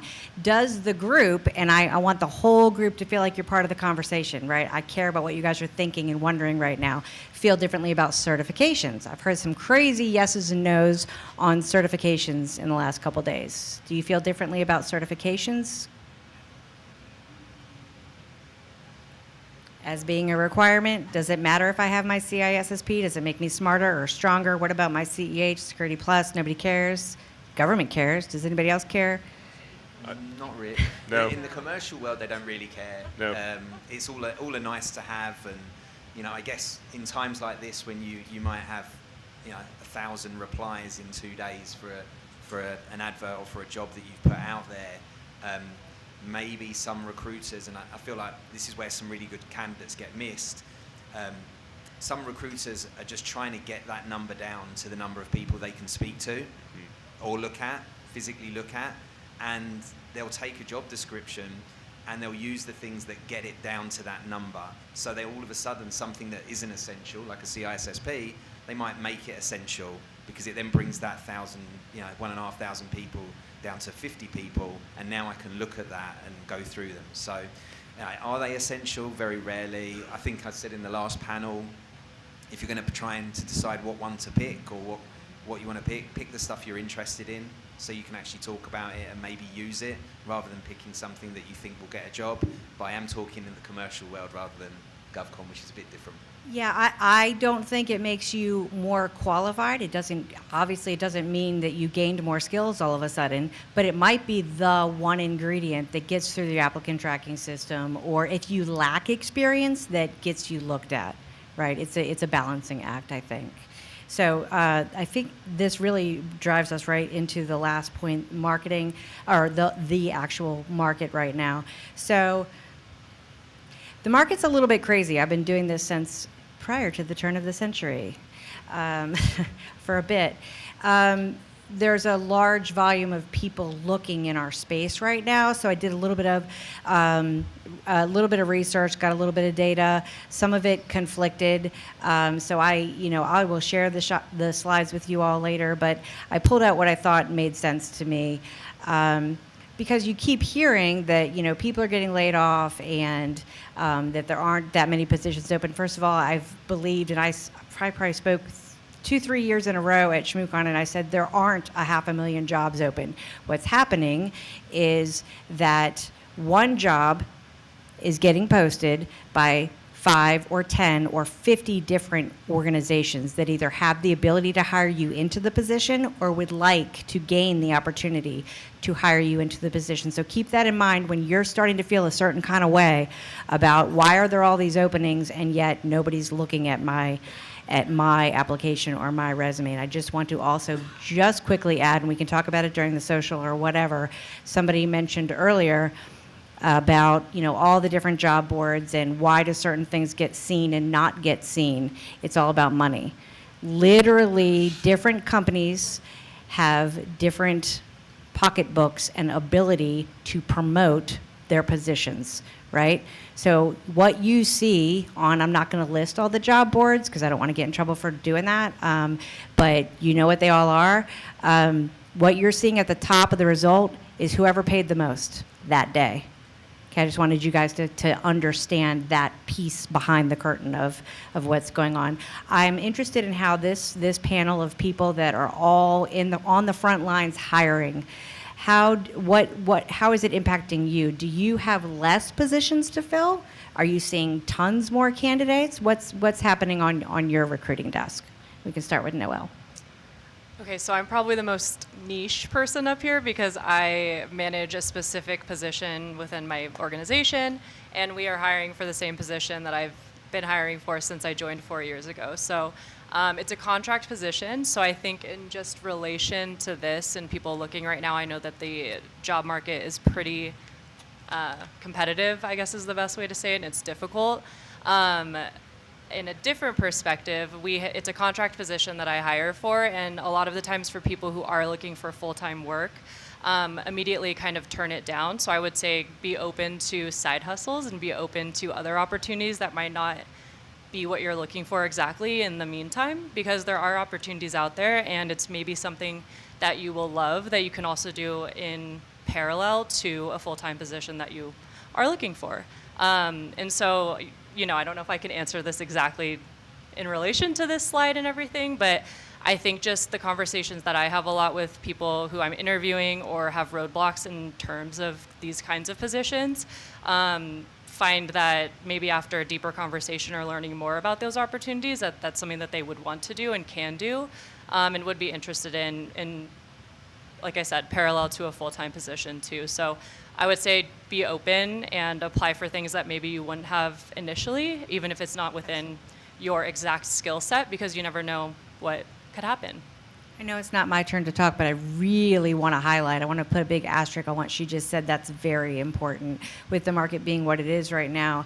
Many of the positions that I ended up with that were good, and that anyone could tell you this same story, they're going to nod their head and say it's true, and think about this for your journey. You may have had to start doing something else first to grow into the role that you were really targeting, right? So don't be afraid of doing that. I'll talk from a commercial aspect. So the market's weird. I've been doing this for a long time, been through a couple of downturns. The market's just weird right now. There are some areas that are in really high demand and they make those roles very hard to fill. There are a lot of people on the market. There are a lot of people laid off that need work immediately, that are starting to open up their flexibility for the type of jobs they'll accept. There are a lot of people being dragged back into the office, kicking and screaming, and so they want to look at staying remote. I see very, very few remote roles now. The roles that we're getting are pretty much all on site and hybrid. The demand for remote roles is through the roof. Companies don't want to spend the money with agencies, recruitment agencies. Some see us as a luxury, and the internal teams are under more pressure and actually be given more time to fill roles when we would usually see them maybe after 30, 60, 90 days. Some of them, like I gave you the example earlier, they had that role open for 11 months and the hiring manager was trying to get approval to work with us, but through the 11 months, nobody would approve. And the money doesn't come out of the security team's pocket. So even though the CISO wants that, it comes out of the talent acquisition or HR area. So somebody else decides on that. So the market's weird. We have roles that, we're in an unusual situation where I think most of our competitors are probably struggling and feeling the struggle. We've got a huge project on at the moment to build out a whole team, whole security team. So we're probably going to have a record year, which is great, but it is unusual because most of the roles that we're getting outside of that, we're probably getting maybe 50% of what we would normally see. So ordinarily we'd be having a pretty tough time of it. So yeah, strange market. I would definitely agree that a lot of jobs are re-advertised. Some companies will deal with 6 recruitment companies, and so 6 recruitment companies will put it on their website. And then just to make it worse, we have a load of websites and advertisements that will scrape your jobs and put them up even though you've not asked them to. And they stay up forever because you can't bring them back down. So even LinkedIn, I had LinkedIn ask me if I wanted to own 14 jobs. And at the time, we didn't have 14 jobs open.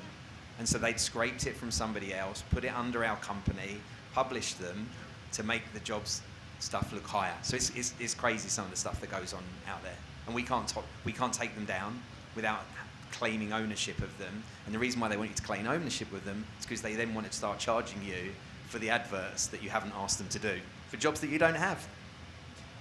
So I had to switch to the next slide. Hopefully you guys didn't. You can punch me if you had something else to say, but based on what he said, I had to switch over to here. So this drives me nuts. There's, by the way, I'm gonna, if Heather doesn't mind me, I would like her to explain different types of jobs that are real that might seem fake, which is different from this craziness that you see right here, right? So I snagged a couple things that people were talking about. There was a bunch of different things. But when you change your status to open to work, first of all, if you don't change your settings such that somebody like myself or Heather or Noelle can get in touch with you, then we can't do anything with what you've done. If you check your settings, make sure we can communicate with you, comment on your profile, and share your profile. I'll see that you're open to work. I won't have anything for you. I'd love to send it to Heather, and I can't because of your settings, so take a minute to look at that. But more importantly, Heather, just take a couple seconds to tell them what different types of positions are real versus fake. So within internal recruiting, we have a few different categories of jobs that we post on our websites.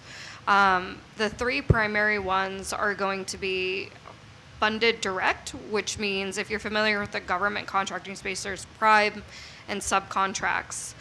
So the direct funded is typically prime contracts work that we have open, ready to fill right now.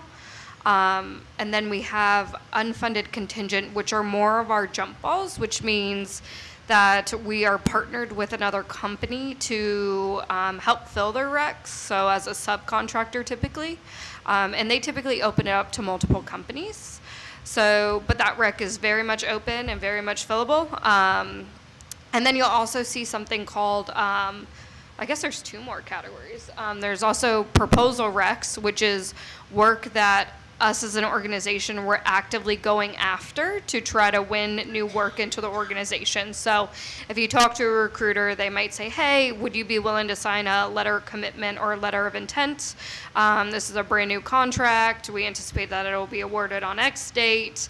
And that's a really cool way to get in on the ground level of a brand new contract with an organization.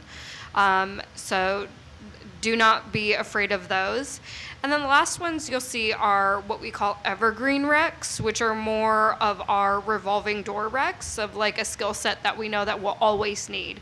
So, you know, like CNO developers, software engineers, things of that nature, where if we leave a rec open and anybody can apply to that, and, you know, if we don't have a position open right now, we're confident we'll have one in a week or two. So, yeah, I think that answered your question. Okay, but these fake positions are real, and also fake recruiters. Fake recruiters are real. That's a conundrum. But I mean, if you all are having this experience, if you want to talk about it, let me know.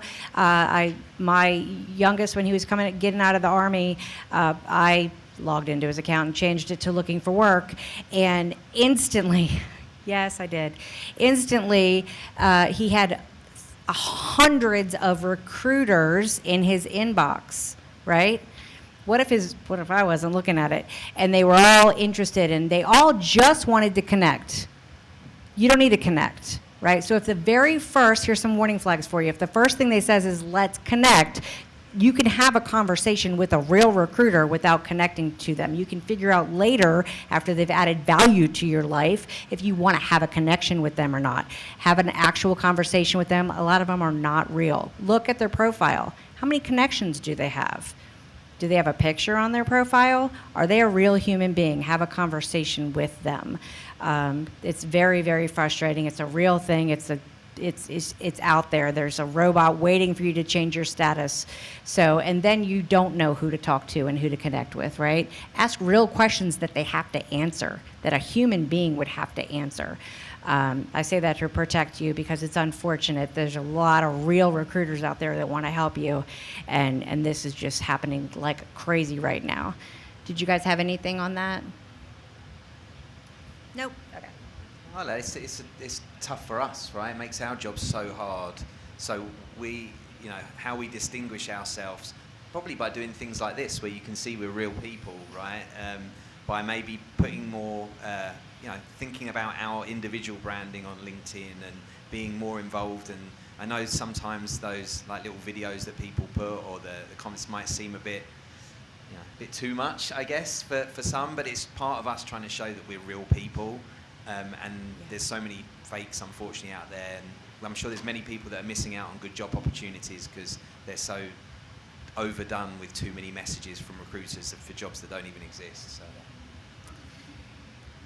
Okay, I want to go through some good advice, bad advice, some tips and tricks, like your top 3. Like if we were building a survival guide for the candidates, what would you suggest? And you have all, some people say send a thank you note. I say do that. Some people say cover letter. Some people say don't. Earlier this week, I was asked how many seconds I spend on a resume. I would just like to clarify. I said 3, and what I meant by that was 3 to 5 seconds to compel me to continue to read the resume that could take, and I timed it one day when I had nothing better to do. I went through 50 resumes. I spend about 7 minutes reading an actual resume. But right off the bat, you're interacting with us to compel us to continue, to have the conversation with you. So let's talk about your top 1 or 2 things that you would suggest a candidate do so that they can kind of weave through this crazy journey that they're on right now. So one of my favorite things that I like to tell people is, let's say you're applying to a whole bunch of jobs and your resume is just kind of falling into a black hole and you're not getting any traction on it. What I would say is take the time to research, like let's say you find the perfect job on LinkedIn. Take the time to research the organization.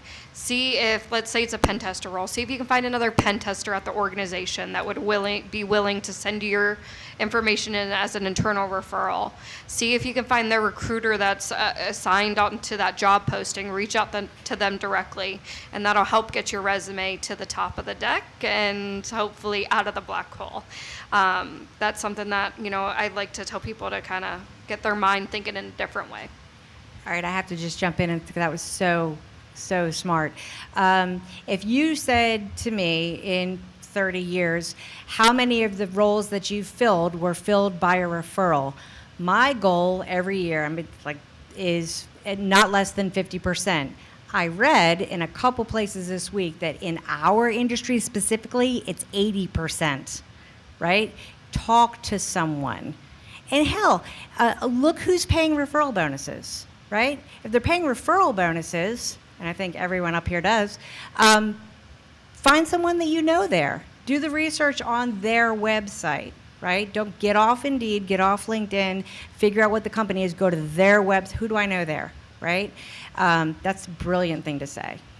All right, tips and tricks?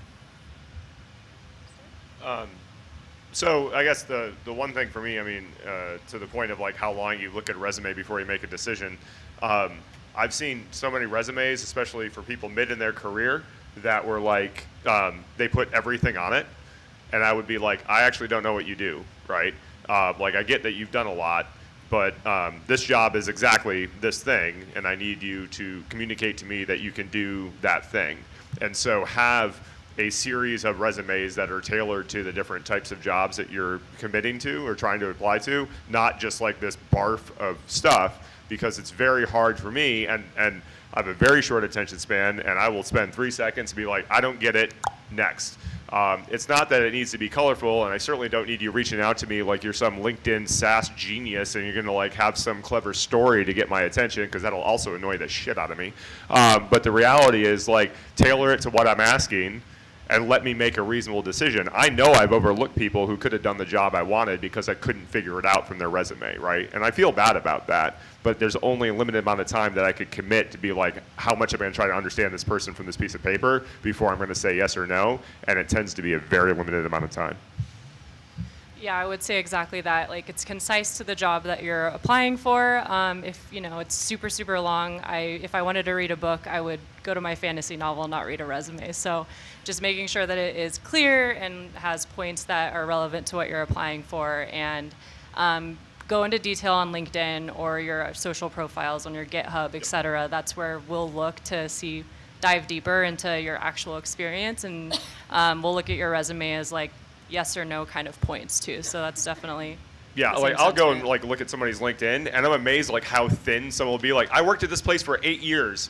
I did networking, and like that's the extent of it. Like, holy shit! Like, here's your opportunity. Like, I took the time to pivot from the piece of paper to your LinkedIn. Please, God, tell me what you did. And I actually learned less about the person when it was free for them to tell me, and my mind was like blown. So like, take the opportunity. The one place that you've asked them to look, if they're at all interested, put some shit there, right? Help them understand who you are as a person. Exactly. Yeah, I great points. Totally agree with them. Reach out to people within the business. The resume thing's so important. We will actually ask you, here's the job description, right? Your resume. You've got so much experience. You can't get everything on a piece of paper, right? We're placing experienced people. You won't get everything on there, and the more shit you have on there, the harder it is to find the stuff we want, right? So write your resume, and this sometimes sounds a bit bad, but write your resume for the job description. Right, so I'm not saying make things up, because you're not going to get the job by doing that either. But think about the projects you've done that are relevant for that particular job, and that's the project you should put on there. Maybe you don't normally keep it on your general resume, so don't send general resumes. I get frustrated with candidates that are like, well, I don't want to change my resume. All right, then you don't really want the job, right? If you're not willing to make a small change or some changes on your resume to actually sell you so that you'll do better, you're kind of screwed, right? So I agree with that. I think outside the things that haven't been said, branding, LinkedIn is very important. If you can put yourself out there, I've got something I always talk about, the 3-2-1 rule, where I always think that if you can put yourself out there and spend some time each day on LinkedIn, it still is quite a powerful way to get your role, and I think most people are going to find it a challenge not having a LinkedIn. The 3-2-1 is 3 connection requests. 3 connection requests a day to people that are relevant, either companies you want to work for, or people that are doing similar jobs, or people that you'd want to work under. 2 responses to posts. So find the people that you're interested in following, respond to their posts, not with great point, actually have some dialogue and show that you've read it, that sort of thing, and maybe even get a conversation going over that. So 2 of those a day, and then 1 post a day. That's what I recommend for people that are solidly looking. I know that is a big lift, but if you're really looking for a job, especially if you're out of work, looking for a job is your job. So find the time to do it and structure that. I think that's important. And then I was speaking to somebody earlier on today who a lot of companies use job titles that are very different from other companies. In our industry, job title doesn't really tell me what you do. And you can use a job title that tells me what you do, even if it's not the job title you use internally. So don't feel like you're stuck. I see people with very random job titles when in truth they're an IAM engineer, right? So That's different from the DEF CON 3-2-1 with regard to your personal hygiene and your nutrition. I was confused, I'll be honest, yeah. Okay. Sorry for any confusion we may have caused. Also, I just have to say, for the love of everything, don't say, I'm interested. Yes. In what? And don't go, what do you have for me? I don't know, what do you have for me? Right? So let's do a little give and take. I'm running out of time, but I'm actually out of time. Speaking of resumes, we're going to spend the next 2 hours helping you with yours and/or providing career coaching right here in this room. So I will quickly show you. Oh, hey, for reals, this was a candidate who was like, why doesn't anybody respond to me? And I was like, check your settings. And then they checked their settings and got a 500% increase on views on there. And this is just, I will share this, I will post this. This is just a whole bunch of how long does it take me to get through your resumes. Here's things that you shouldn't have said and things that you should say. You can take a picture. I'll share it online. And I really did want you guys, you're all here, points for you, to ask questions if you have any. I'm running the village, so you have 3 minutes to ask questions. I have a question. Oh, you have it in the back. Oh, all right, you go first. Sorry. So I've heard this over the last couple days a few times when you mention you spend 3 to 5 seconds on a resume, and you need somebody to, pull your interest in that time. And apologies, this was already asked previously, but where are your eyes focused in that 3 to 5 seconds? Is it the alphabet soup, the objective, recent experience? Where do folks maximize the 3 to 5 seconds they have with you? Bottom line up front, right at the tippity top. I'm a this, I want to be a that. I'm a systems engineer. I would love to leverage my expertise in Linux and my certifications to become a solutions architect. Where are you? Where do you want to be? And how are you going to get there? What about you guys? What are you doing currently? Want to know what you're doing. Is it an easy move into the job that I've got open? Yep. That's it. If I see something and it's like, okay, makes sense, then I'll read more. Yeah, I look at the current job more than anything. Like the aspirational, like I want to be an astronaut. I'm not particularly interested in it. What have you been doing recently? And then I'll go back and look at what you want to do. Yeah, same. What you're doing currently, maybe when you started, and is it relevant to what I'm looking for? And so you got to be specific in that, right? Yeah. I mean, like I can't believe the number of times like the current job description is like 20 words that have zero meaning. I'm like, be specific about what you're doing so I can understand it, because I'd rather give you the benefit of the doubt. But if it's literally words like I do networking, guy, like I can't help you with that one. And then also, if you are uniquely in a pivot position where what you're currently doing, yesterday I met a brilliant math teacher who went and got a bunch of certifications and wants to break into cyber, right? So what they are currently doing is not relevant to what they want to do. So that's when you have to make it clear, never assume that we can figure it out, right? Because if all you said was math teacher, this business owner isn't going to realize that you want to do this other thing, right? So you have to help us in that case. What I just said is exceptional as opposed to that rule. You're next. Regarding AI, how are you using AI to screen candidates, and what type of success are you seeing from that? And how are you seeing candidates use AI to their advantage or working against them? Can I start with that one? So, we don't use AI to screen our candidates, but we use stuff that this stuff's been going on for a long time. So first of all, people know about word searching and things like that, right? For us, we'll use a lot of questions. So for instance, if you, a lot of the time we've networked and we've found and met people, right? So we know enough about them. But let's say you're somebody new to us, you come through LinkedIn and maybe an advert or something. We'll have questions built in that you will answer yes or no to, and that will quickly get down the number of people. Really, those questions, by the way, are: have you really read the job description? Because it tells you what you must have or be. Are you a green card holder or a US citizen for one of our clients? Right? Do you have a degree? Can you work in Las Vegas, Nevada? Will you relocate or can you commute? Questions like that, which it says it's a 5 days a week job in there, and those questions in one of their jobs got the applicants down from 1,400 to I think about 70 something. That many people are just applying for jobs without reading them, right? So we kind of use it that way. We'll use AI. I'll say, well, let me tell you probably the best way I've seen candidates use AI. I've seen them upload the job descriptions into AI, and then I've seen them say, here's my resume, how good a fit am I, what are the pros and cons, what are my weaknesses and strengths, and then they sit there and say, actually, that's not really a weakness, I've done that before, I've got a project, let me put that on my resume. That's a great way, it seems to be really successful, but you've got to be brave enough to upload your stuff and feel comfortable that you're willing to do that. So that's the stuff that I kind of see. I do think that AI is going to come into our industry like ours and is already having an impact. We don't use AI because we're such a niche. I think we are starting to use parts of it, but we're not really using it for filtering right now. I think some of the more generic agencies are probably doing the opposite to that. We can't do that because a lot of our stuff is about personal relationships. I agree. So like within our space, the GovCon space, we're not really utilizing the AI yet. I do think it is coming for sure. I think there's a lot of ways like through the applicant tracking systems that we use, so on and so forth. I think we're going to start to see that a lot more. I know as a director of recruiting, I'm starting to think about different tools that I can bring to my team that utilize AI, but it's not part of our standard day-to-day right now for identifying and finding candidates.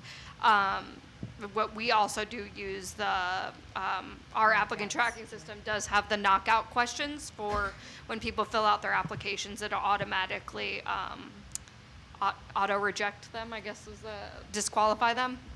Yeah. So that's really helpful. In the applicant tracking systems also will try to filter things out for you, right? So, but the recruiters still have the ability to see what they filtered out to figure out if they just read it wrong or just didn't interpret it right. Did you guys have anything? The one thing I would say is we're long past the point of having spelling errors and grammatical errors because of basic tools.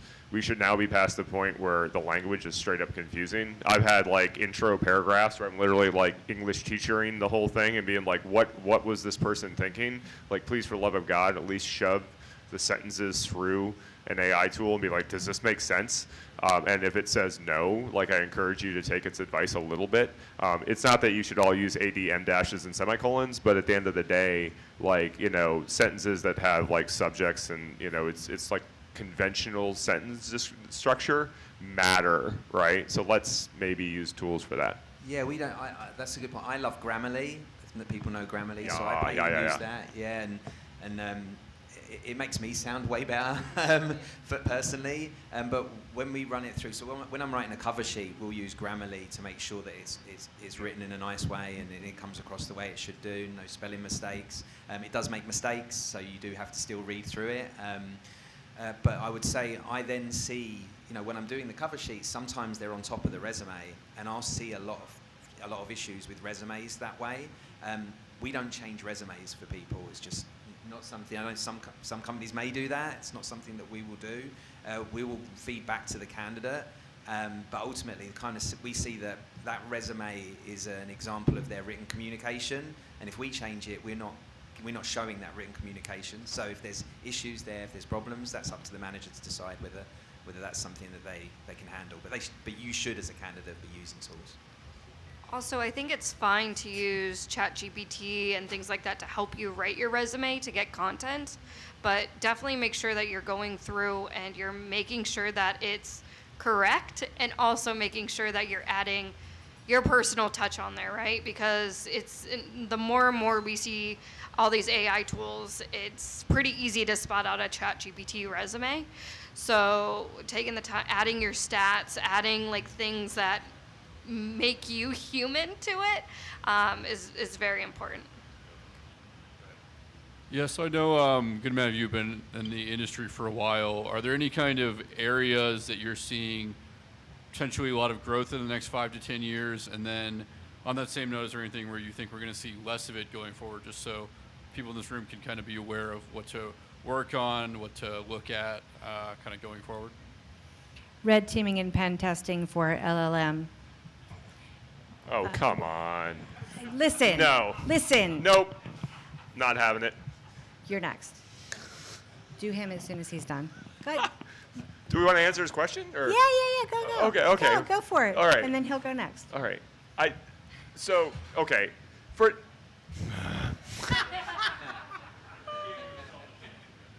we are at the early days of this AI thing, right? And what we are doing to ask the magic box the right fucking questions is not testing, right? We're little children playing with a ball. We don't understand object persistence. All of the technology that we use for AI right now is going to change in 6 months, and another 6 months, and another 6 months. Don't get attached to it. Don't get attached to the weaknesses. Don't get attached to the methods and the ways that we assess them. It's all going to be fucking so different in 5 years. I cannot even begin to imagine. My wife's pointing at me and telling me to slow down and shut up. So I'm going to chill out just a scotch and say that I think in general, I would be thinking more about industries that are going to thrive and industries that are going to get punished in the next 5 years, and focus on that. Industries that are doing great right now, banking.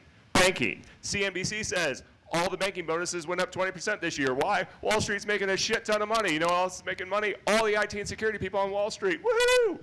If you haven't done FinServ work, you're not going to get a FinServ job, and you're not going to go get your break on Wall Street. 1 or 2 people do, and 100 people don't, right? If you want to make money right now, it's banking. In a few years, it's probably going to be manufacturing. We're also building more data centers than like a Dyson Sphere needs, right? What's that going to result in down the road? There's going to be more operational components supporting those data centers. Those people need security.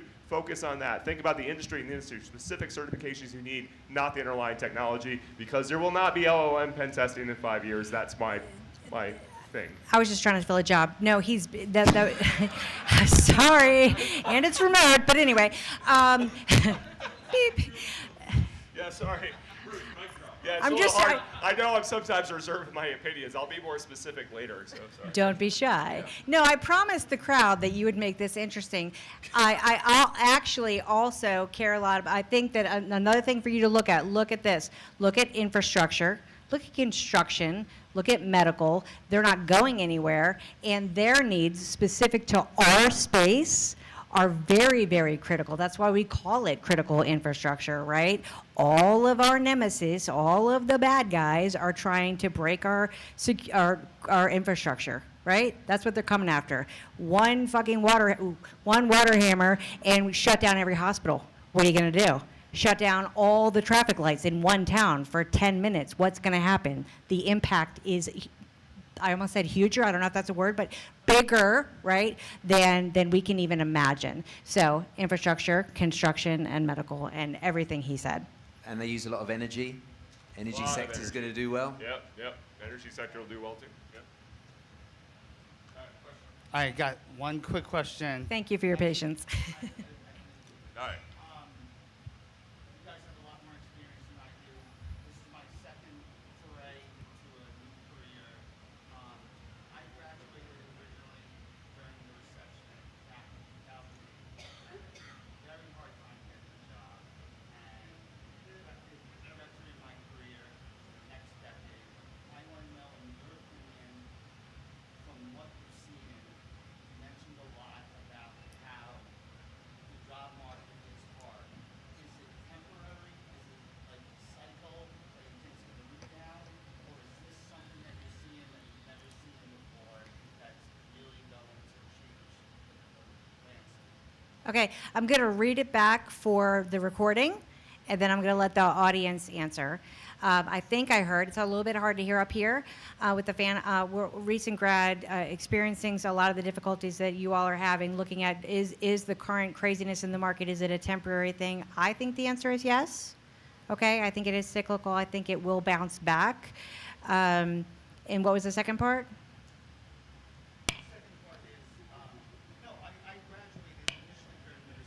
Gotcha.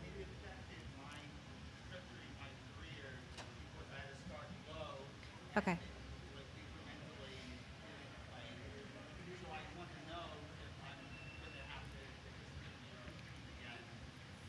I understand. So recent grad, right around the time of the epidemic. I think that the point that Noel made earlier is pretty important, regardless of where your entry point is or where your present space is in the candidate journey, and that is being willing to get into a position that might lead to your end game, right? I think that might be key. You're going to gain experience that way. I'm interested in the rest of the group. They're starting to bring the food in now, so they're really going to shut us down maybe.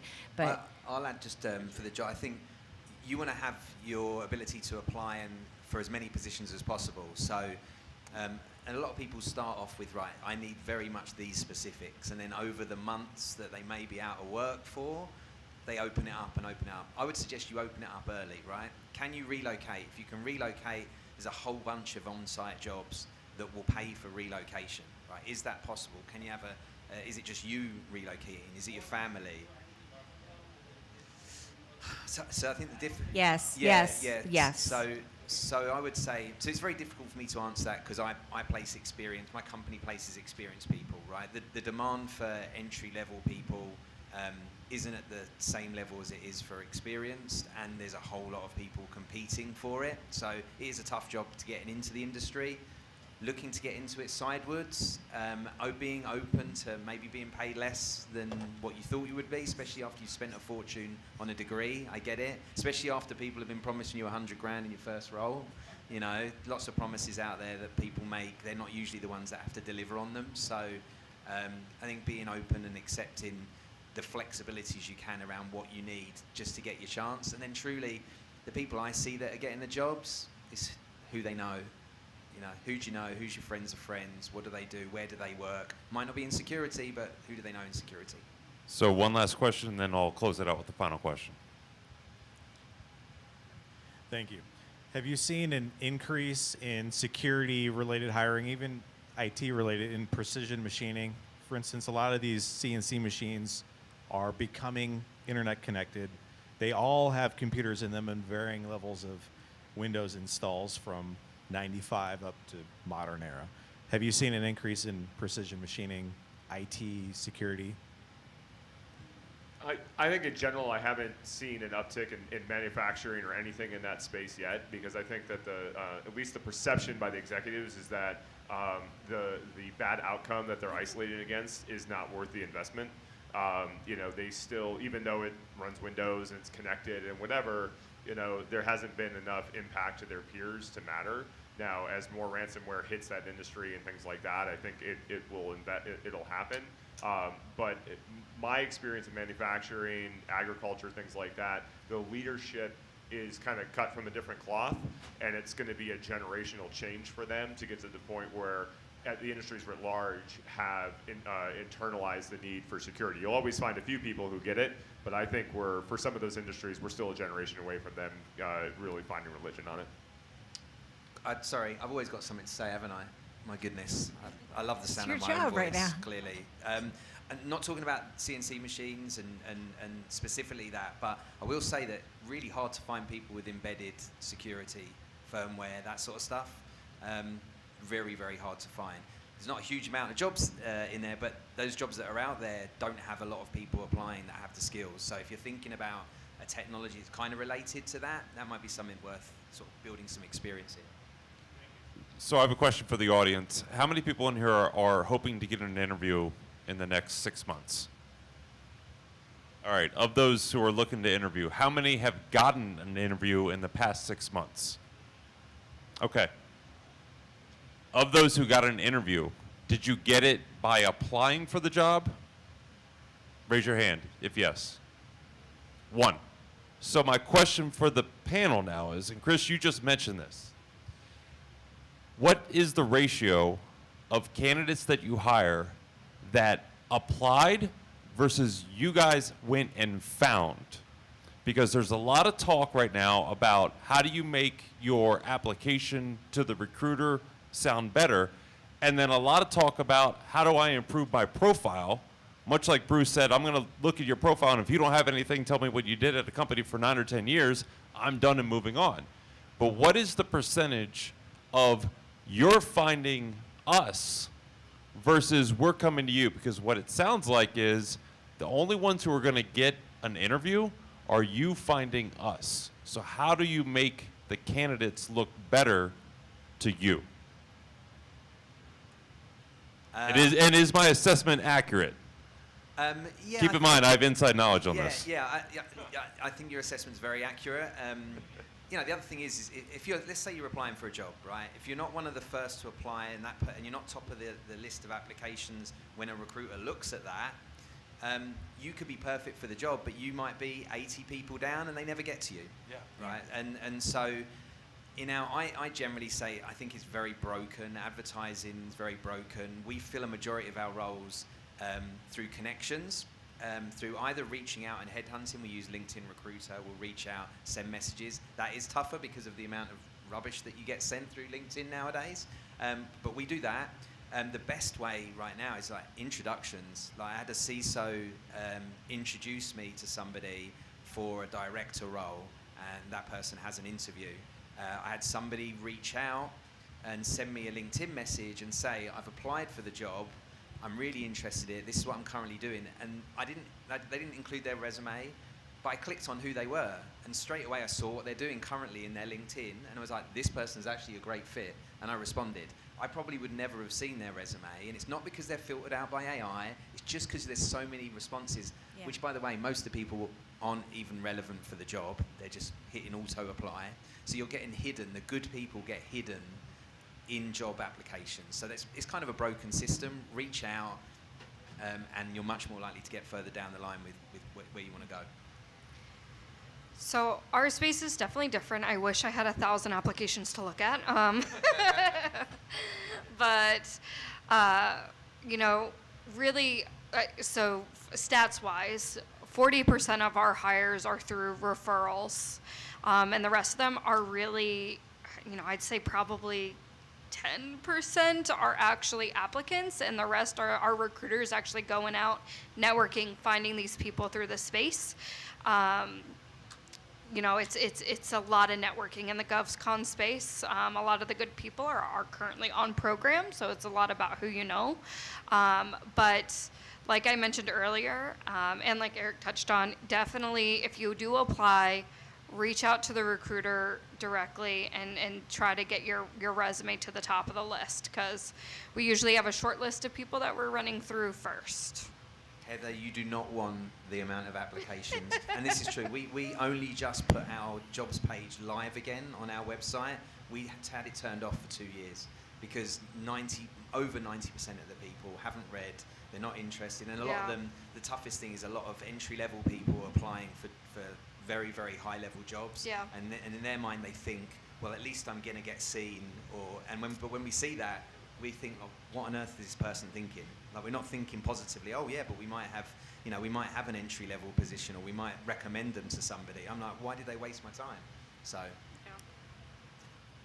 All right, we have alcohol, we have food, and all the volunteers and our amazing sponsors, Cobalt and Intuit in the back, are all hiring. So you have an opportunity over there starting now for the next 2 hours and open to close tomorrow to interact with recruiters and hiring managers at a dozen hiring companies. So I hope we can offer you some help. Thank you.